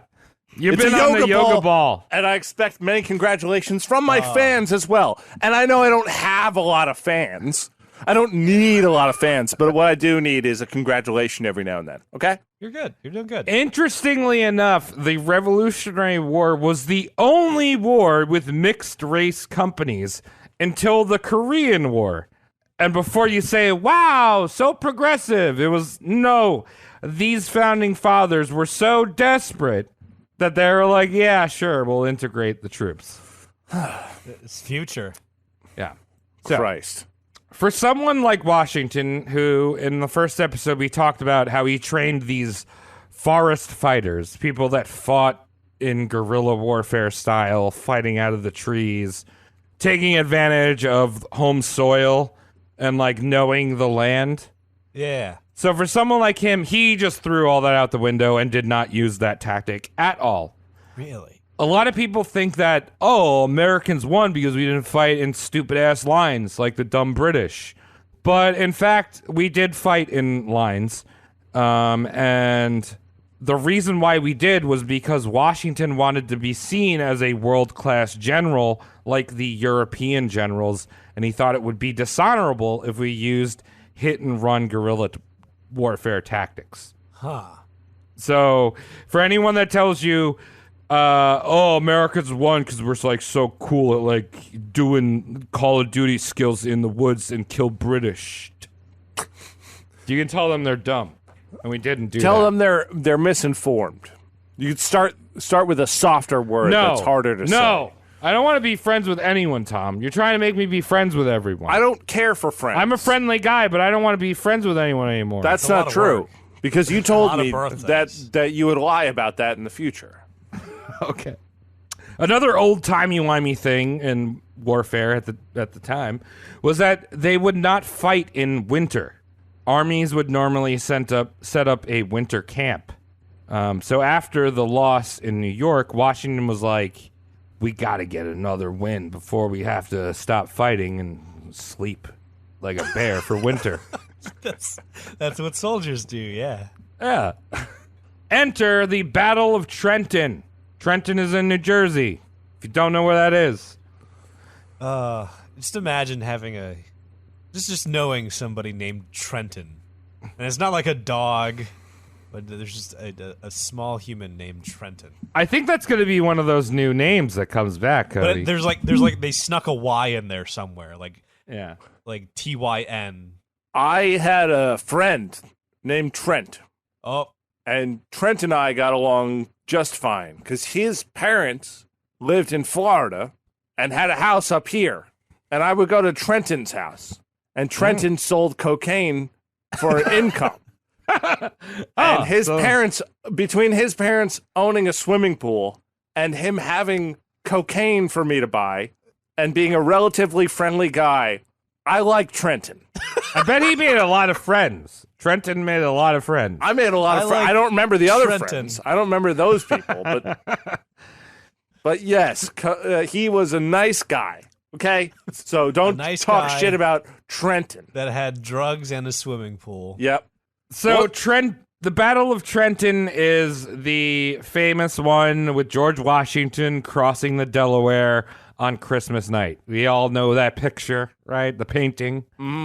The George Washington sneak attack. Yeah. Yeah. I just imagine the caption of that is just like 18 minutes until he slashes a bunch of sleeping people's throats.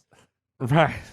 So there's tons of fucking shit wrong with that painting. It was painted long after the battle in, I think, the 19th century.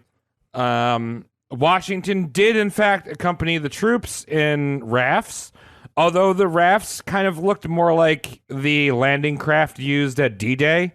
So there was no way that he could have been, like, standing epically on the bow. Like he was in, like, a little box.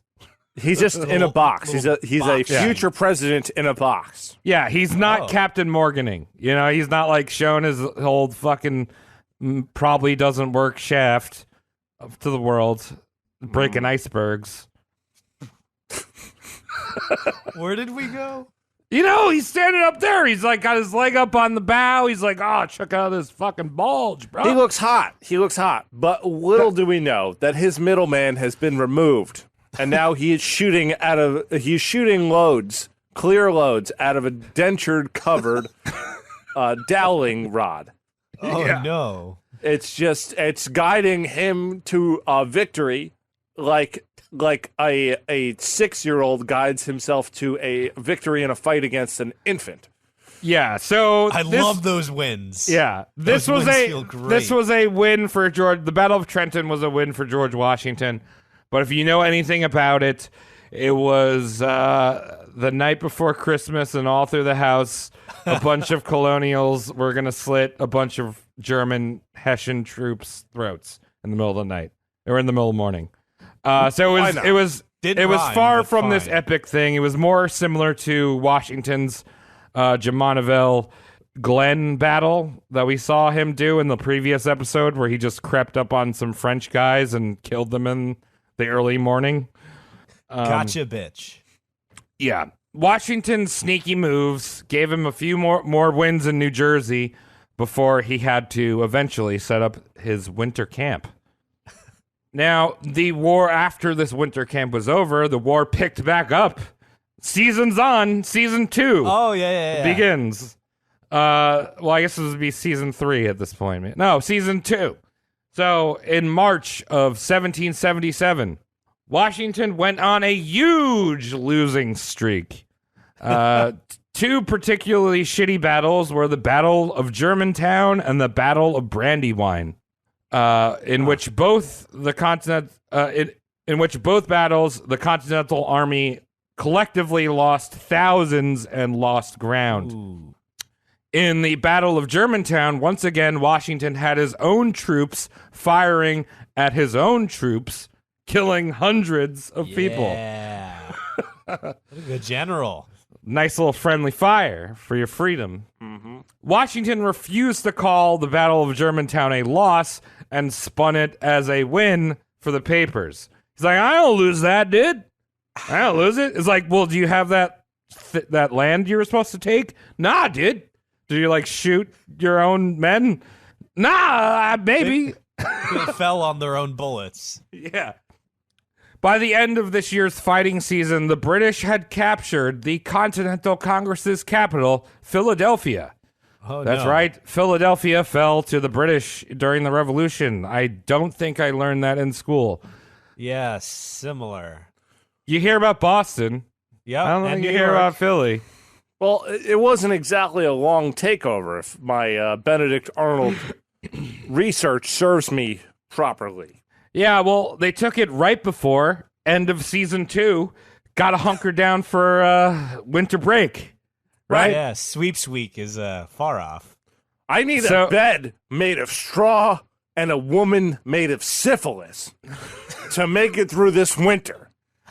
So Washington and what was left of his army hunkered down at Valley Forge, Pennsylvania. This is another famous set piece of Washington and his war. Valley Forge was abysmal.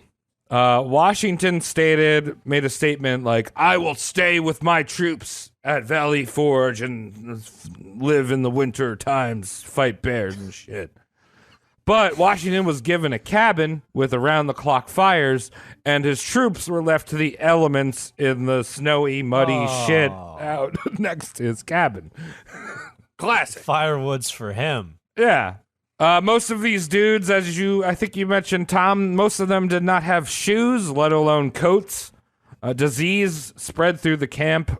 Fights for food, dueling, and desertion was prevalent. Washington was swift to hand out a whipping or even a hanging to anyone caught trying to leave the camp. Ooh. Okay, well, you're in hell. What do you think's beyond hell? Maybe we can entice you to staying in hell with a hanging. I just want to go to the orgy part of hell. There is no orgy part of hell. Or the orgy on. part of hell, everyone's cocks and vaginas are made of razors. That's It's cool. No, it's not cool. You know what's not cool?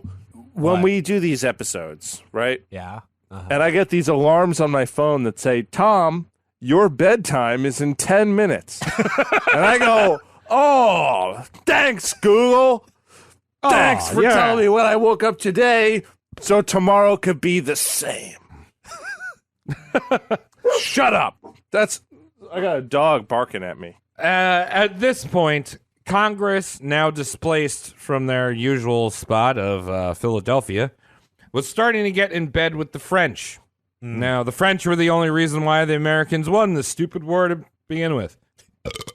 But that was also a spite move on the French, right? Well, yeah, because the French and British are like immortally docking, and also like both of them have a venereal disease.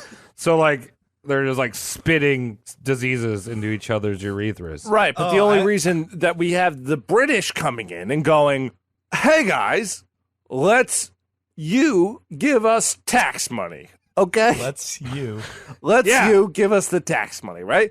So the French come in, they go, only reason they got them taxes over your head is because of us, and we're sorry. In fact, we'll come over there and we'll undo the British for you. We'll fucking show them what it was like. for?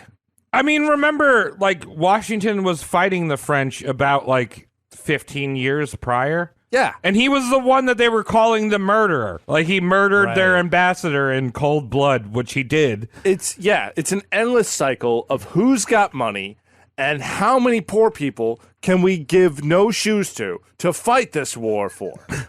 Yeah. So at this point at Valley Forge, Washington was first introduced to his second surrogate son, a little French boy named Marquis de Lafayette. And he was very impressed. Lafayette, although a foreigner in Washington's mind, like, oh, you're a dirty French boy, but I like you. He was probably one of the smartest military minds in the Continental Army. Really? And there was another foreigner that also greatly improved the training of the troops.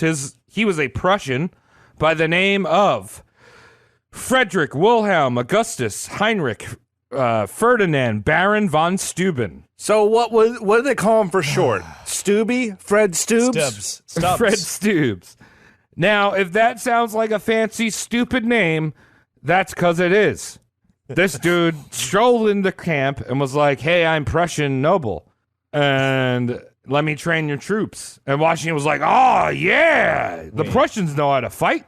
Little did Washington know that this guy was not a noble at all and had no prior military experience. I can remember hearing stories about this. It was just the crazy old guy. Yeah, it was a crazy old German. So let me ask you, what did he do? He set up some monkey bars. He made a big wall like Lee Marvin in The Dirty Dozen, and yelled at people to get over it. And when they went across the monkey bar part, he told them to skip every other bar. Yeah, that's what he's doing. That's like, what he's doing. Okay. I bet you could suck a golf ball through a garden hose. That's a different guy. That's It's not Lee Marvin. I forget that guy's name. He just passed away. Emery. Lee Emery. Right? Emery. Wait. Yes. He's What's different. his name? Arlie Ermy. Arlie Ermy. Who's Lee Emery? Why did I say I knew that guy? It was the right phonetics I threw in and hoped I was right. You did a good job. agreed I feel like with I'm in me. a Goosebumps book now. Right, so he's got this stupid German walking around, like, marching his troops with no shoes around Valley Forge. So that was Valley Forge. It was a shit show. A lot of people died, and Washington was fine because he was in his little warm area. The fire. Now, although Washington presented himself as a stoic, noble, almost like chivalric general, he was not above playing underhanded. He had set up a spy network complete with code names, like Spy right. Kid style. No. One of his one of the most famous spy networks was the Culper spy ring. That's Very familiar. Yes, because we're all Long Island people. This played out all on Long Island. we did someone that mentioned this, didn't we? We did do that, and then we were taught this in our high school, which I won't name. It's Huntington High School. I'll name it. We went there. So the Culper spy ring, you can go to Long Island if you're a history nerd and do the spy ring. They like do tours and shit. It starts in Setauket. That's like where it originates out. But I'm going to leave that for another episode because there's a lot of dum-dums involved in the Culper spy ring. And also the previous rendition that was Nathan Hale, who was a complete moron. We have a whole town, a section of our town called Hale Site. I lived there. Yeah. But anyway, I'm saving that for another episode. The only thing I wanted to mention was that Washington's code name was Agent 711. Yo, the I wish Nikon. Mike was here because Washington was a taquito boy. You know, Yo. if I know Mike, which I do, I know him very well. This is when he gets excited. He's confused. He's confused up until now, and then you say But his name Agent has been said 711. enough. Now he's like, yo. Like, this is the loudest transient that Zwick will see all night from Mike. Yo! Yo, like taquitos. And then he starts getting quiet again because he realizes Mike isn't stupid. He's just smokes too much. So it's a slow ramp. And then he realizes what he's saying sometimes. He's not a dum-dum. Anyway. I swear to you. But he will smoke too many. To not. Yeah, he's a regular Elon Musk. He's a smart boy. He gets dank with Joe Rogan, and we are all Joe Rogan. He's going to have a half thought about 7-Eleven that comes faster than the way you say 7-Eleven. Yeah. A So lot of syllables. George Washington was Agent 711. Still funny because I go there. No. I go there, so it's funny for me. Washington was also very up on his propaganda game. He was constantly getting letters reporting rapes and killings from the Redcoats. A lot of those rapes and killings did not actually happen. As if you raped, and I'm sure Redcoats did rape as they went through the countryside, as well as the Continental Army, I'm sure, did rape as they moved around the countryside. It's nasty soldier men. Like, I don't know. Thanks that just for happens. outlining that. I honestly, Travis, that is something I forget that happens throughout the history books when the military men move. Like it's unfortunate, it's terrible, but that's just how it happens. Well, yeah, absolutely. And it's also one of the few, terrible things that people could do that you can get the offenders to fight against. Right. So we're going to fight against rapes, and every rapist is going to go, yeah. Yeah. I'm not like them. I'm different. They love me. Exactly. This is different. Every time I do it, it's love-making. The invading force is like, well, they already think we're rapists. You know what I mean? Yeah. Right. Might as well just roll with it. Rape was actually something that was severely punished in the British service. Lots and lots of whippings. Not so much in the French army, but we'll go into Napoleon maybe someday. He's a little later, but the French army never had a problem with rape. They'll rape left and right. Wow. Hi, France. we have 6 French listeners, and we just lost them that all. speak English. And we actually gained 12 more that are French rapists.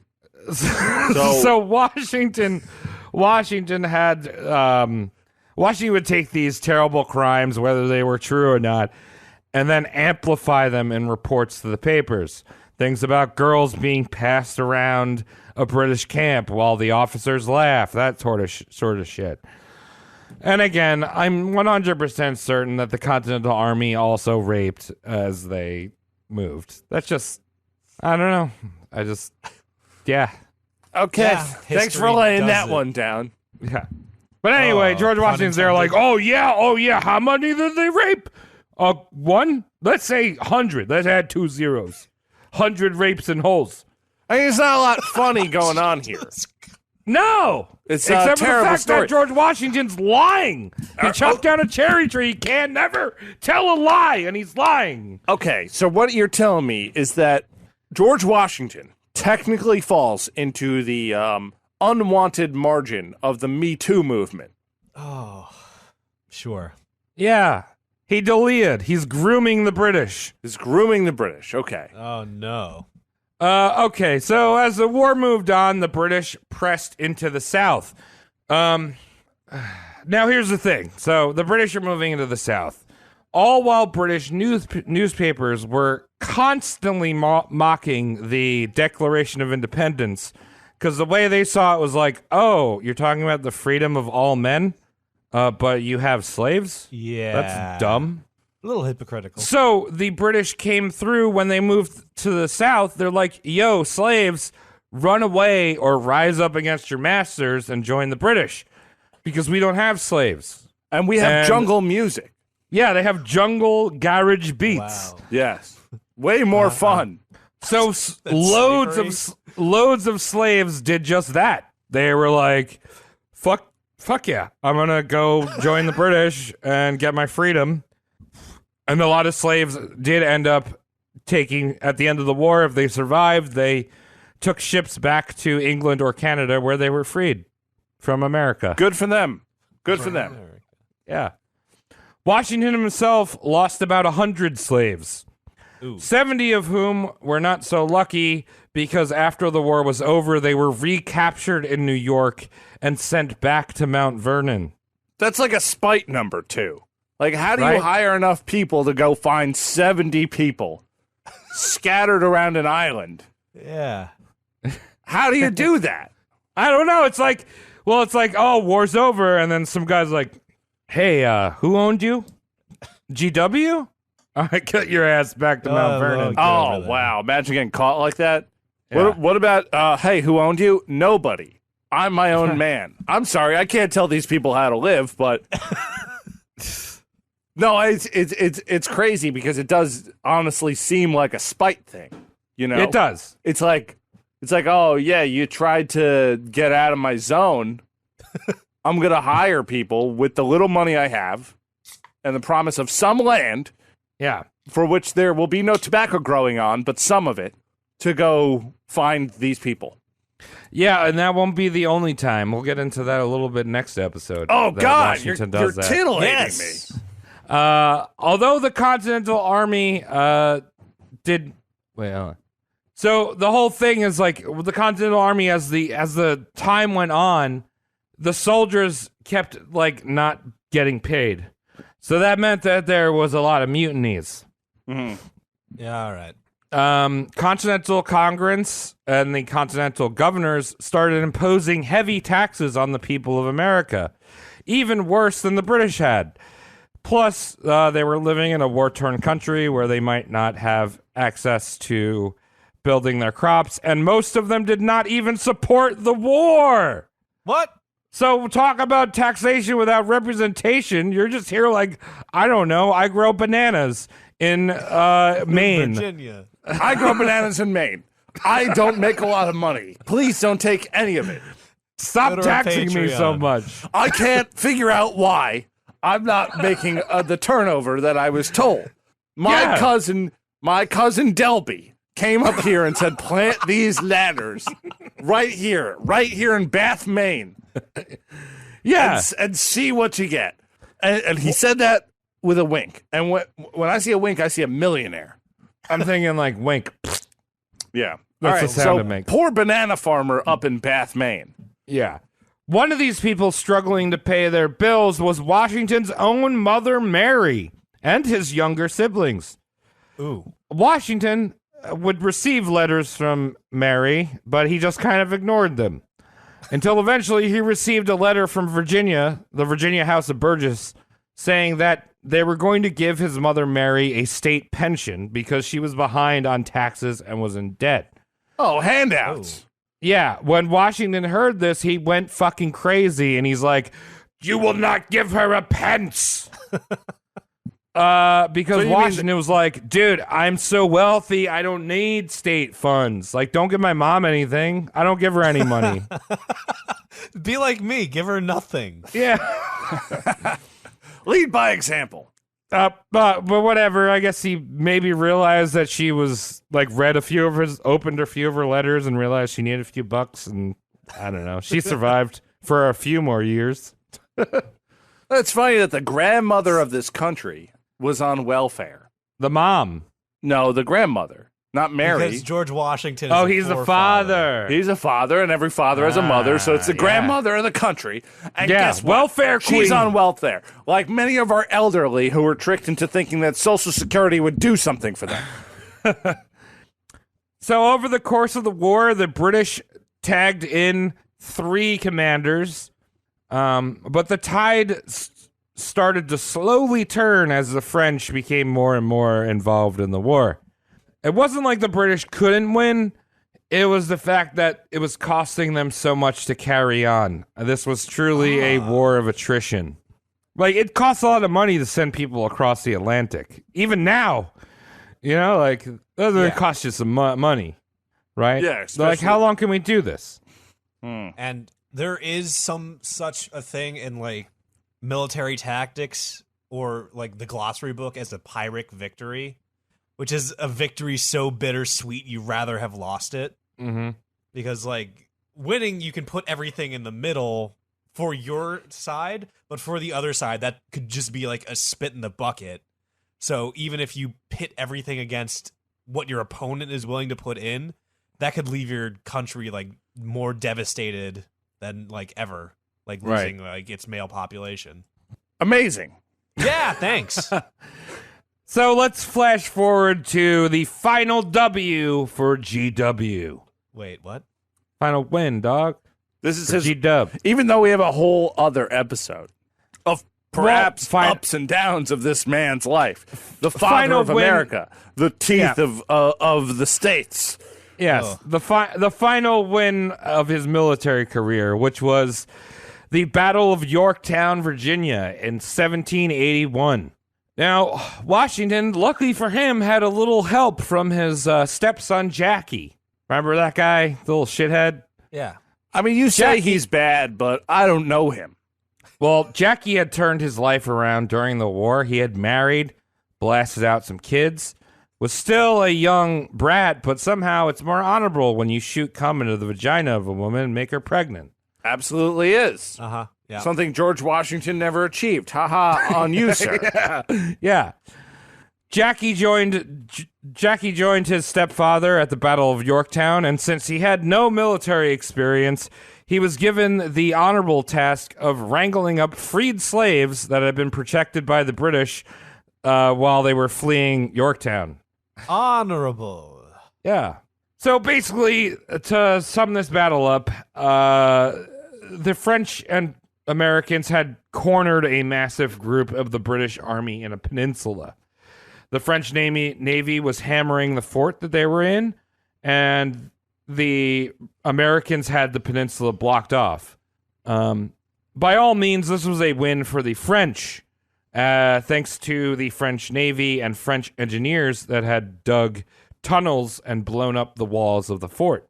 But once again, Washington steps in and takes all the glory. I did this. That's me. Good for him. General Cornwallis surrendered, a man that would one day become the name of one of Washington's dogs. He named a dog Cornwallis. Great. That's a lot of fun, though. Like if I was a military man and I happened to kill, let's say, an Iraqi gentleman who was really on my nerves, Yeah. Okay. and I took his ID out and it said John Stevenson. An Iraqi gentleman. Right. I perhaps would consider naming one of my several border collies John Stevenson. Hyphen an Iraqi gentleman. Right. Well, I don't want to be racist. I don't know. I can't. I don't want to make one up. I don't want to make an onomatopoeia of what I think a name is. You know what? You did it right. Yeah. I don't know. I'm having fun. I've been drinking. Fuck you. Yeah. Now, it was a win for Washington, but the win was bittersweet. As you see, his lovely shithead Jackie had come down with typhus, thanks to drinking some poopy dead body water. Can't do that, man. No. Yeah. You can't drink Dasani like it's Poland Spring, like a utility water like that. It's really just shelf water. And a few days later, he died. Fuck.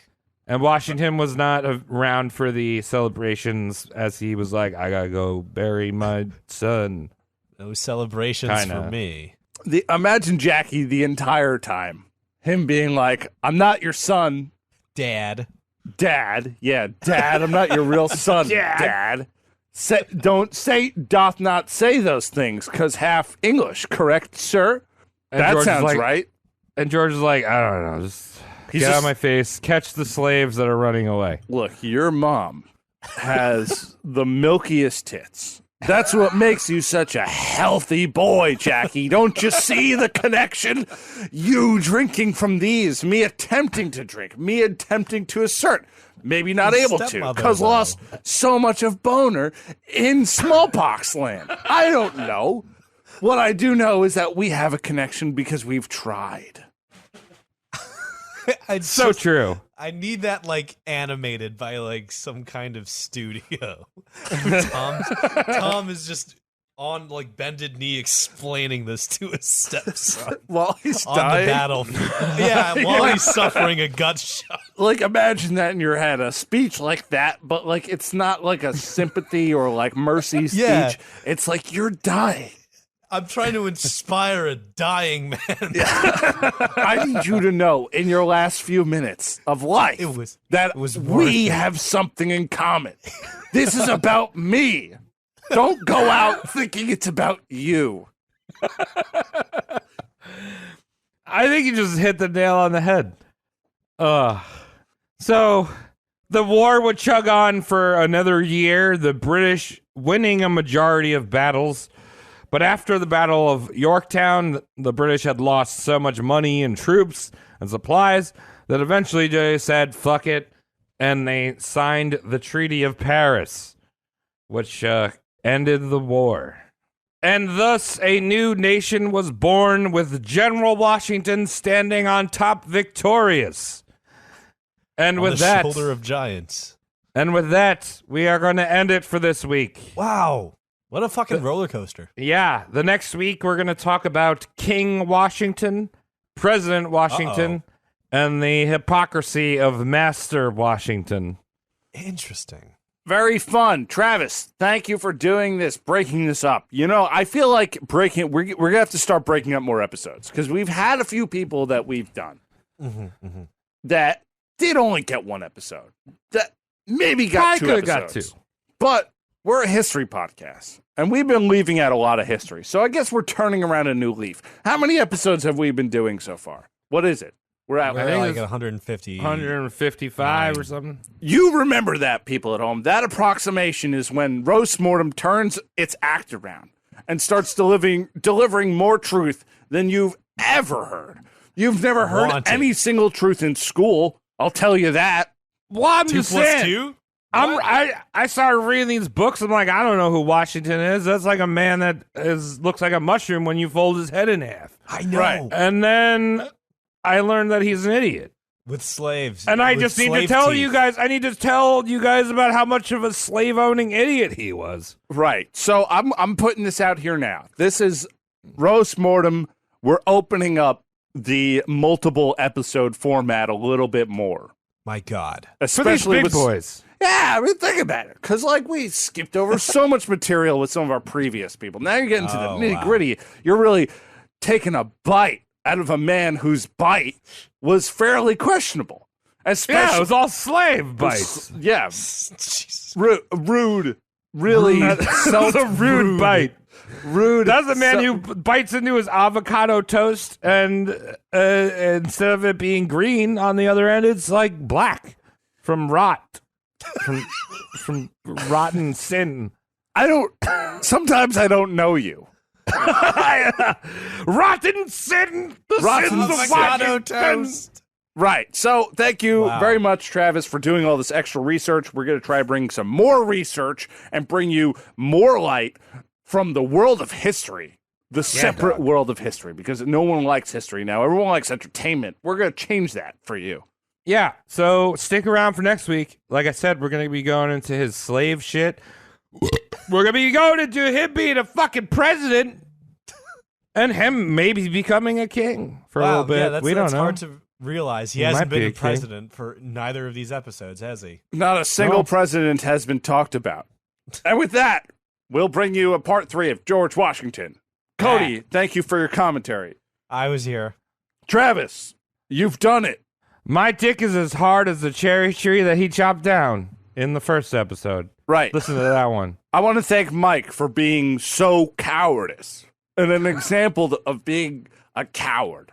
I think he should just. I hope he comes on the last episode so he's completely I was kind of clueless. hoping that happened too. So he's just extra clueless. I don't know. I'm gonna get on his case because he's the kind of coward that you need as an example. I want to thank my yoga ball for being here with me the entire episode, although I only use it in half-hour increments, like I had previously mentioned. Perhaps 20 minutes. I don't know. Doctor. I've been drinking. And go to patreon.com/roastmortemcast. There you can give us your money. Or you go to roastmortemcats.com and you could buy some shirts that have penises on them. That's a good one too. That have a scary lady or a thing that looks like you're noble, but it's got tits and mushroom tips on it. Can I tell all you folks, you brave folks at home, what we would like to do as a podcast? Never shall we do commercial reads because those shits suck. And if I go back on that, you can reference this episode. Yeah. You could write me an angry email, and I'll send you a check. Okay? I'll send you a check. Doesn't that sound enticing? Doesn't that sound enticing enough where maybe if I went back on my promise, you'd be interested in hearing what we'd have to say? Future advertisers. Maybe you want to see me write that check. Tom, I just got how an much? email from Mr. Bezos. He wanted to give us $1 billion. Fantastic. Welcome to Roast Mortem. Have a good night. That's all I got. I don't know. Does anyone else want to say anything? George Washington has teeth, but it's different when you look at it differently. Yeah. Singing songs. That's saying something different. You hear me get Tom, all quiet. I want to be honest with my guys. Hey, you guys want to say anything else? Travis starts singing. Amazing. I love singing. It's good. Okay. All right. Good night. Later. Love Eat you. shrimp. Bye, guys. Eat too much shrimp and throw up. Yankee Doodle suck the dick. Woo! This is the third episode of George Washington, and we're going to catch you yeah. up on what happened last episode. And Let's while hold your we're hand. Yeah, while we're doing it, we're going to drink in between every monumentous moment in George Big Teeth, Thick Thigh Washington. If you have a beer and it is safe for you to join us, please do. If you're in school, go get a beer. Go to the cafeteria, find a beer. If you're taking a test right now, go hand it into the teacher and tell her or him that they are fuck. And then continue to drink with us.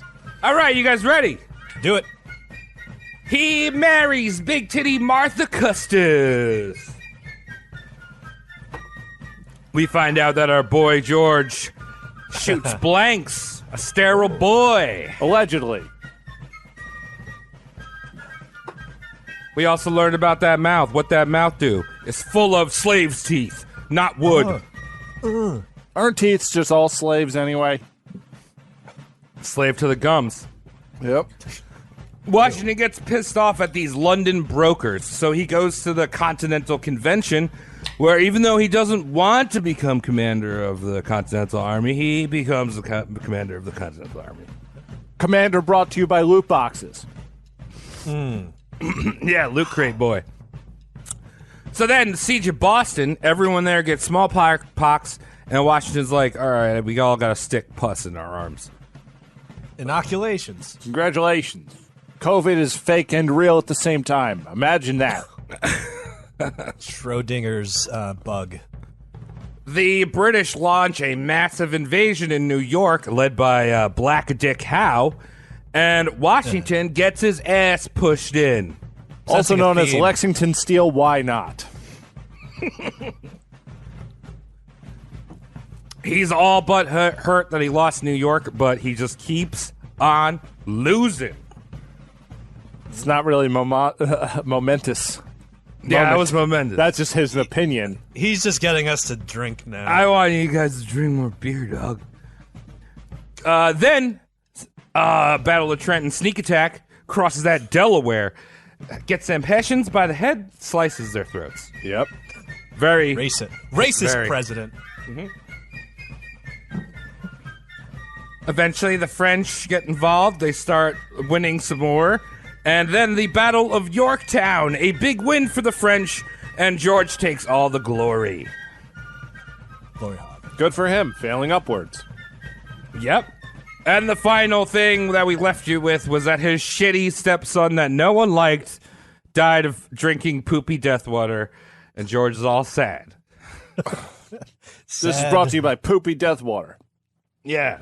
Fuck that liquid death shit. That's some Carbonated try-hard poopy garbage. death water. And now on to the show. Ding, ding, ding, ding, ding, ding, ding, ding, ding. I'm dead. Someone's dead about it. Thanks for being dead. She's wrapped in doo-doo. She's dead, wrapped in plastic. Ladies and gentlemen, welcome to Roast Mortem. This is a podcast. It's the third part of a podcast that we've been doing. If you've never heard Roast Mortem before, and this is the first one you're listening to, please text and drive until you're dead. What? No, and don't then do that, start please. over in the hospital. Okay? I'm Tom. I'm Travis. I am your Cody for this evening.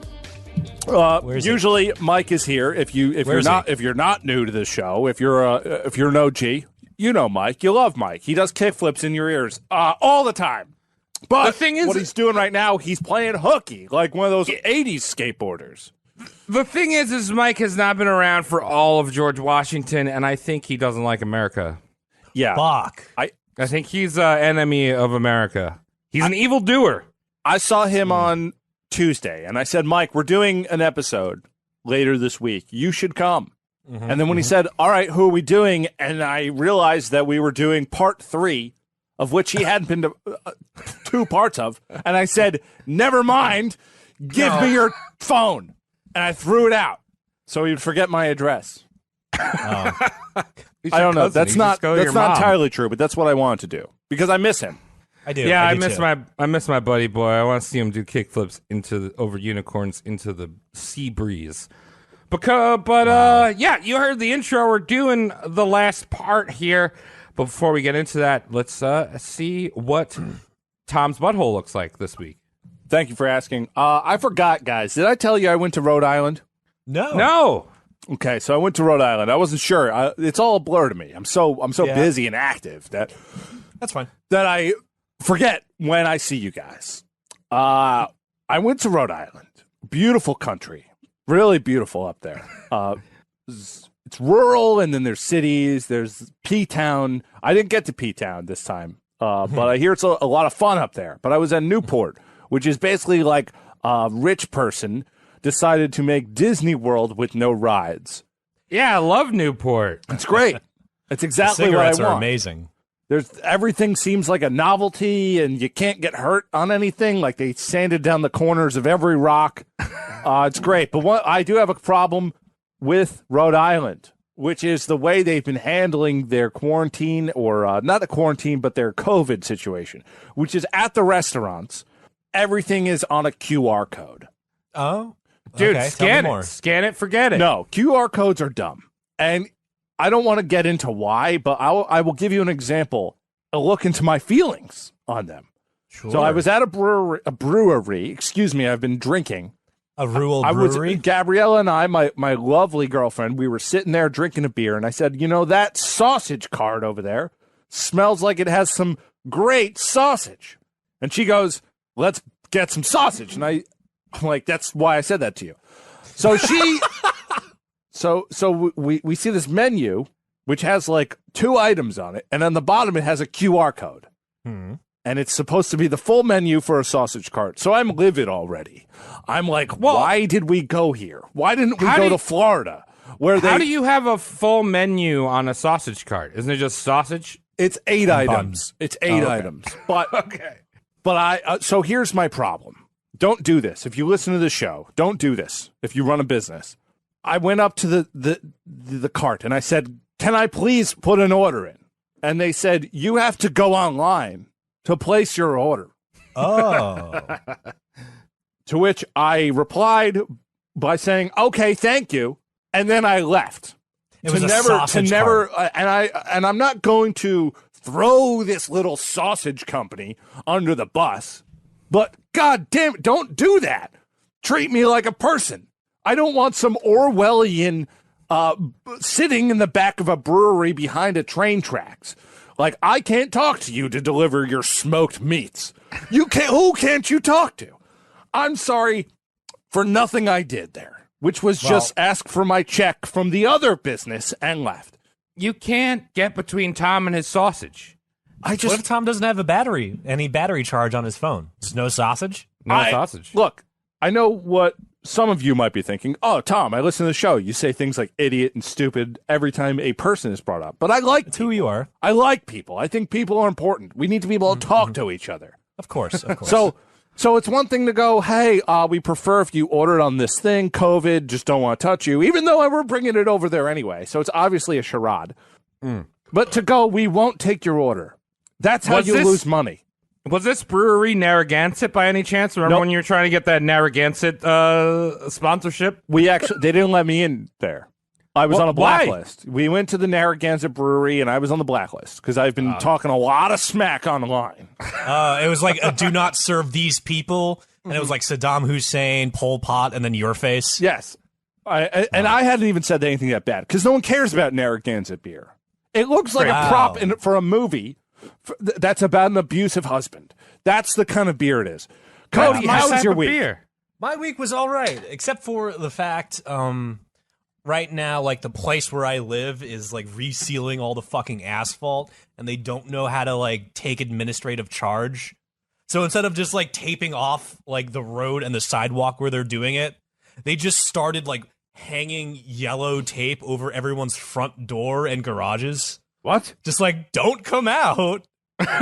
Really? Yes, dude. I'm so fucking irate because last night it was like it was like 10:30 and I wanted to like go on a dumpling run to like my convenience store and everything is just like sealed off with like yellow tape. And I like just infuriated. Stay in your Something house. got between me and my dumplings. Why are they using yellow tape? It's Hawaii. They could just probably divert a lava flow or something. Yeah. It hardens into hard tape, also called a rock. Cannot be removed because it's technically Earth at that point. This is okay. So Cody and I had a common theme this week, which is people in states that are not New York or Florida telling us how to live. Yeah, it's just like, fuck you. Let me get my dumplings. And like, don't seal people into their houses while you're like redoing the fucking roads. Never do that ever. That's how people you. will get mad. Cody, So I'm many sorry. people- I'm sorry for your loss. And the thing was, before this episode, I tried to like, I have enough beer.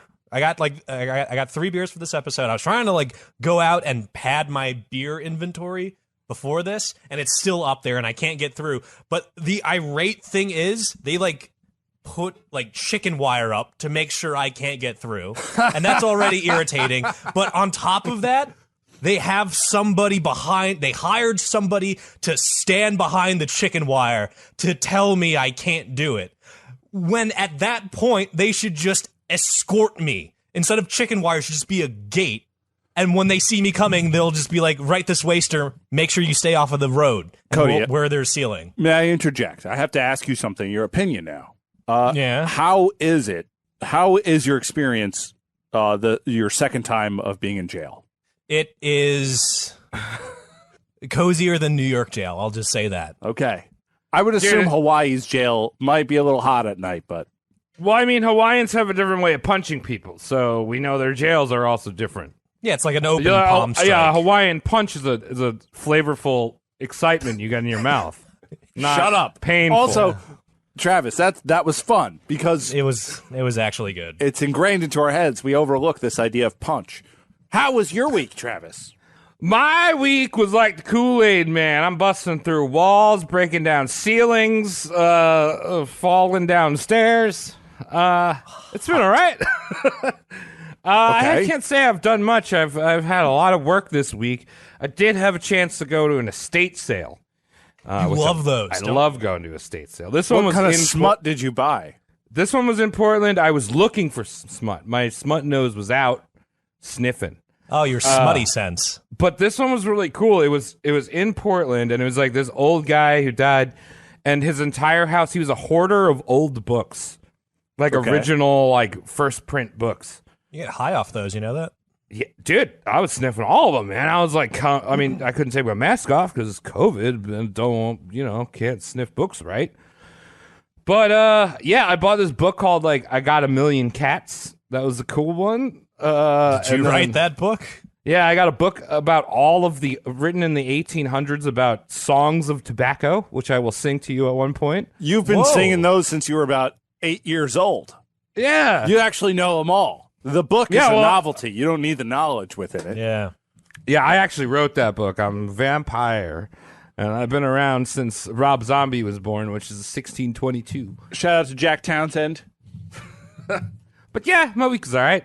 A lot of work. A lot of books. A lot of work. All right, good. Well, that's you're talking about books. Cody, you're talking about prison. I'm talking about QR codes and how to not run a business. It's a good spread. How do we tie this together?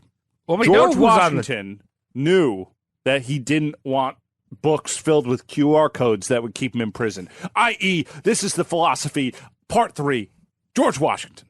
Wow. Part 3 of Georgie Boy. He just won the revolution. Sick. Hell yeah. In 1783, the Treaty of Paris was signed, and the American Revolution was officially over. Yeah. Yeah. Woo, freedom. But let's just say this was not a decisive victory for Washington. I think we've figured that out, that most of his soldiers didn't have shoes. But they had heart. Shooting each other. They had heart. Probably Did they? not. You're right. No, they didn't have heart. They were dying, and they hated their leader. If they had heart, they wouldn't have murdered their dogs that were like travel companions on many of missions. Yeah. Continue. Don't kill dogs. Don't kill Dude, dogs on purpose. It's about food. Our Unless it's, country, Whatever. yeah, our country was founded by old yeller children. Old yellow children. Yeah. Slightly racist. Yeah, that's pretty racist. I believe the term is Eskimo. No. So, as we mentioned, I think in one of the past episodes, he had won more battle, or he had lost more battles than he won, but somehow he came out victorious. And the British were just kind of like, "Fuck it, this isn't worth it, mate. This is fucking garbage land." This town isn't very good. I don't know if I want to fight over it. That's a sentiment that I had in every pep rally that a school official dragged me into. I'm not fighting for this. I'm not getting riled up. The Blue Devils. Ew. What? Devils are red. Shout out to Eric Rockman. I used to get so hammered at pep rallies. Maybe that's Did why you? I passed all my classes. Okay. But what? Do we have? I wonder if we have any like high school listeners. I don't know. We Shout definitely at do. us. We definitely do. Yeah, if you're in high school, in let our us know. friends That's group. kind of fun. Yeah, if you went to our high school, hit us up. No, No, not he's our saying high school. kids high that are school in high general. school. Just Like, in general. Well, they're not in high school right now. They're in COVID school. which is the Right. same thing. I mean, before it's just diseases in another place. Now it's Yeah. disease in house. Okay, seriously, I would like to hear from anyone who is a high schooler because that's amazing. And how do you relate to the show? Because In study hall. I'm very narrow-minded. I don't think like a child anymore, or I skip those years anymore. Well, you just insulted every high school listener we had. No, I'm not. I'm insulting myself. I'm saying that they're their own thing. I'm just asking how they relate to the show. All right. Because it's like, we're talking about what's like, this is like if the Man Show was funny. This is like if wait, don't tell me was informative. Okay? This is like, we're all these things that I don't really see high schoolers like getting into. That's Dude, I why like Post asked. Malone. But And all right, it's nothing so, but respect for younger listeners. So, like Post Malone, Washington was a national hero. He's selling Sick. Doritos. He's selling Bud Light Seltzer. Everyone loved this guy, Washington. Everyone loved him. The question was, though, now that America had won independence, what type of country would it be? Okay. Quick question before we go on. Why does everyone love Washington? Just because he was the figurehead of some victories? Well, we touched on it. Well, first of all, he won. He did. How do you Yeah. lose most of your shit and then claim victory? Is my Cody, we touched it's on different. it. I'm sorry, Travis, I don't mean to take over your fucking thing, but it's about he did it. You know, it's not really like he did he accomplished much. Like Kanye West, he did it. Yeah. And that's why people like him. He actually didn't do that much, but he did it. Thank you for bringing me back down to ground. Okay. Yeah. I needed some grounding there. Thank you. And Yeah. also, we touched on it on the last episode. Washington was like a propaganda master. So he's feeding the papers with all these wins that are not actually wins at all. Gotcha. It's books are loaded, you know? Yep. Thank you. So, so what country would we be? Now, there's a trend throughout history that when a general took over a country by force, most of them just claimed it as their own. So they got the army. right. So like Julius Caesar, Genghis Khan, Saladin, Oliver Cromwell, and a future in their timeline, Napoleon and Hitler. Both of those guys Yeah. had a big army, took shit over. I'm the boss now. Little dictators. I'm not really a fan of comparing people to Hitler because it's just low-hanging fruit in comparisons. Because Hitler? everyone Ava- compares everyone to Hitler right now. You mean Ava Braun's boyfriend? Ava Braun's boyfriend. Thank you. Yeah. Okay. So most of the world's like, all right, Washington's going to march his troops to Philly and claim this dank-ass new government that's just kind of forming. Okay. A lot of people actually wanted Washington to become the crowned king of America. So he almost had America have a king. It kind of makes sense because it's just like, well, what do we do now? How about what we used to do, but like slightly different, and that would be a monarchy. Right. So there was actually a conspiracy in March of 1783 known as the Newburgh Conspiracy, where America and some of these like senators and this like proto government were just like, yeah, Washington's going to be our fucking king. King Washington, dog. Sounds good. It rolls off the tongue. Yeah. Yeah. Now, we know that there wouldn't be much of a lineage with Washington because he was shooting ghost loads in the Martha. And, no babies for that royal line.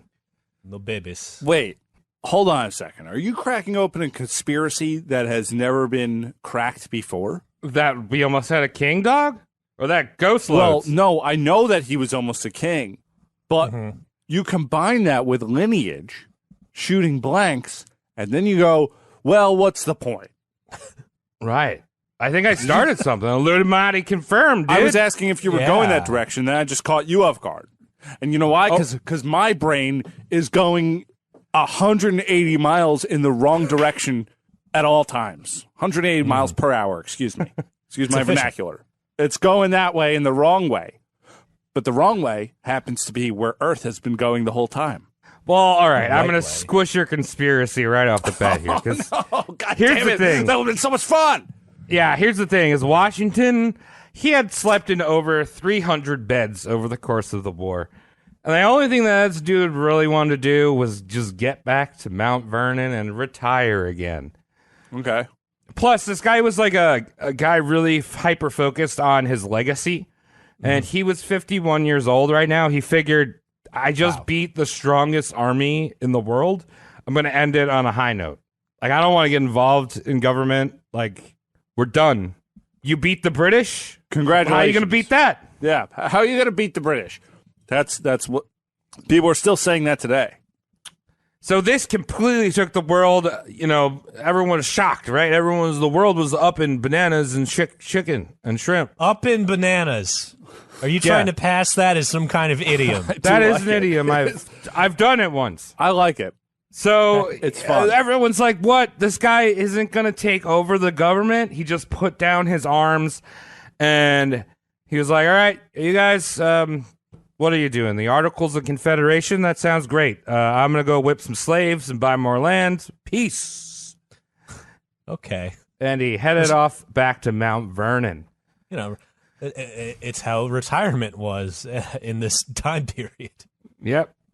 So, like that, Washington was a private citizen once again, but this would not last for long. Do you like the suspense here, even though we know he's, like, going to be the president? Yeah, it's kind of hard because, like, you haven't works. gotten to the thing that everyone knows him for. Like, when we did Sinatra, it was just like he sang and then he beat women to death. We didn't know about the beating women to death. We knew he sang. So it's kind of reverse here. Right. But there's a lot of interest. I feel like a lot of people think, like, okay, Washington took over, or Washington beat the British, and then he was president. Like, there's about 10 years of him just, like, doing his own thing. And we're going to talk about that right now, dog. That blows my mind, actually. Like, he just took, like, a 10-year honeymoon before, like, reappearing on, like, the political stage. Right. And, I can't remember the last time I took 10 days to do anything. Like, just like, I'll get into it in 10 days. That's how slow the world used to be. Very smooth brain. Everything just slid right off. All those thoughts. It was just all going slow. sailing Like, right out there. I need you here immediately translated to I need you here in 4 weeks or two fortnights because they use that terminology. Yeah, before it was ruined. So one of the first things he got when he returned back to Mount Vernon was a gift from a foreign power to congratulate him on his victory. And I got really excited here. I could not find the page. Maybe I just misread it, but I thought it said Charles II of Spain. But it was not because he died like a century earlier. It was Charles III of Spain. Okay. Oh, so does he have the Habsburg thing going on with his face? He probably had some inbred, but he wasn't as inbred as Charles II. I mean, that dude was a crumply old man. Charles II couldn't wrap his brain around what sending something to someone was. So that's why I couldn't, like, it's not in the room, come get it. That's Charles II. Like, Gah. So, Charles III of Spain sends Washington an ass. Oh, a donkey. Big old round ass. A donkey. What? Donkey. Little mule boy. All right. So yes, why? this was the first mule in America, and Washington was the father of the American mule. Little factoid donkeys for are you there. Spanish. Yeah. Interesting. Burros. It's shorthand for burrito. Well, burrito means small donkey. Shorthand So for whenever you eat a burrito. Yeah. That's what George Washington called his penis. Burrito. They call it Small burrito. donkey. Burrito, extra sour cream. No cilantro. Tastes bad with me teeth, so slavey. I just imagined eating a burrito that was all sour cream. Wow.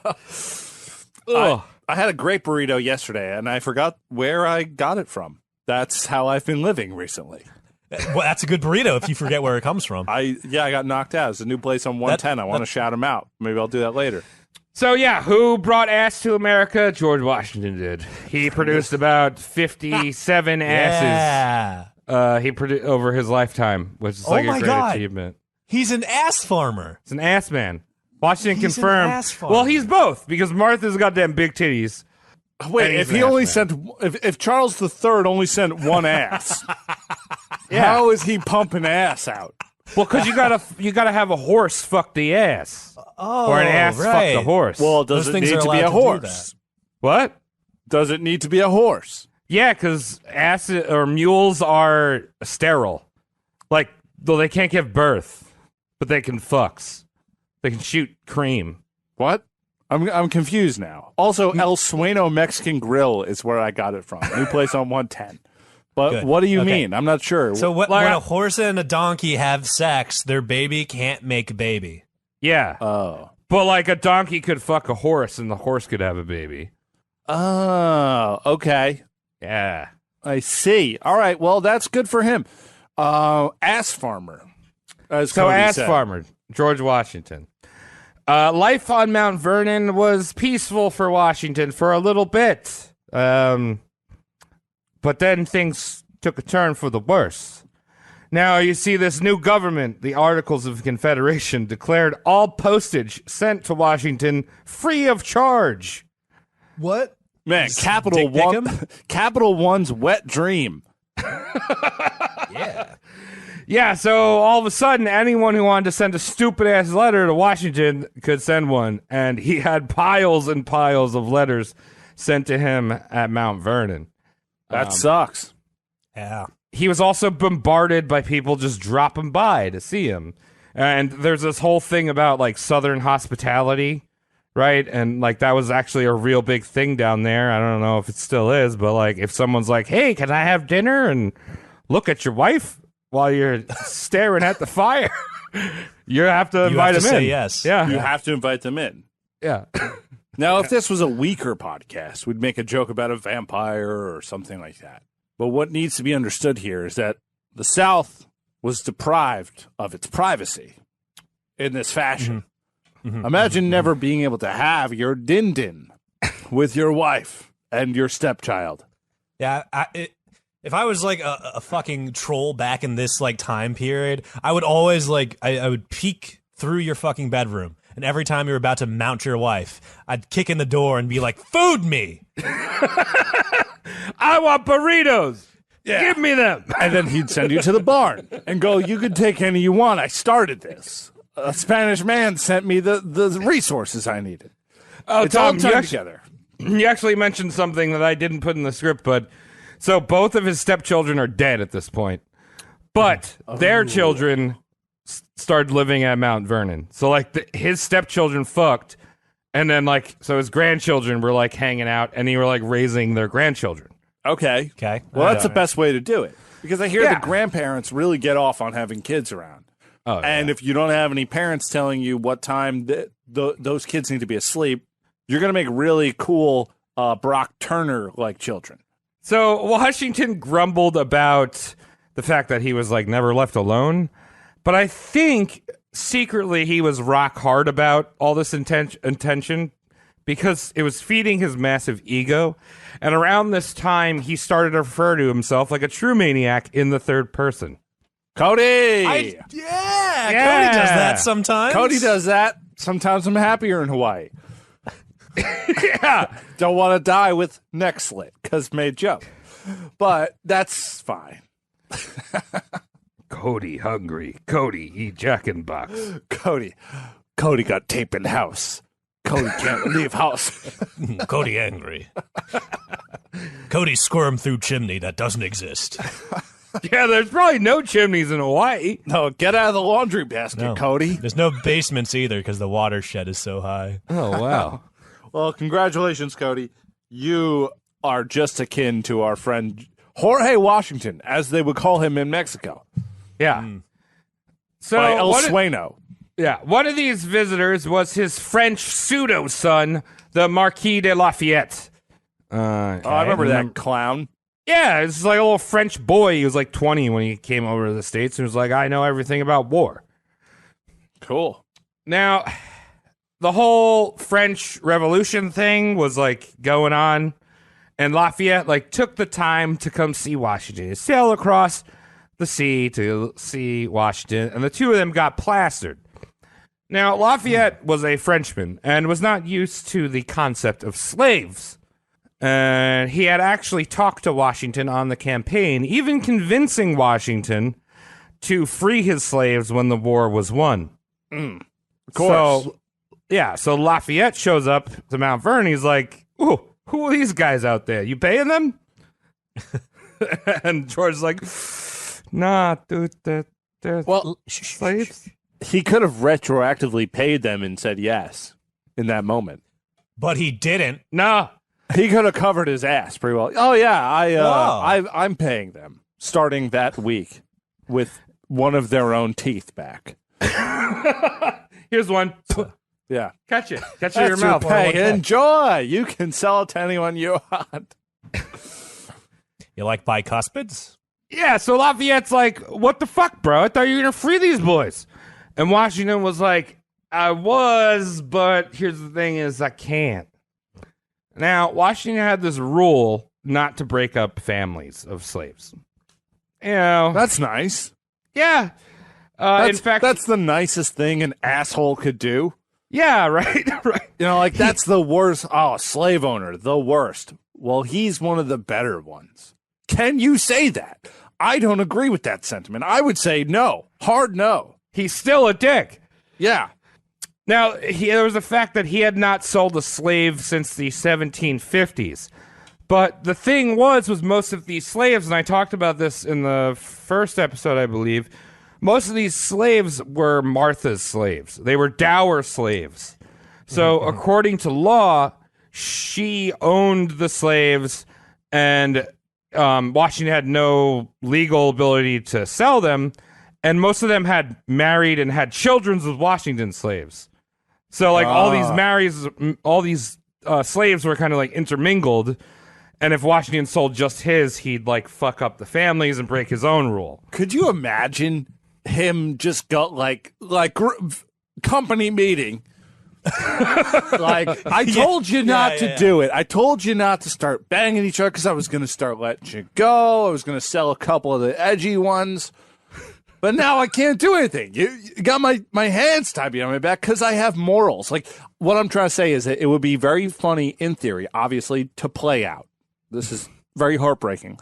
But for a slave master to be moralizing to a bunch of slaves about what they're doing was during a meeting about what they did was wrong because he was gonna do something nice for them. Hey, Tom, you are history predicting right now because this is Washington. What the character you just said is Washington, and we will absolutely get into his like, well, you could have not been a dick. You know, like, it is sad. No, I know. It's sad. During it's very the series, sad. I made a few slave jokes, and I couldn't sleep. It had nothing to do with this, but I couldn't sleep. I had drank too much caffeine. I was thinking about it, and I was like, it is insensitive. Slavery is atrocious, but the dickheads that actually like tried to be like, well, it's actually good for him, or like, well. Like, those are the worst. Like, there's the guys that, like, whip people, but the ones that are, like the Stephen Molyneux kind of people are just like, well, they're here, and it's better here for them. So, yeah, and that's Washington. Yeah. They would be worse off, like, back in their home country type, like, mentality. Yeah. So, Martha, the thing was, Martha did not want to sell her slaves. Again, so he's not going to sell them. But I think the real thing is Washington he owned all this huge farm, but he didn't want to do any work. He's like, I don't want to do anything, dude. But he started to develop a new idea in his head. Okay. Oh, good. Let's see where this goes. So he actually realized that it was costing him way more to own slaves than if he had hired farmhands. How? And the thing was because he had a lot of older slaves that could not work the fields anymore, which is basically he just paying to feed and house, and they're they can't go out there anymore. Yeah, they go out there, they pick like 3 raspberries, and they're like, it's really hot, and and he morally, I guess, can't get rid of them because he doesn't want to break up families, but whatever. So this is where Washington had this great idea of changing the way we do labor, right? Why enslave just a race? Why enslave black people when you can entrap all poor people into a form of slavery? Oh. And we'll talk about that. Travis, you're breaking it down right now. It's the shadow government feudalism that is our system now. Neo-feudalism. Yes. I will jump back into this subject and jump into our feudalism in a bit. Okay. Story. I love the in a bit thing. I'm keeping you on your toes, dog. In a bit. So Washington, he's got all these letters coming in. He's hemorrhaging money from the slaves that he can't afford. He hires this dude, Tobias Lear. And Tobias Lear, obviously hearing the name Tobias, I think of David Cross. Yeah. And I think this guy's kind of like him, and what if we have the slaves put on a play? Capital. Is that where you're going with that one? Yeah. So Tobias is there to just help with all of his correspondence, and more importantly, to help him start crafting his legacy. Now, at this point of Washington's life, he was an absolute fatalist. He was like, I'm going to die soon. This is the end of my life. Help me. Okay. Take it home. Yeah. Washington went to work auto-correcting some of Washington's big losses into big W's. So we remember all those blunders he had with the French Indian War. Tobias would be like, oh, how many people you lose? 3,000. Let's change that to 3D. That's 30. 3D, yeah. 3D, yeah. 3D3. Yeah, 3D3. So also things like Washington losing New York became stuff like Washington gave it to the British so he could come back and win. Oh, good. Or Nice. all the friendly fires that happened in Pennsylvania were like, no way, dude, it was misty that day. Right. Okay. If it's misty for one team, it's misty for the other team. It's like Cody, fog. you're no Tobias. Come on. Washington, so with Tobias hard at work, Washington decided to get away from Mount Vernon. He wanted to avoid the attention. So he decided to go out and survey the land that he owned in the Ohio Territory. So he owned all this land. I don't know if you've remembered that. This guy owns fuck ton of land.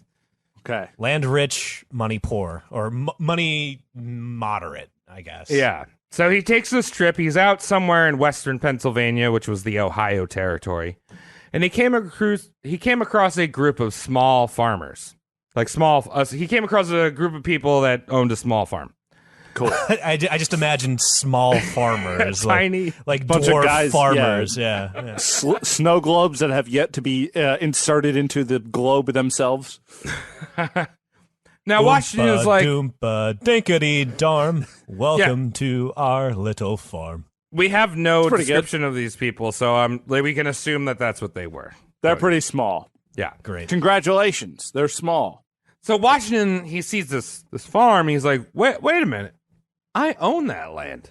Even though I've never been here before, I own this land. Oh, okay. Fuck, I dreamt about it. And these farmers are not farmers, they're squatters. Oh, There's a difference. oh, They're already short and they're squatting now? What the fuck? Are ridiculous. they hiding? So obviously, these farmers had no clue that Washington owned this land. There was like no sign or gate. They just walked west and stopped at some point, and it was like, all right, let's grow spaghetti out of the ground. Okay. Washington demanded that they pay him rent, or he would evict them. Ugh. The farmers told him to piss off. So what does a rich, scummy landlord do? He lawyers up and takes these poor subsistence farmers to court. Oh, I thought you were going to say he changed the locks on the dirt. Right? That is fun. So this court case lasted 2 years. Whoa. And in the end, the farmers were evicted from the land, which was once again abandoned but owned by Washington. Well, this is the kind of leader we need to really America. keep people in order for no reason. And this, my friends, was Washington's great American plan for American labor. Oh, I see. Very counterintuitive. So this is a new plan, right? We said slaves are expensive. You got to pay for them. You got to feed them. But Washington basically thought that all the rich people in America should own vast tracts of land and rent the land out to the common folk. Sound familiar? Ugh. Well, there's another name for this. Feudalism. Yeah. Somebody dropped that before. I may have, allegedly. Yeah. So kind of, Washington was basically like one of those rich slumlords that own like half a town in New York but lives in Florida. Right? One of those Good guys. Stuff. Yeah. In Washington's world, there would be no need for slaves because everyone below a certain tax bracket would essentially be slaves just by living. Washington and his other aristocratic landowners would be making all the money. So that was Washington's vision. I think in the long run, sound familiar? It does. I said that before. You're mocking me now. Ridiculous. Really ridiculous. So let's talk about Washington's aristocratic land-owning class. Washington basically believed the same thing that the British believed, that some families were meant to rule. He joined a group of mainly ex-Continental Army officers called the Society of the Cincinnati. Okay. Yeah. Their basic belief was that there were certain people that of courageous and patriotic stock that had distinguished their bloodline through acts of courage in the Revolution. And they believed that this courageousness should be passed down hereditary, creating sort of like a higher class above the average American. Courageousness. Yeah. Courage. Yeah. Courageousnessosity. Can we get a shirt with that? Courageous. Roast Mortem cast. Full on courageousness. Courageousness. Yes. So these Courage the Cowardly Dog boys are basically the nobles. Nice. Now, so before Washington was the first president of the U.S., he was the first president of this elitist group, the Society of the Cincinnati. And he was there lobbying for basically American nobility. Pretty cool. Pretty sweet, man. Set it up right. Well, let's talk about this new government, the Articles of Confederation. Guys heard about them? I have. So they were fucking up real bad. Yeah, they weren't great, I heard. Basically, they had no real governing power because Americans had just beat a centralized power, and they were like, we don't want another British rule, right? So they just gave their government no power. Okay. Yeah. Libertarian's wet dream. Exactly. Washington was watching from the sidelines, and when people asked him, why don't you get involved in the government? He said, it's not my business to embark on a sea of trouble. Okay. I'm a bitch is what that translates Oh. to. I don't want to deal with that mess. These teenagers are too unruly. Yeah, speaking of teenagers, Washington did keep up with what was going on in the new government. I mean, he put a lot of work into it. And he mainly got most of his information from little shithead Alexander Hamilton. Hey, there's a Broadway play Yeah. named after that guy. Hamilton was like, the federal government has no power, and we need to redo. We need to Apple Z that shit and just start fresh, get a new government that's strong and can lay down taxes so they can repay the massive debt that America had accumulated during the Revolutionary War. Hamilton would have a Mac. Yeah. Yeah, Absolutely. they all got him. They all got him. So if you thought the U.S. being trillions and trillions of dollars in debt is a new thing, no, we basically won this country off of credit. Oh, America's great again? Is that what you're telling me? Oh, yeah, America's been done great. It's all about, having a good credit line is more important than God.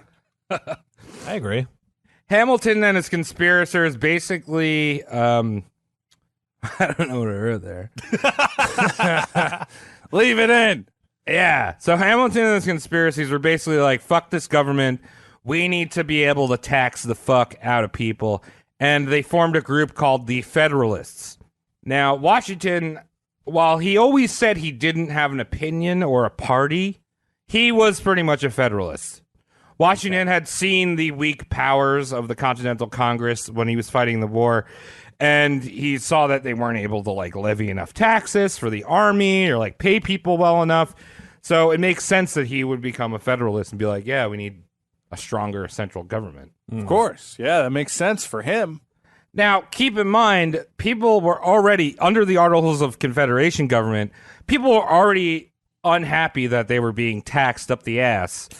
And there was actually a group of New Englanders that started an armed rebellion called Shays' Rebellion, chanting the same no taxation without representation that echoed in the Revolutionary War a decade prior. Familiar. Mm-hmm. Washington called these rebels scum, and that they were nothing more than uppity farmers. And yeah, they had elected government. They had why are you complaining? You just elected a representative to the government. But we all know American democracy always fights for the working man and their issues. Hot. Anyway, the Constitutional Congress was held in Philly in 1787, and Henry Knox, one of Washington's old aides, was like, oh, Washington, come to this thing in Philly. You like Philly, right? Who doesn't like Philly? It's fun. Trump Yeah. hates Philly. Who? Trump. Oh, well, yeah, because it's like baby New York. He's all about making America skyscrapers again. Oh, good. More tall things. They used to be there, I promise. And in 2001, they all went away. They all went away, and he was the tallest one out there. And you know what? To that, I say, good job. Thanks for staying afloat. Here at this Constitutional Convention, the Constitution as we know it was written. Ooh. And there's a lot of things that are fucked up about the Constitution, and it's far from the perfect document that conservatives claim it to be. But, there's a lot of things to unpack that I think we'll talk about in other Founding Fathers roasts. But basically, the worst part was the part to appease the South, which was the 3/5 compromise. Well, it was just appease the South and the North. It was basically... that was in the original document. What's that? The 3/5? Yeah, but that's in the Constitution. That's what I mean. The original Constitution has this. This is Yeah. not like, so maybe you can use it as a point of reference. Maybe it's not a perfect document. And I wouldn't call myself a liberal or a conservative. But what I would say is that it's a piece of paper. Yeah. Maybe just think about things. You know what's also a piece of paper? Toilet paper. I think more useful than the Constitution. I think a lot of the amendments have solid ideas behind them. But I think also a lot of them need to be reexamined. Right. So we'll talk in more detail over the Constitution because Washington really, even though he oversaw the convention, he didn't say anything and was probably sleeping through most of it. He just kind of sat there and was like, all right, you guys talk it out. Great. What, 3/5 of a person? Cool. That's good. I sign off on this. Yeah, he was given the honor of signing first on the document. So after signing, Washington headed home and was like, all right, they're on the right path. Fuck it. I can go relax now. Finally. 10 years of relaxing will definitely catch up to you.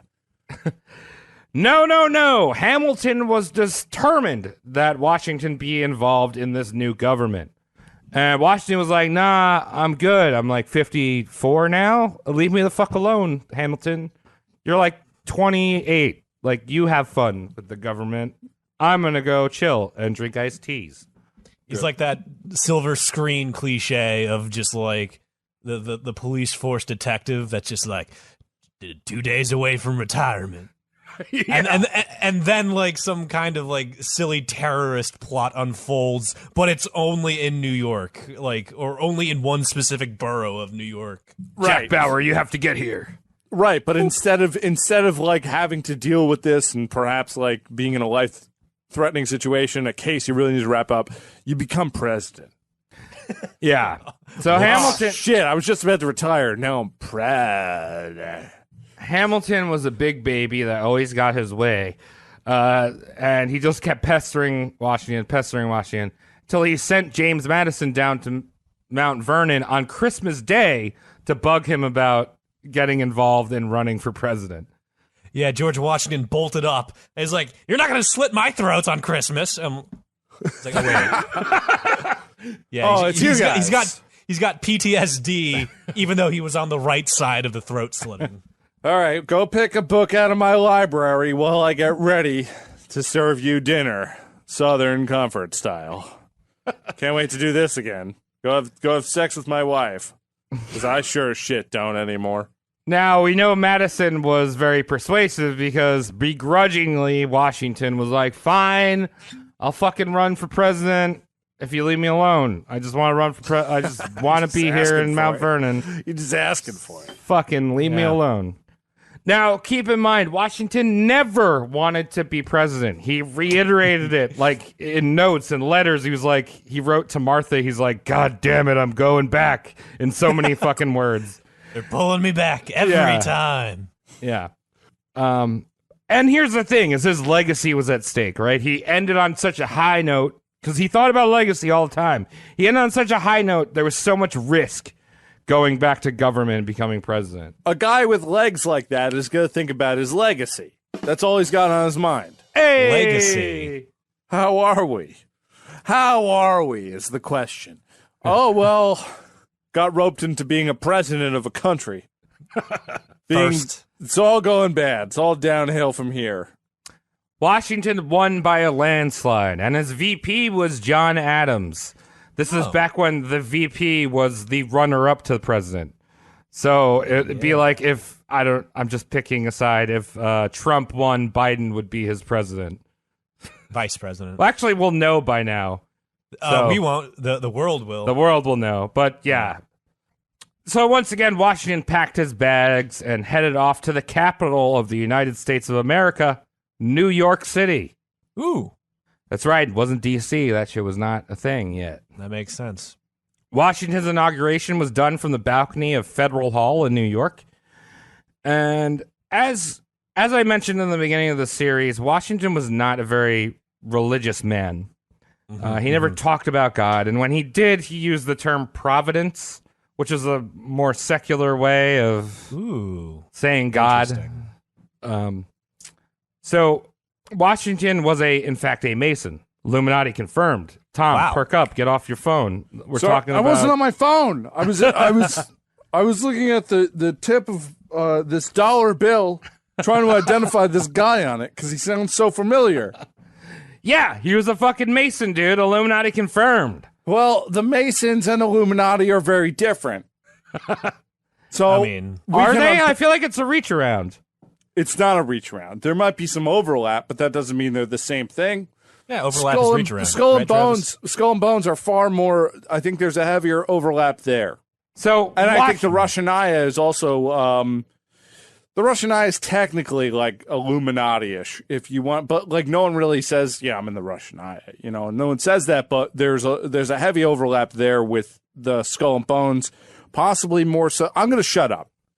So Washington was a Mason, and while he was being sworn in, a fellow Mason had borrowed the Bible, stolen the Bible from St. Peter's Cathedral, and before Washington was issued the oath of office, this fellow Mason shoved the Bible into Washington's face.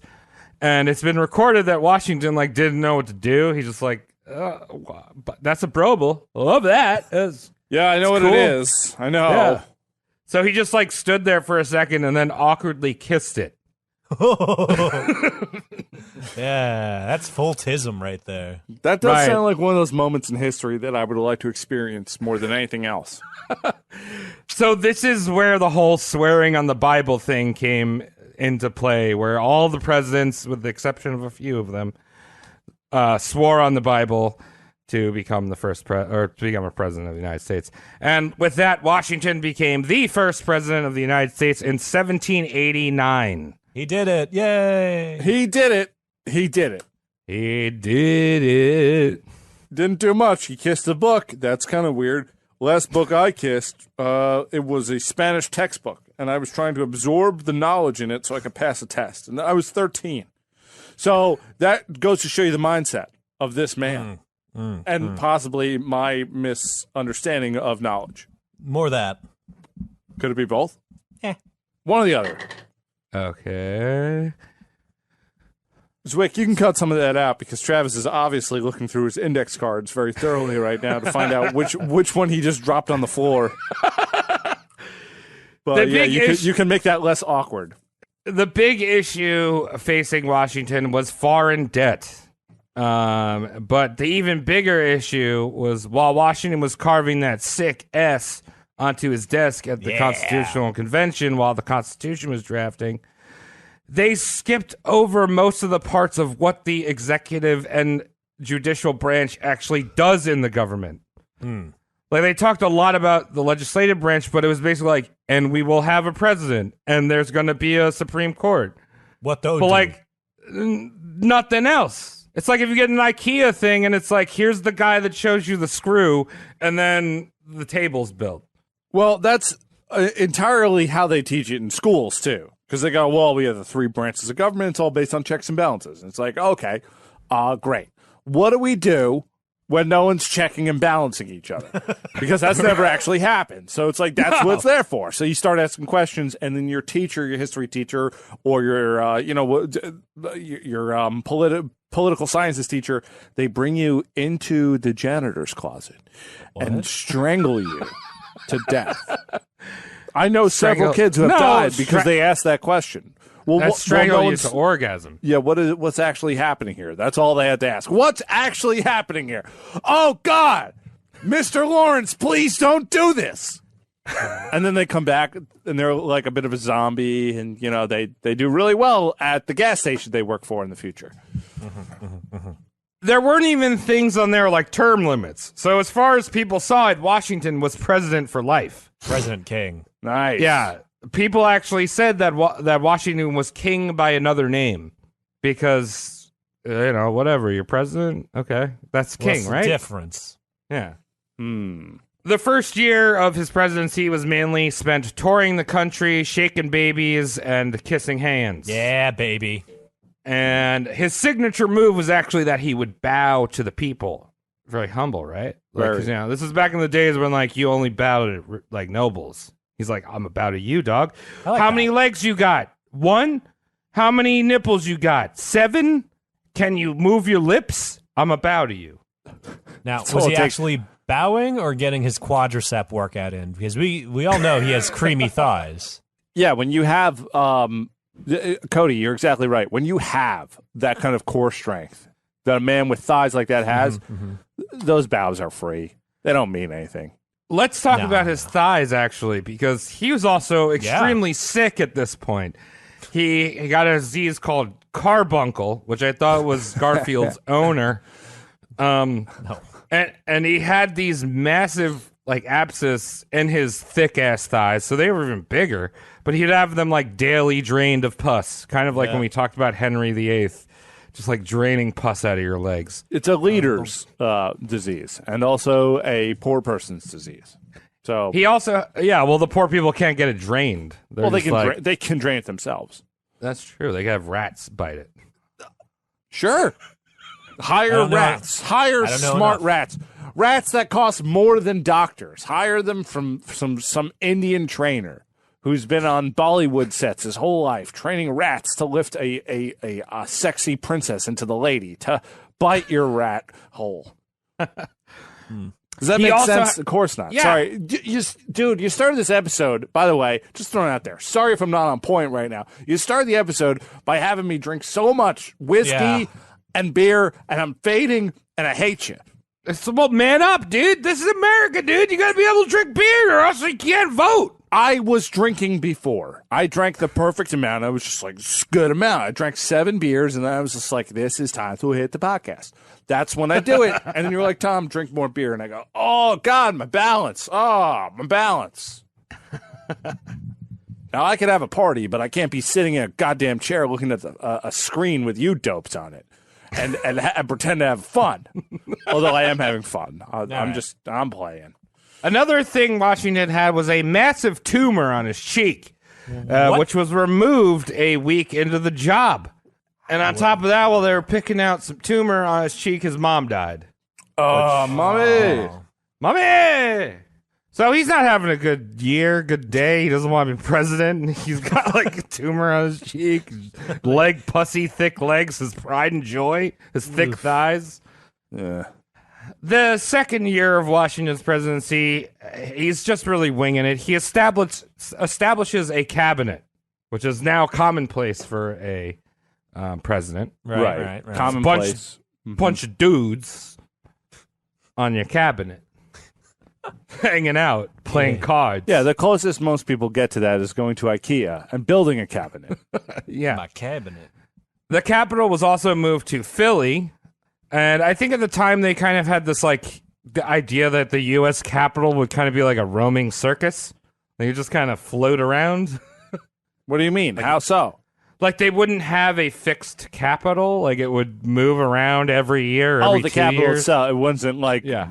well, we're going to move where they sell hot dogs from in the city. I think that might have been the draw. Like, the hot who's dogs? got the hot dogs? Who's got the hot dogs? Right. So as soon as Columbus, Ohio, figures out how to stabilize an 18-inch dog, that's where the capital is.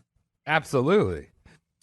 Now, this OG cabinet that Washington established, I'm going to list it out for you. We got Thomas Jefferson, TJ, as Secretary of State. Henry Knox, the Secretary of War. Alexander Hamilton, Secretary of the Treasury, and some dude you've never heard of named Edmund Randolph as Attorney General. Nope, never heard of him. Now, right from the beginning, this cabinet was fucked. Absolutely fucked. Nice. First off, Hamilton was an egotistical maniac set on setting up a national bank and taxing the fuck out of everyone. It's kind of unclear if Hamilton even wanted a democracy. Like, I think he wanted to just go back to monarchy. He probably didn't, if you think about it. He probably, and when I say if you think about it, who wants a democracy? They just want power. Yeah, we will talk about Alexander Hamilton because thank you, pop culture, for making a fucking shit show out of our founding fathers and making them sound relatable.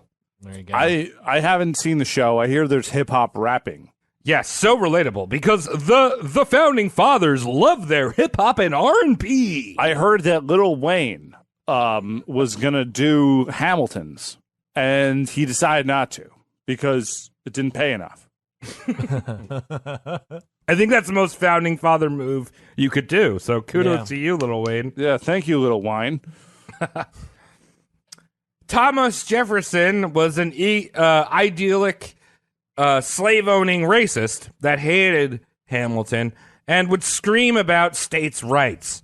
And now I say states' rights when we all know what that is code for. Libertarianism. No. Slaverous. Yeah, it's a slavery. And that was actually a complete shock to me because I always thought, I feel like a lot of people just throw off the founding fathers and the fact that they owned slaves as like, oh, they all own slaves. Yeah. But this whole idea of states' rights that became so pertinent in the Civil War was something that went back to the origin of our country. Where these people were saying, oh, states' rights. And it was basically like, we need to have slaves. See, and the I Northerners always- like, nah, slavery's wrong, and the rest of the world is laughing at us. See, okay, so my conception of it, probably wrong, but Mine has always been this idea of like states' rights equals get out of my room, Ma. To which, I don't know, that could be a good idea because if you're masturbating a lot, you might want your mom to not come in your room. Yeah, I can see that. I can see No, that. I understand the appeal of like libertarianism, but at the same time, like there's a big elephant in the room here. Well, and the fact that who are you fighting for? What are you actually Right. fighting for when you say that? right, yeah, like I get the whole idea of like stay out of my business, but then when you're like stay out of my business, and I also have like a small girl chained in my closet. Right. Like you might have two brothers, i.e. two states going stay in my room, Mom, and one of them is masturbating a lot, and the other one is beating a black child to death. Jesus Christ. So you might like that. That's a metaphor. I think that's a fair metaphor. that's where a it's good just like, metaphor. it's like, all right, well, maybe we should examine this overarching idea of get out of my room, Mom, because Mom's got to do something sometimes. Mom's got to step in sometimes. Yeah. So Washington would hold these cabinet meetings where basically it was to him mediating Hamilton and Jefferson, who were just screaming at each other. Oh, good. Yeah. Most of the times, even though Washington was a slave owner, he would side with Hamilton because Hamilton was the one that was tackling the most pressing issue of the nation, which was debt. Money is important. Like to Washington, slaves are important, but like money is even more important. And he just realized that like slaves are actually more costly than hired labor. So, Yeah, when you give people that illusion of like, oh, you have your freedoms, but you also have to pay rent to a guy who's just like your boss, who's paying you nothing. yeah. Like when you can convince people that they should pay rent like that, and then it becomes law. You know, it's it's like crazy. It's like your boss has a boss, and he takes out all his anger on you because he has to pay his boss. I feel like the I'm rent owner. I'm gonna retract a lot of things I said. Just you as the listener can just pretend I didn't say any of this because I feel like I'm getting preachy in a lot of ways, and I don't do good as preachy. So what I am gonna do is go, knock knock. Who's there? You are Travis. Continue the episode. Cody's just a straight up Vaporeon right now. He's blowing Stop it. clouds in the camera. Travis, Dude, If you could see Cody right now, he's doing like rings and then pushing like smoke through those rings. And then once they're through the ring, it forms into a large penis. and he's also wearing a new visor that he got. Yeah. It's I a hate cool you guys. visor. It's And got LEDs Oakleys. in it. Yeah, he's got Oakleys on. Professor Oakley's. Yes, he's got his Professor Oakleys while listening to his Vaporeon dubstep Wave. music. Vaporeon wave. So Thomas Jefferson was like, Hamilton is controlling this old man Washington like a puppet. And maybe Hamilton was. I mean, Washington didn't even really want to be president. He's like, whatever, Hamilton, you know what's going on. And Hamilton was getting everything he wanted. He got his national bank approved, and he did make a deal with Thomas Jefferson and James Madison. And it basically like, hey, if you give me the bank, you can pick the location of the permanent capital that we're going to call Federal City. That sounds horrible. Federal City? Sounds like something out of Akira, right? Like a fucking dystopian horror show. So TJ and Madison were like, all right, we're going to build our federal city in a slave state because that's important to us. We're going to build it in Virginia, right on the Potomac River. Just fuck Northerners. Yeah. Okay. Meanwhile, we've got some missing parts to the cabinet here. Secretary of War Henry Knox was out in the Ohio Territory committing complete genocide to the Native American people. That's not really a surprise to us, but for Washington fanboys, they go, oh, wait. Have you heard of Washington and the Cree people down in Georgia? Washington gave him their word that white farmers would not encroach on their land. Sure. Oh, his word. Good. Yeah. And the Cree were only kicked out by our past roast, Andrew Jackson. Yeah. But meanwhile, up in the western Pennsylvania and Ohio, men, women, and children were being slaughtered. We talked a little bit about this in the Anthony Wayne episode. If you want more detail, go back to that.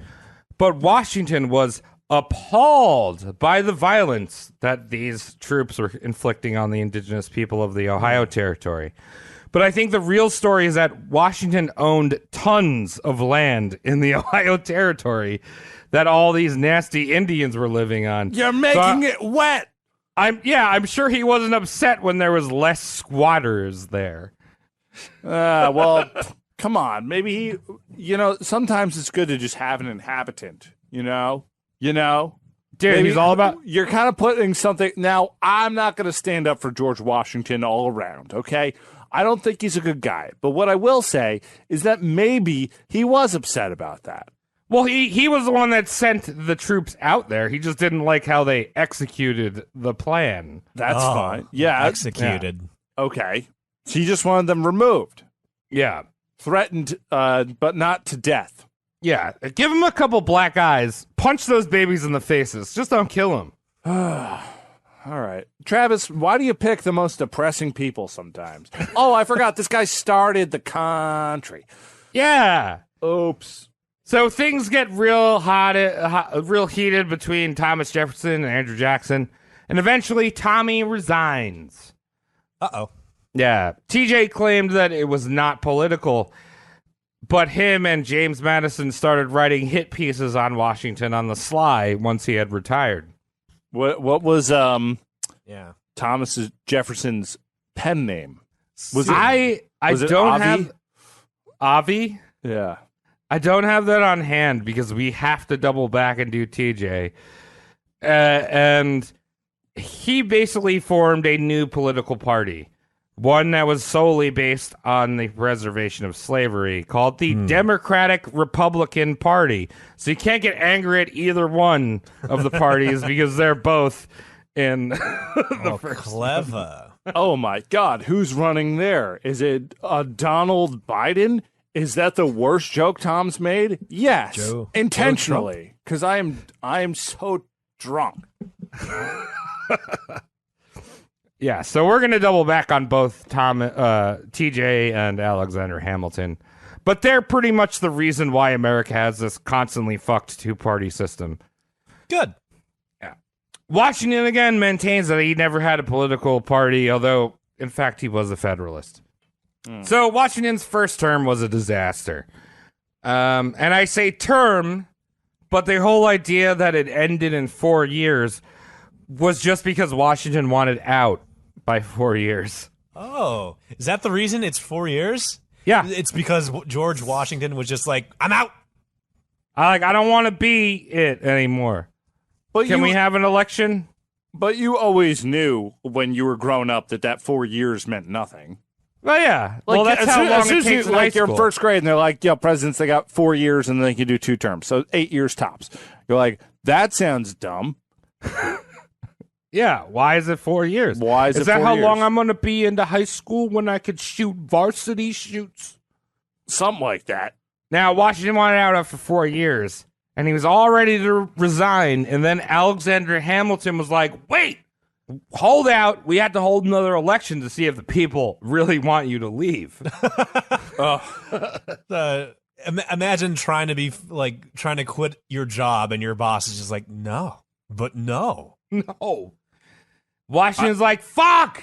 Fine. I'll fucking hold another goddamn election. And thus, the 4-year term was born, and then Washington was elected for a second term. He's just screaming at election night results like, God damn it!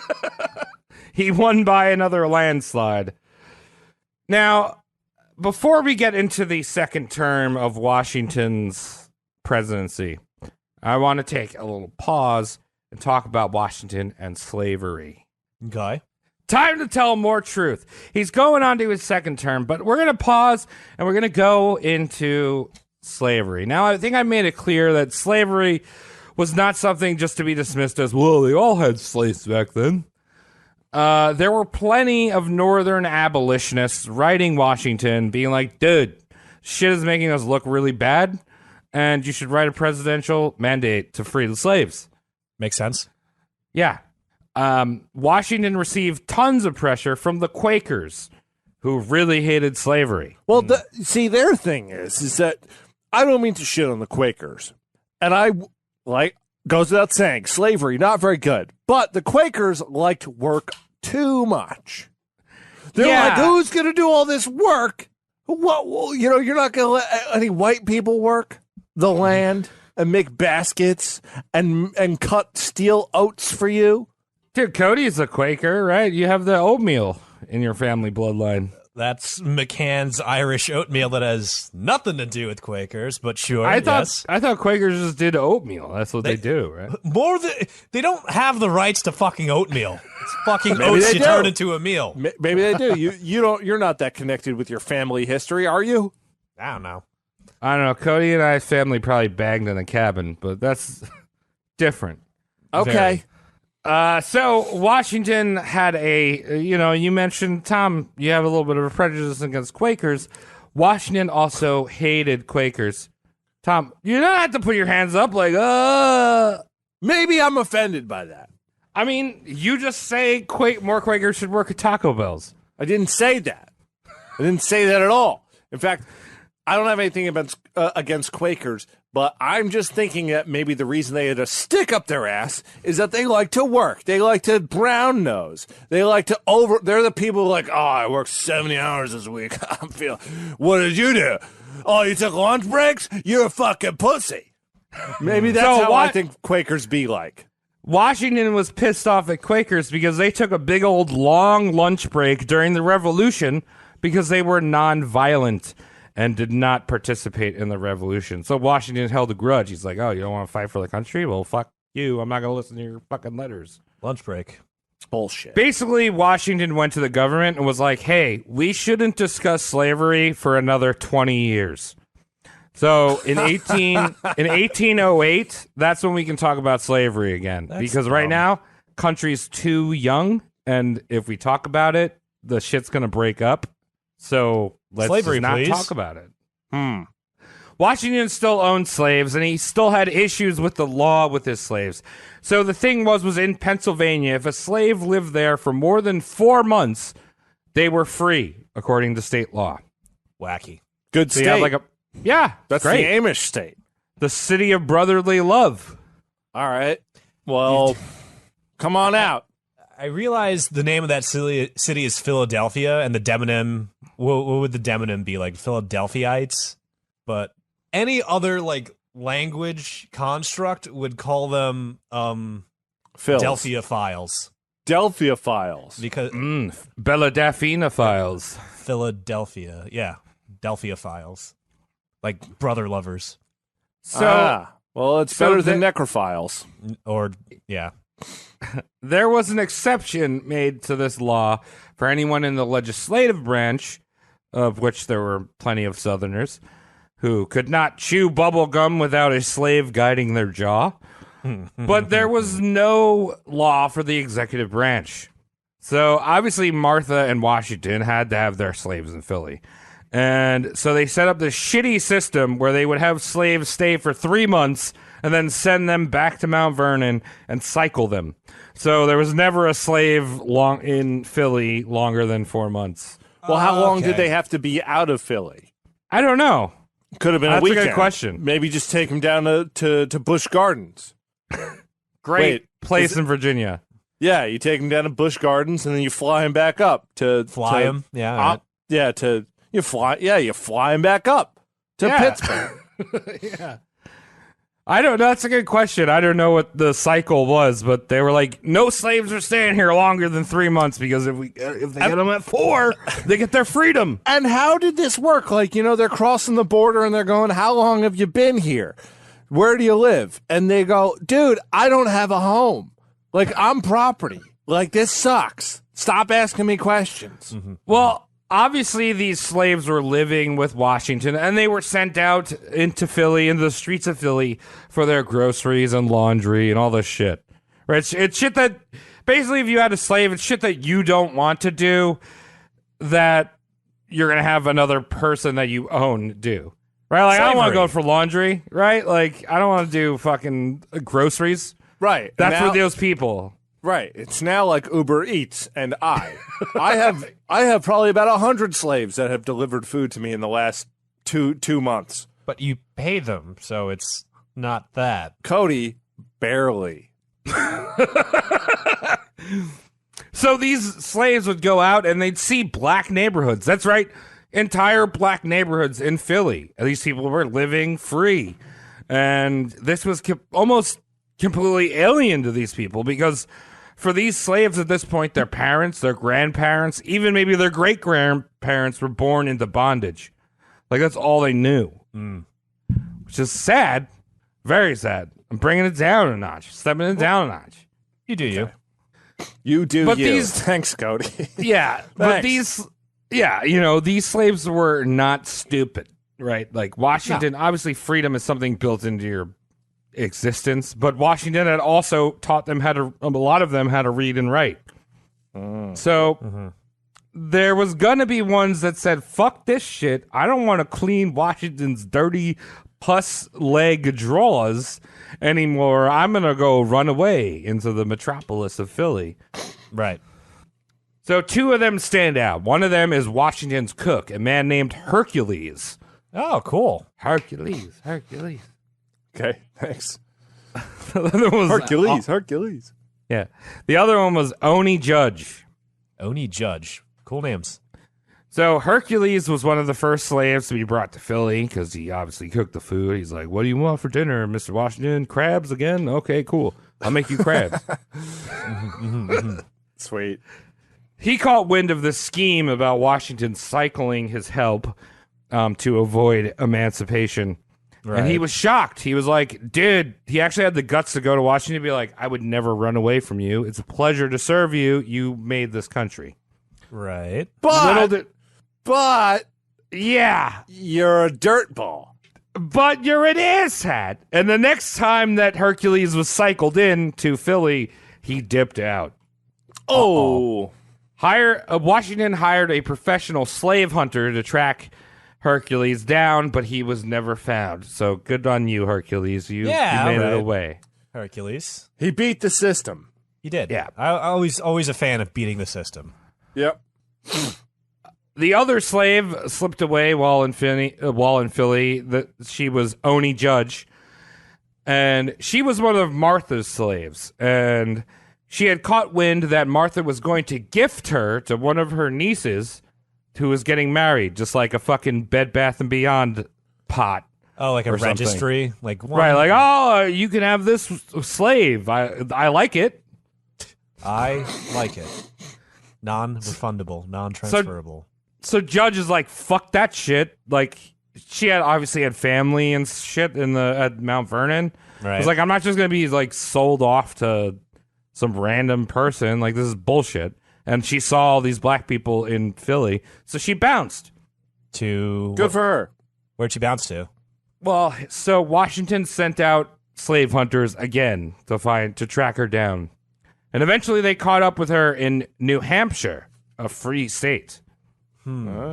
Now, this is before the Fugitive Slave Act was a thing, which was a terrible thing where it was like, if a slave escaped into the North, you have to send it back. Yeah. It's like extradition almost. Yeah. So this was before that. So all the slave hunter could do was just ask nicely if Judge would return back to slavery at Mount Vernon. See here now, there are people that appreciate you very much on Mount Vernon, and they'd much like to see you in person. So Right? Yeah. But like, That's- what's the balls of like, oh, you want to be enslaved again? No, sir. I'd rather not. Thank you. This Now, is bad. Yeah, Judge had the balls to tell this slave hunter. She's like, yo, I'll come back to Washington only if he gives me the promise that when he dies, he will free me. It's like, I'll fucking work for another 10 years. This guy's old, stupid, he's a dumbass. Like, I'll work for another 10 years as long as he frees me. That is something horrifying I just realized. Like, when your master dies, as a slave, when your master dies, you're willed off like some kind of inheritance. Imagine if you were a slave and you were okay with the guy who was, bossing you around. Let's use that term, bossing you around. Okay. And then he dies, and then all of a sudden you have Jared Kushner telling you what to do. And you're like, could you stop looking at me like that? And you can't even say it because he's got such beady eyes, and he's like telling you what to do with his mind. Like the movie Patrick from Australia.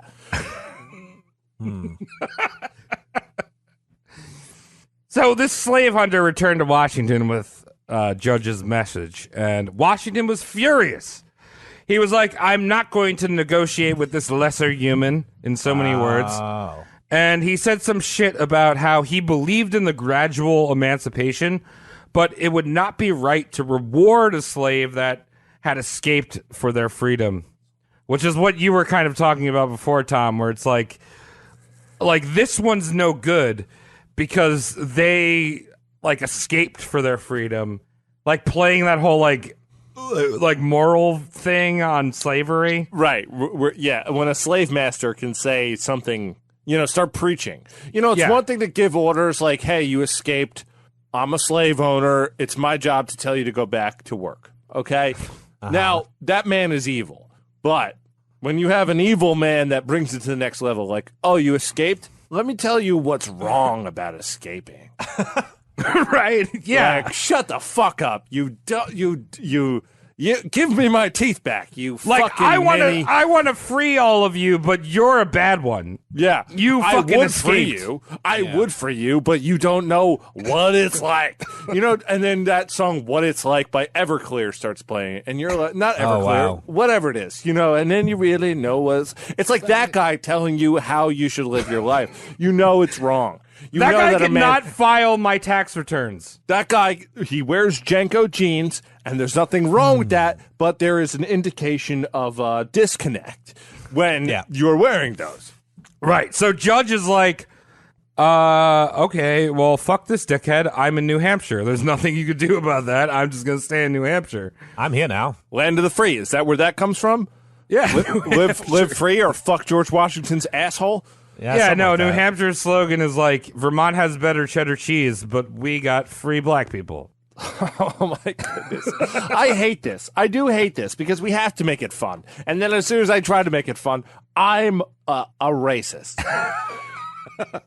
All right, so let's get back to Washington's second term. It started in 1793, and basically it was even more of a shit show than his first term. By the end of it, the public opinion had switched from the father, the ultimate father of America, to a man that was being burnt in effigies in the streets. Really? Yeah, that is shit they don't tell you about good old Washington in high school. Was that this guy, they literally fucking would make a little fuzzy mushroom tip head Washington and fucking burn him at the stake.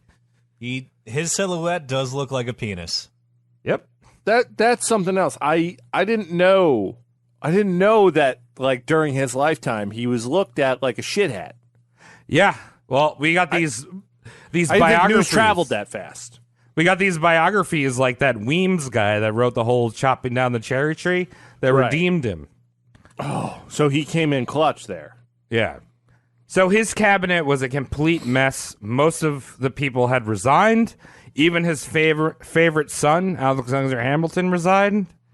This was honestly because Alexander Hamilton was a scumbag, and he realized it was a sinking ship and wanted to steer clear of the iceberg. Okay. Oh. Yeah. That's fine. So I'm going to talk about two real major disasters in Washington's second term. That was the Jay Treaty and the Whiskey Rebellion. I don't know What if you guys treaty? heard of either one of those. No. What treaty? The Jay Treaty. No, I haven't heard of either of those. So let's talk about the Jay Treaty. The whole, John Jay College in Manhattan, Yes. named after that guy. Okay. Very nice. So France had its revolution and then immediately went back into its old habit of fuck it, let's fight the British. Right. They didn't learn anything. We did it here.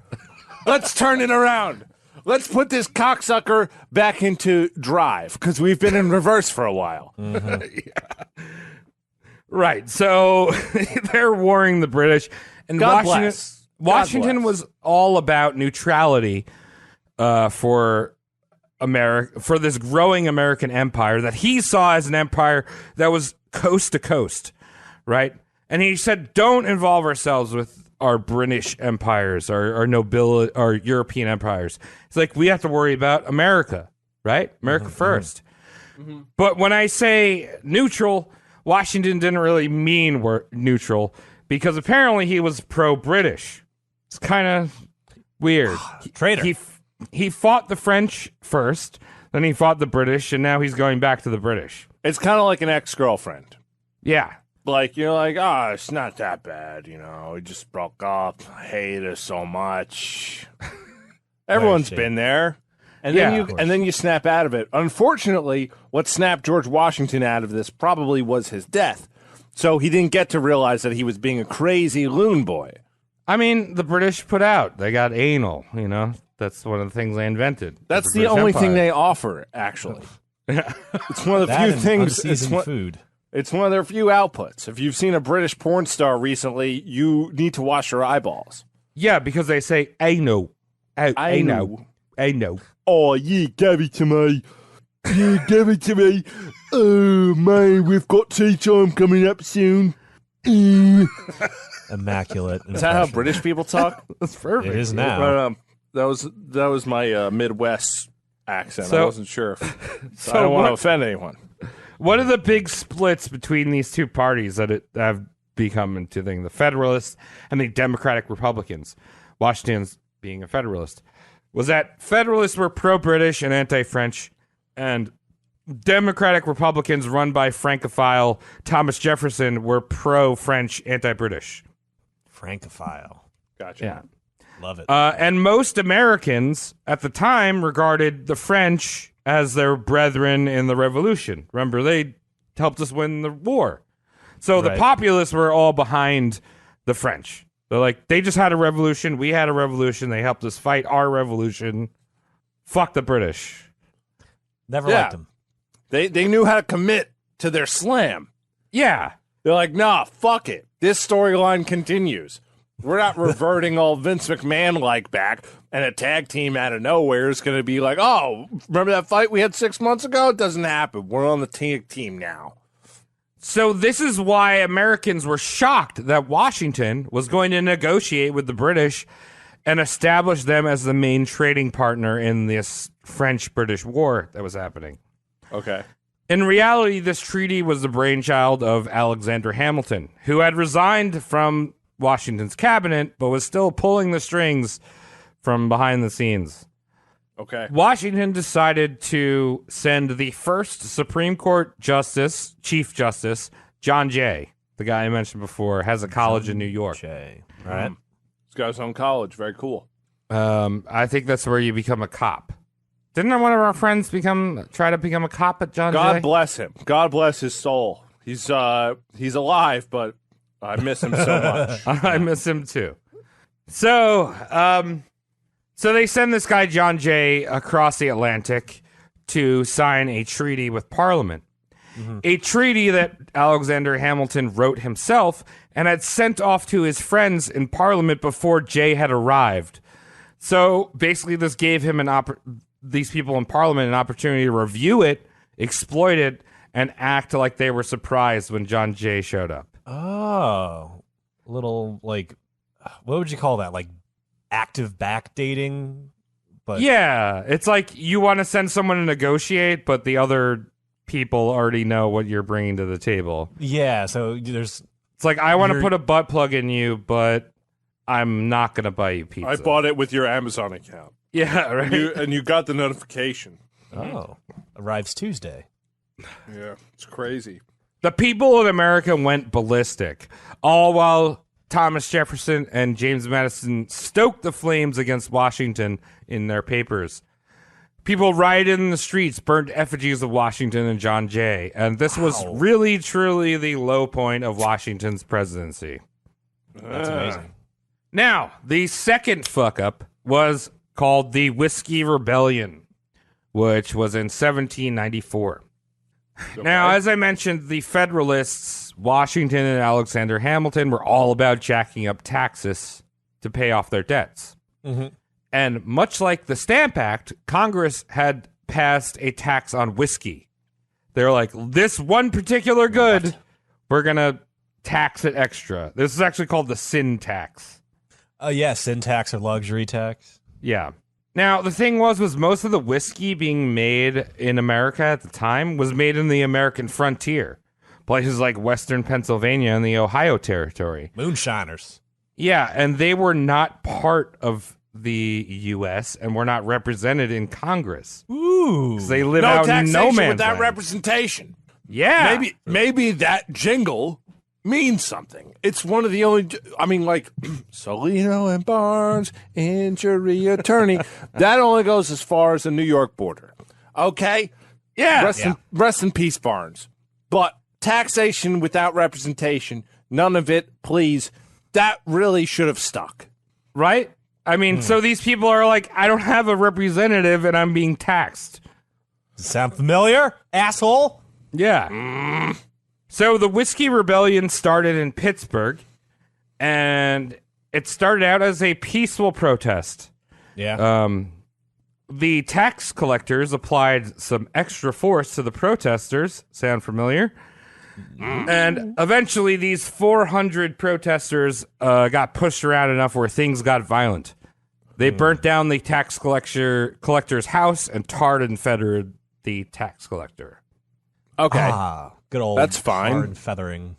Yeah. I Washington don't care. Washington heard about this unrest in his Ohio territory and was like, well, fuck this. We got to get the military involved. Also sounds familiar. Now, the rule in play at the time was that Congress had to give permission to Washington to deploy the army. Washington said, fuck that, and went around the Congress and the Constitution and mounted his horse and began leading an army towards Pittsburgh. What a dictator. This is the first time, the first and only time, an acting sitting president has led troops onto the field, and it was against its own people. Little I bet you hypocrite. there's a lot of presidents out there that would have loved to bring troops against his own people, historically speaking. While sitting on a tank. Yeah, sitting on it. Maybe have like a Pope mobile. And just kind of riding out there going, fuck you all. I know like, the you middle didn't vote fingers for me. going. I got the numbers. Washington, I guess, got cold feet because he never made it to Pittsburgh. I think he might have realized, like, oh, fuck, I just broke the law by rejecting the Constitution. But his army continued on his march and eventually reached Pittsburgh, where the rebellion was over. 2 men were charged with treason and hanged, and 150 rebels Washington personally pardoned. Wow, okay. All right. You were on my team. The whole time. Getting confusing. I don't care about George Washington. That's what I'm getting out of this. I He's don't a think he's a penis. nice man.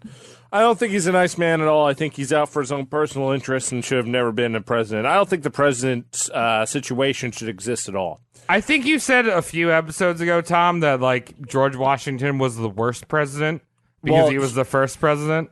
Yes. Yeah. I believe 100%, and you cannot, and you'll never change my mind that the executive branch should not exist. Yeah. I think it's a stupid thing. So stupid. Why would you give, because what it does is it creates, this ideology, not ideology, but this iconology behind one person. Yeah. And I don't like that. It's really disconcerting that people could put so much faith behind and not hold One accountable because they don't have anywhere else to go. You Right. know, like the fact that, think whatever you want about any president ever. It doesn't matter. It's not about applying shitting on anyone. But when you get people so riled up, like when you get a bunch of Trump people, when you get a bunch of people who really think that Obama's going to change things, do you remember that fucking shit? Yeah. When Obama got elected and people thought things were going to change, Change. they really they believed it. And it doesn't happen that way because the iconology is stronger than the ideology. And I'm going to stop preaching now. What I will say is that, Cody, Yeah. I saw you slapping your ass before. What is that about? That was for you. Oh, thank you. So I'm slapping in the mirror. Very hot. Straightening my back. You know, fucking laying down, your hands go down your pants. Make sure your ass is still squishy. Whatever. I was just making sure, Just want to make sure you're all right. So at this point, between the Whiskey Rebellion and the Jay Treaty, everyone hated Washington. Yay! Something that you never knew. Everyone fucking hated this guy. Americans hate Washington. Wow. Yeah, so he was like, all right, the 4 years are up. Please help me. I want to retire. Because honestly, all this shit was happening besides the time he perked up when these people were saying no taxation without representation. Right. Washington was mainly concerned about building the new capital on the Potomac River, which, as I mentioned in earlier episodes, he was certain that river went to California. He has such a big heart-on for a body of water, and I don't understand it. Yeah, so he's there figuring out architects for how to build this federal city, and little did he know after he died it would be named Washington D.C. But he's not doing shit. He's just fucking hanging out. He's yelling at people. Everyone hates him. And of course, after these 4 years are up, and he's like, I just want to quit. Please let me quit. I hate this job. So he turns to Alexander Hamilton once again, who's living in New York. And he's like, hey, I just wrote this draft for my farewell address. Can you edit it? Edit it. Can you do the hard part? I put together some Post-it notes. They're all over the place. I put them in a Ziploc bag. And I was hoping that you'd make me sound betterer with your writing. Cody, you've actually done that for me several times. I love doing it, actually. I'll say thanks again. Thanks for getting me anywhere in life. I like helping my friends.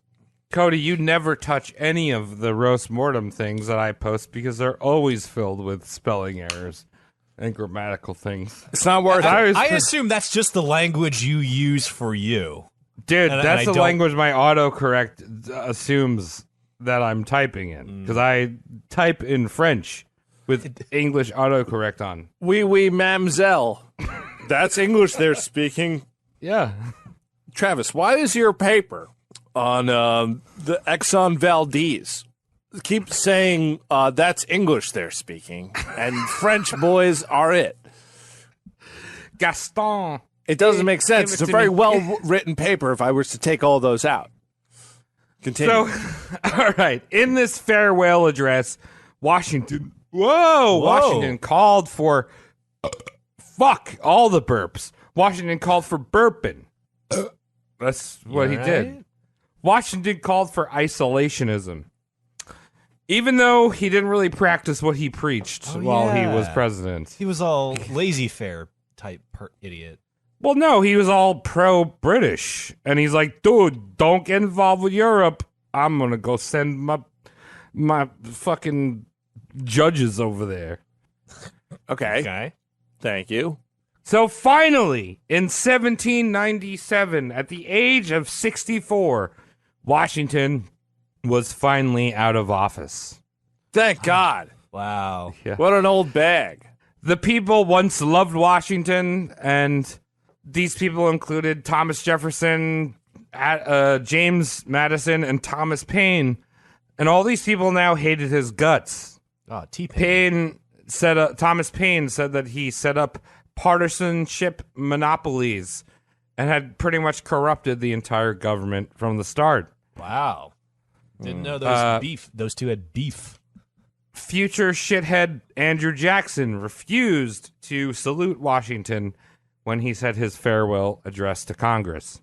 Okay, he's got standards. Well, I mean, they're all bad. They're all bad. There's no standards. You're right. Yeah.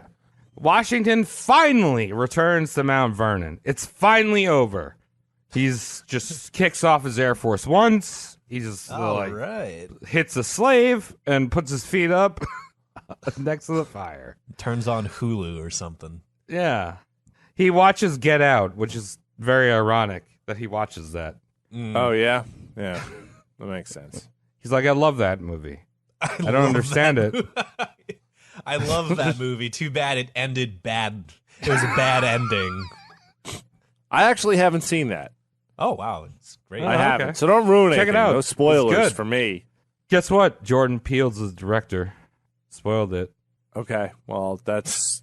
You didn't tell me that. Now it's a comedy, I know. Anyway, he pulls his dentures out. He's sitting at this fire. All of a sudden, his phone blows up. Yeah. And it was Alexander Hamilton again.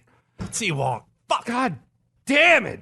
So, the second president of the United States, Washington's VP, John Adams, had entered something called the half-war or quasi-war or the XYZ affair. It's the something fuck that is we don't this? really talk about. What is a lot. this? So basically, it was something that Washington started. John Adams was scared that the pro-French people of the U.S. were going to rise up and rebel against the centralized government. So they needed to raise an army and be ready. And of course, there's only one person that can do that in America, and that's George Washington, 64 years old. Get that old guy out here. He's going to lead us. It's so funny because it's like that one group project you all had, and like there's only one person that like even remotely has an idea what to do, and everyone just keeps asking that guy, "What do now?" And Well, he's look, so now. pissed. The Yeah. three of us, we've all worked in production. We've all been there when it's just like, okay, here's the project. Here's what the client wants. I'm sure a lot of listeners understand this. Here's what the client wants. Okay, delivered. Wow, what a long day of work. Can't wait to go watch some sci-fi movies and eat McDonald's. As soon as you order the McDonald's, email comes in. Oh, we asked you to do it wrong. Please help us again. That's his life. That's fucking Yes. too real. Yeah. Actually, that's And you gotta too work, real. and you work until 1 o'clock in the morning because the client didn't know how to write a fucking email. And the guy client- who wrote it to you makes 3 times as much money as you. So you just want, yeah. you want to, no joke, murder this person because of everything they stand for. So Tom, you're working audio, but for anyone that works in visual like Cody and I just want to say one word: kerning. Fuck that word. Kerning. Everyone has a fucking thing about kerning. Anyway, some people might have laughed. Tom, you just use your ears. I just used them. I did. Guilty. But I would kill that person sometimes. Yeah. Anyway, So, continue. all right. So they're like, we need to raise an army. We got to turn to G-Dub, our boy G-Dub. Dub. And Washington was like, all right, here's the thing. I'll go to... Him just doing like the sinus pinch. Yeah, Here's the thing. Here's the thing. I will go and train your army for 5 weeks. But then Alexander Hamilton, he's taking command. So once again, at 65 years old, Washington joins the army. Keep in mind, this is the 1780s. If you were 90s. 1790s. How old is he now? 64? 65. 65. That's like being 150 back then. In Washington That's like, years. why are you talking to me? Why do you think I can communicate with you? I have several Alzheimer's brains shoved into one of mine. Okay, Well, I have a slave's brain in my head right now that I also gave Alzheimer's because that's the life I live. It's all going down. So one of the reasons why Washington was so fatalistic, and I didn't write this in the script, was most of the men in his family died before 50. So he's 65, and he's like, dude, I'm so dead, right? He's basically undead at this point. You know why I moved down south? It's because when the leaves fall up north, they scare me. I thought you were going to Please say. let me die of malaria. I see the wind and an orangey green leaf fall off a tree, and I think to myself, "Oh, it's coming! The spooky time!" Because Halloween was just around the corner, and also trees can be scary. So, boys, ask me the biggest question that has been asked on the show so far, because this is 3 parts. I don't think I asked a single question. I just talked and preached. Travis, you know the most asked question on the show is "How's your week?" Because that's asked 3 or 4 times every episode. Bingo. That's true. Well, fuck Mike. He's not on the show anymore. Oh, yeah, fuck he him. joined. He's on a show called "I'm a Kickflipper Boy." Hashtag Z Nation. Hashtag Bella Daphne suck my tits. So, Travis, how did GW die? How did GW die? Okay, it's long-winded, just like this episode. Great. It's 3 episodes. Thanks for spreading it out. 3 episodes. So as we all know, this army that George was training never got deployed, and Washington returned back to Mount Vernon in the fall of 1799. So as we mentioned, Washington was a fatalist, and he knew he was going to die soon. So he had his secretary, Tobias Lear, start working on his biography, because when you're rich, you start on your biography early. Sometimes if they finish it, then you just pen your name and say it's autobiography. You know, as I look through the biographies to buy on Amazon or, thrift books or whatever, there are too many people still alive who have memoirs. Like, yeah. I don't want to read any book about anyone who isn't dead. If you're not dead, your story's not over. Don't care about you. Okay? I mean, it's fine if you use the term memoir, in my opinion. When you say autobiography, when you say autobiography, that's totally different. Yeah, like but a memoir should be sent to a lawyer and only opened after you're dead. Right. So Keith Richards has probably written like 3 autobiographies. He's probably dozed off while 3 ghost authors were writing his autobiography. Well, right. Here's the thing: is he was doing the Washington move where he's like, "Let's write a biography because I know I'm going to die soon." Right. And he just didn't die. So you got to add that auto in there. You know what, dude? Keith Richards, he's basically dead because mumble rap happened. And Post Malone came out. So no one cares anymore. My dad loves Post Malone. He says it to me all the time. I used to listen to bands like The Who and U2. Wait, your dad likes Post Malone? He only listens to Post Malone now. He doesn't even know about the things that he used to cherish. Now it's Young Thug and Young Xanax. And that is hilarious because I know your dad is a U2 man. No, I don't actually know what he listens to. But from the perspective of rock and roll history, I could imagine a guy who is like, I'm on the fringe of society, all of a sudden going, where did society go too wrong? Like Keith Richards. How is this? How are we alive right now? Okay. All right. So he's fatalistic, and he's like, Tobias Lear, start writing my biography. It's coming. Start writing. It's coming. It's coming. He actually rewrites his will. He writes a new will. And then we'll talk about this will in the postmortem, because we do have a postmortem. It's been a long, long show. It's been a long show. Okay. Very cool. I agree.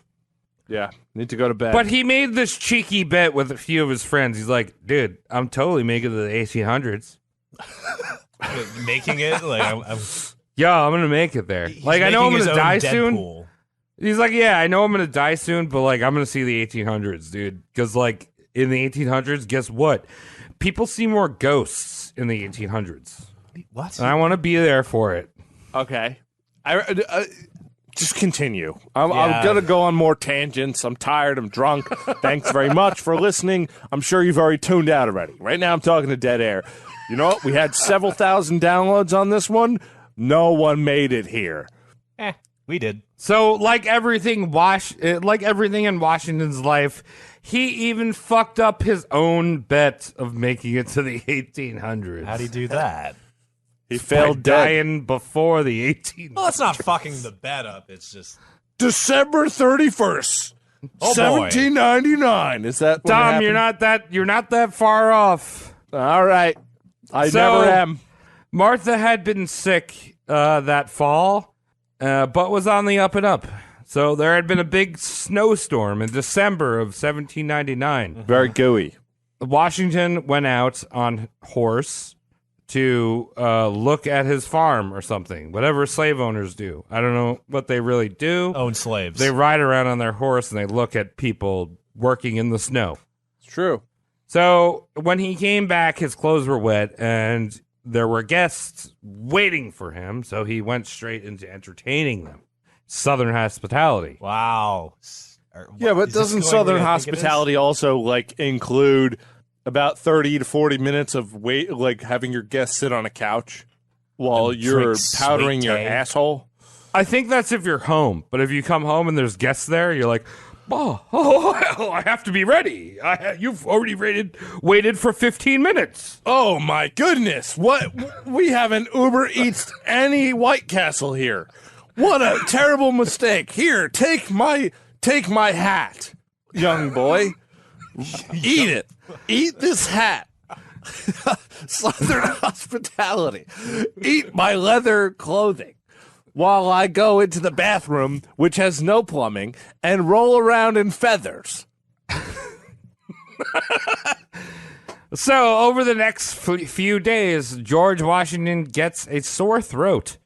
But somehow he decided to go out and fell some trees. He's like, I don't know, got a fucking sore throat, fucking chop down some trees. Oh my God. Cherry tree? Are we going full circle? He died he the way might- he lived. Yeah, I think he might have chopped down Cherry Boy.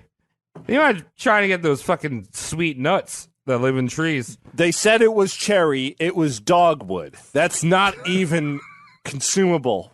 Shout out to Not for Human Consumption. That's not even for them. The sore throat got worse and worse until George Washington could barely breathe or swallow. At this point, Tobias Lear called the doctor. He's like, dude, you need to get fucking someone to look at your throat, bro. Thank God, That's it. Tobias Lear. Just look. Just look. Tobias is there for him. He's a bud. Are you saying you can't breathe or swallow? Did you try removing the dick from your mouth? Just kidding. I see there's no dick in your mouth. Well, there's a slave's dick in your mouth, but they don't count as a person because this They is count the as South. 3/5 of a person. God damn it. I was hoping we wouldn't bring that up. We're at the end of the episode. We're done with that. Okay. I did it. So You did it. You did it. So Washington calls his quackpot Virginian doctor, who does what? What do you think he does to Mr. G Dub? He throws him off of a ladder. Bloodletting. Yeah, Cody. Hell yeah. He does bloodletting. A lot of bloodletting. There's no such thing as too much bloodletting, the Travis. the dude saps out 5 pints of blood from Washington. Okay. let's unpack that just one quick sec. Do we? Because you know a pint back then, they just put it in a glass. They were like, that's a pint, right? It was, yeah. It was probably the English old 20 ounce or whatever it is. Those are and bigger you know pints. the overspray. You know, it's just like their hands are all dirty and, filled one up. As it does, like, you know when you're Yeah. pouring a beer for the first time and you get some on your hands and stuff Yeah, like that. froth. It's all over the place. We're just pouring out. We got 5 pints. They let- Probably they- closer to 7 is my They point. let the head settle and then fill the pint glass back up with his blood. Right. As opposed to that, they just let the head overflow until it was a nice ratio, which doesn't exist. He's dying now. On top of all that, throwback to the last person we roast, this quackpot doctor decides to use our old friend Spanish Fly to blister George Washington's throat. So I'm guessing on top of these blisters on his throat, George Washington was really fucking horny. Oh, wooden teeth and wooden penis. Well, the thighs are still working. They're creamy. Tobias sees what's going on. He's like, dude, we need to call other doctors. So he calls 2 more doctors. We don't even need 1 more doctor. We need 2 more doctors. This was the first president of the United States. This is the We need president. more doctors. We need a real doctor. We don't need one of these theater doctors that once worked in the Dr. Jekyll, Mr. Hyde restaurant in Times Square. We need a real one. Yeah. So these 2 other doctors show up and they're like, what the fuck is this dude doing? There's blood everywhere. He's fucking hard and he's got blisters on his throat. He's got So, giant but they are- thighs but like they- a Resident Evil monster. Yeah, but they're still old-timey-wimey doctors. So, like, You know what this guy needs? Fucking laxatives. Oh, yeah. So we've got George Washington, rock hard, shitting his brains out, 5 pints of blood all over the floor. This is this fucking stuff of nightmares here. No. Stuff of He had comedy. a cold. He could have just went to bed. He could Yeah. have just went to bed for a while. Had he not go fell some trees and just go, I need to go to bed. Maybe I drink a little Gatorade. Okay. I'll imagine that's how George Washington spoke from now You on. saltines. And we're ending the episode. It's a little late, but I'm going to talk like this. Okay. Cody, Yeah. so what do you think this guy had? You're our doctor. You're Asian. It just sounds like he fucking had pneumonia. It's literally every time somebody dies from the sniffles, it's just pneumonia. So it just seems like malpractice because of boner, bloodletting, and fucking poop himself. So he had something called epiglottitis.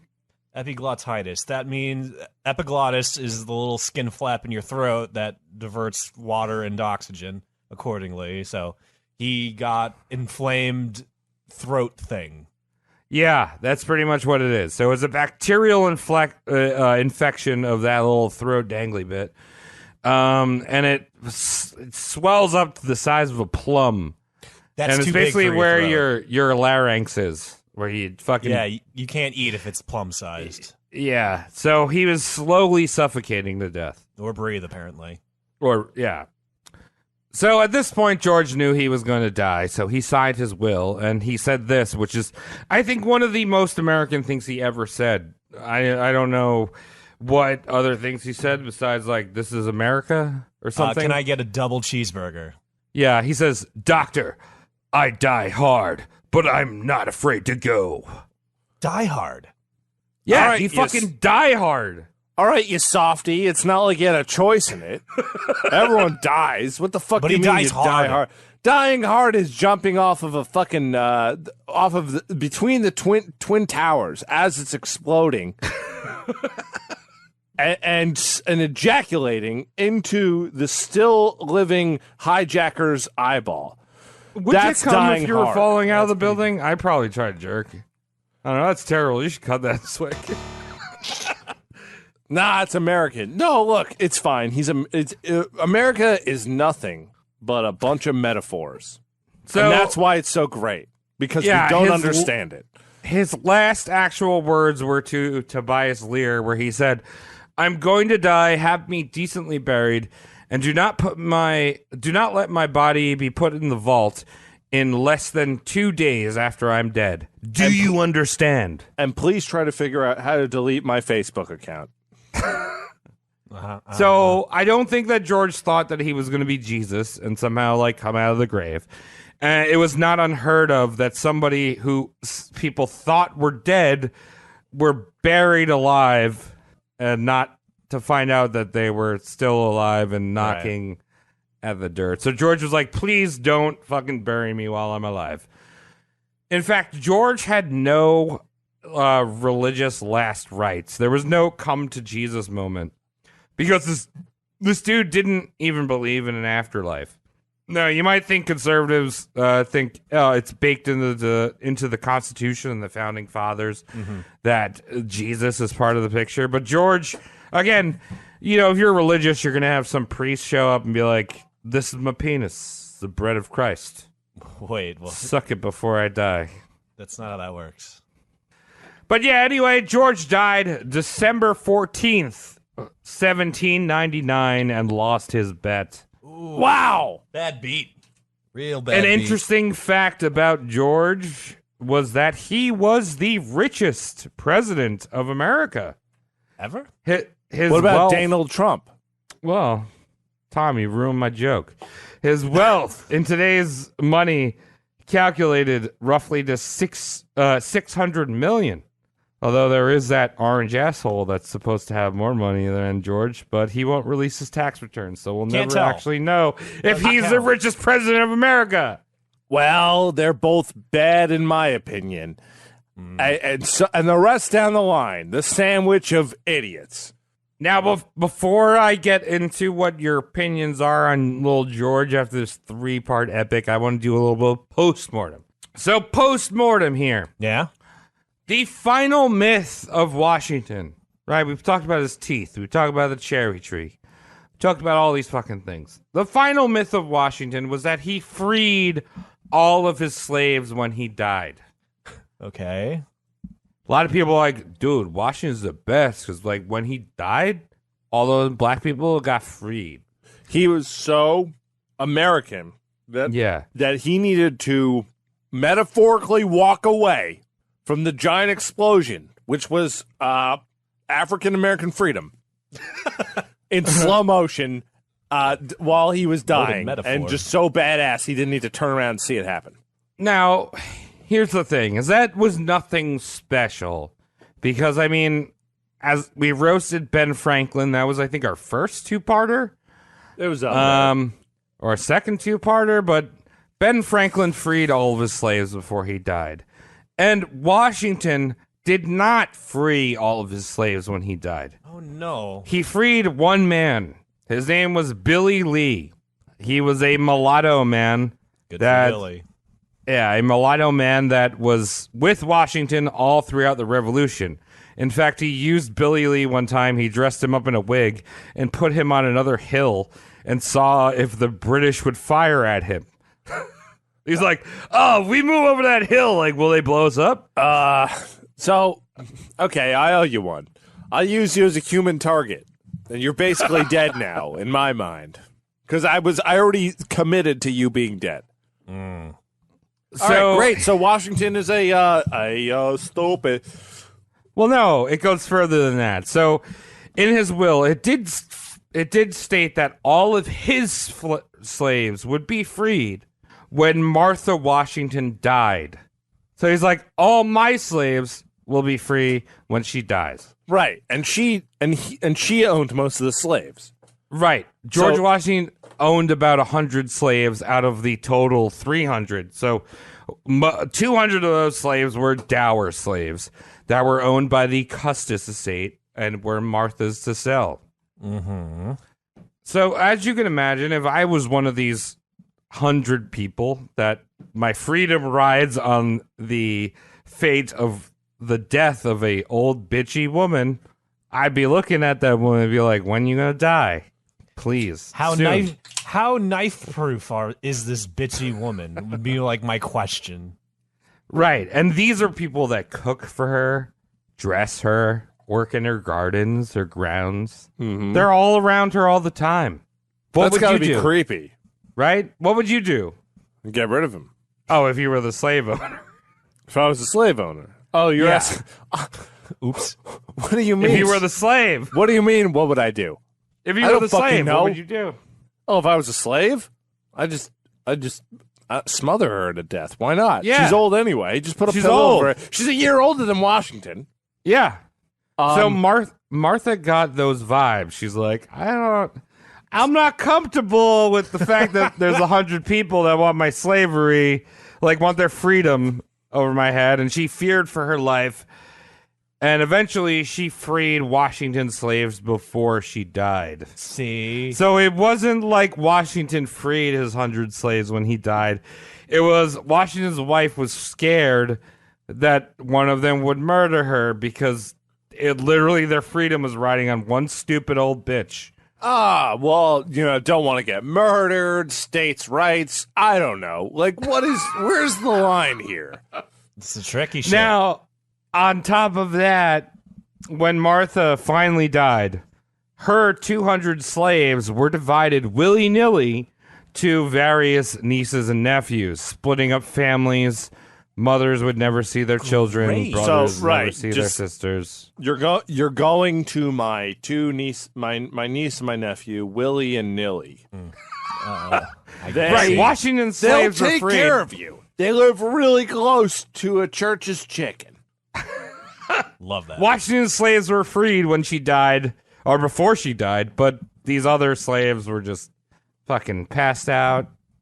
Whatever. And that, my friends, Wow. is George Washington. What do you guys think about this dick? He's our first president of the United Would you push him up the stairs? States. Yeah. Do I push him up the stairs? I'd push him All up right. the stairs. How many flights of Tom. stairs would you push him up? Me, I'll push him up all the stairs. You know why? Because I hate presidents. I already said that probably about 7 times over the course of this last 3 fucking episodes.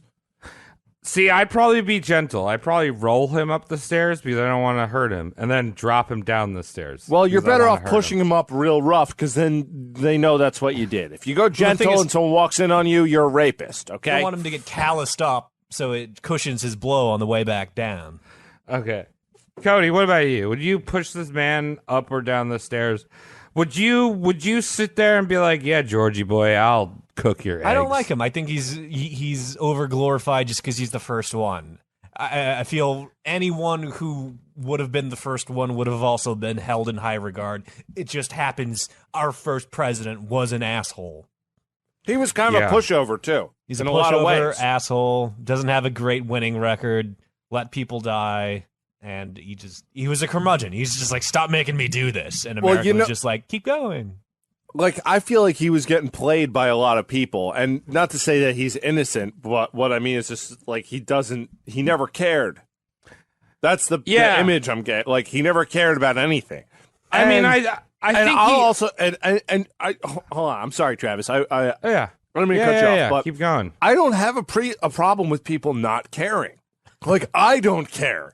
But I also wouldn't put myself in that situation. Like, I'm removing myself here because just going to be stupid. This is all going to be terrible. Don't care. So I think from the 2 main sources I used were Joseph J. Ellis and his book, His Excellency, and Alexis Coe from You'll Never Forget the First. I love that title. And I used a few other sources, but I think the perspective I got of this guy was that he didn't care, but he also cared so fucking much. Like, he cared a lot about his, like, reputation. And, like, the reason why he didn't want to become president was because he's like, hey, I just ended this war. I beat the British. And then he gets pushed. He gets muscled. Like, it's like right. He gets muscled into a power. Like, he's the best for the job on paper. So everyone goes, let's do it. Let's get him involved. Yeah. But he's just looking to die. Yeah. He's just He's looking like, I to already play did golf it. and die. He's Tom Brady. He's like, I already did this shit. I don't want to do anymore. I'm done. So, like, just let me have my slaves and die, like, vaguely talking about emancipation in 20 years. I think that, okay, overall, this is one of the more tame episodes when it comes to hot takes. Because I feel a lot of people feel the way we do about how stupid this whole, like, it's George Washington, dollar. Who cares? We know it's a setup. Everyone hates America right now, especially Americans. And here we are. You know, this is not a good layup. This is the guy. This is one of the guys who, like, iconology. He is the one who was like, we're gonna play a basketball game like this. And well, I think that a lot of people hate America right now, but they don't know the context of the revolution. it's not America. It's the governing body. Yeah. It's not. America's got a lot of great things, like syrup And roast mortem. Right, like roast mortem and syrup and children playing clarinets. But what it doesn't have is a governing body that people trust. Yeah. So we're waiting for the Jeffrey Epstein of the revolution, who we'll find. We will find. We're going to get him. Wow. We're going to get him. Might be Alexander Hamilton. I don't know. I haven't done my research on him yet. All right, guys. Well, Travis, thank you very much for writing this. I have been eating French fries from McDonald's because I'm celebrating America in general. Yeah. I have a burrito waiting because I love my heritage of American. Good. Cody, what are you eating after this? Dumplings and a burrito. So Also, Jack in the heritage, Scottish burrito, Irish dumplings. Okay. With that said, thank you very much for listening to Roast Mortem coverage. That's the part 3 of George Washington. Yeah. What a disappointment. But I hope we had fun. Yeah, dog. I loved researching this boy. Yeah. Man, Let us know if you like the 3-part thing. Yeah. I don't know. If you Right. don't like it, maybe we won't do 3-parters. so I believe next episode we're going to be going a little more modern day. If you're not into if you're tired of your history, we're going to do something a little more Hollywood next time around, okay? Ooh, fancy. Oh, capiche? Good. So you gonna go for coffee, dog? Well, look, I just started research on a gentleman. You guys are going to be very excited because everyone knows who he is. But without giving anything away, just thanks for listening. And we look forward to you tuning in next time. Thanks for listening. Check out roastmurder.com where you could see our data. I have very important data on the website. I also have, we have our merch. You could buy shirts and dicks. Hats. Yeah. I want to set up a deal with Bad Dragon. We should have some form of like usable cock on our merch store, and not to say that we're getting everyone horny, not to say that all the guys are hard, all the gals out there are super wet or whatever. But we talk about it enough where maybe it should be entertained. See, but I think the dildo / fleshlight should have nails or tacks on the inside. Shut up, gross. No. Don't say it ever again. Okay, thanks very much. Patreon.com/roastmortemcast. If you love what you're hearing, if you like what you're hearing, if you dislike what you're hearing, If you show have us extra with your wallet. money. Yeah. I promise you, we'll feed a lot more kids than Alyssa Milano. Okay. Wow. Goodbye, everyone. Yeah, let's leave on that. Bye. Thank you, Guess Shane. what? Here's the biggest tip of these 3 episodes. If you fold George Washington on a dollar bill into 3s, you could make mushroom. I thought the biggest tip was just don't use human teeth of slaves for your fucking dentures. That's what that's my takeaway. That's the tip. Cody. That's the tip. I No, double Cody. down on Cody's tip. Please don't do that. Thank you. Dude, heads is mushrooms. Thank you, Shane.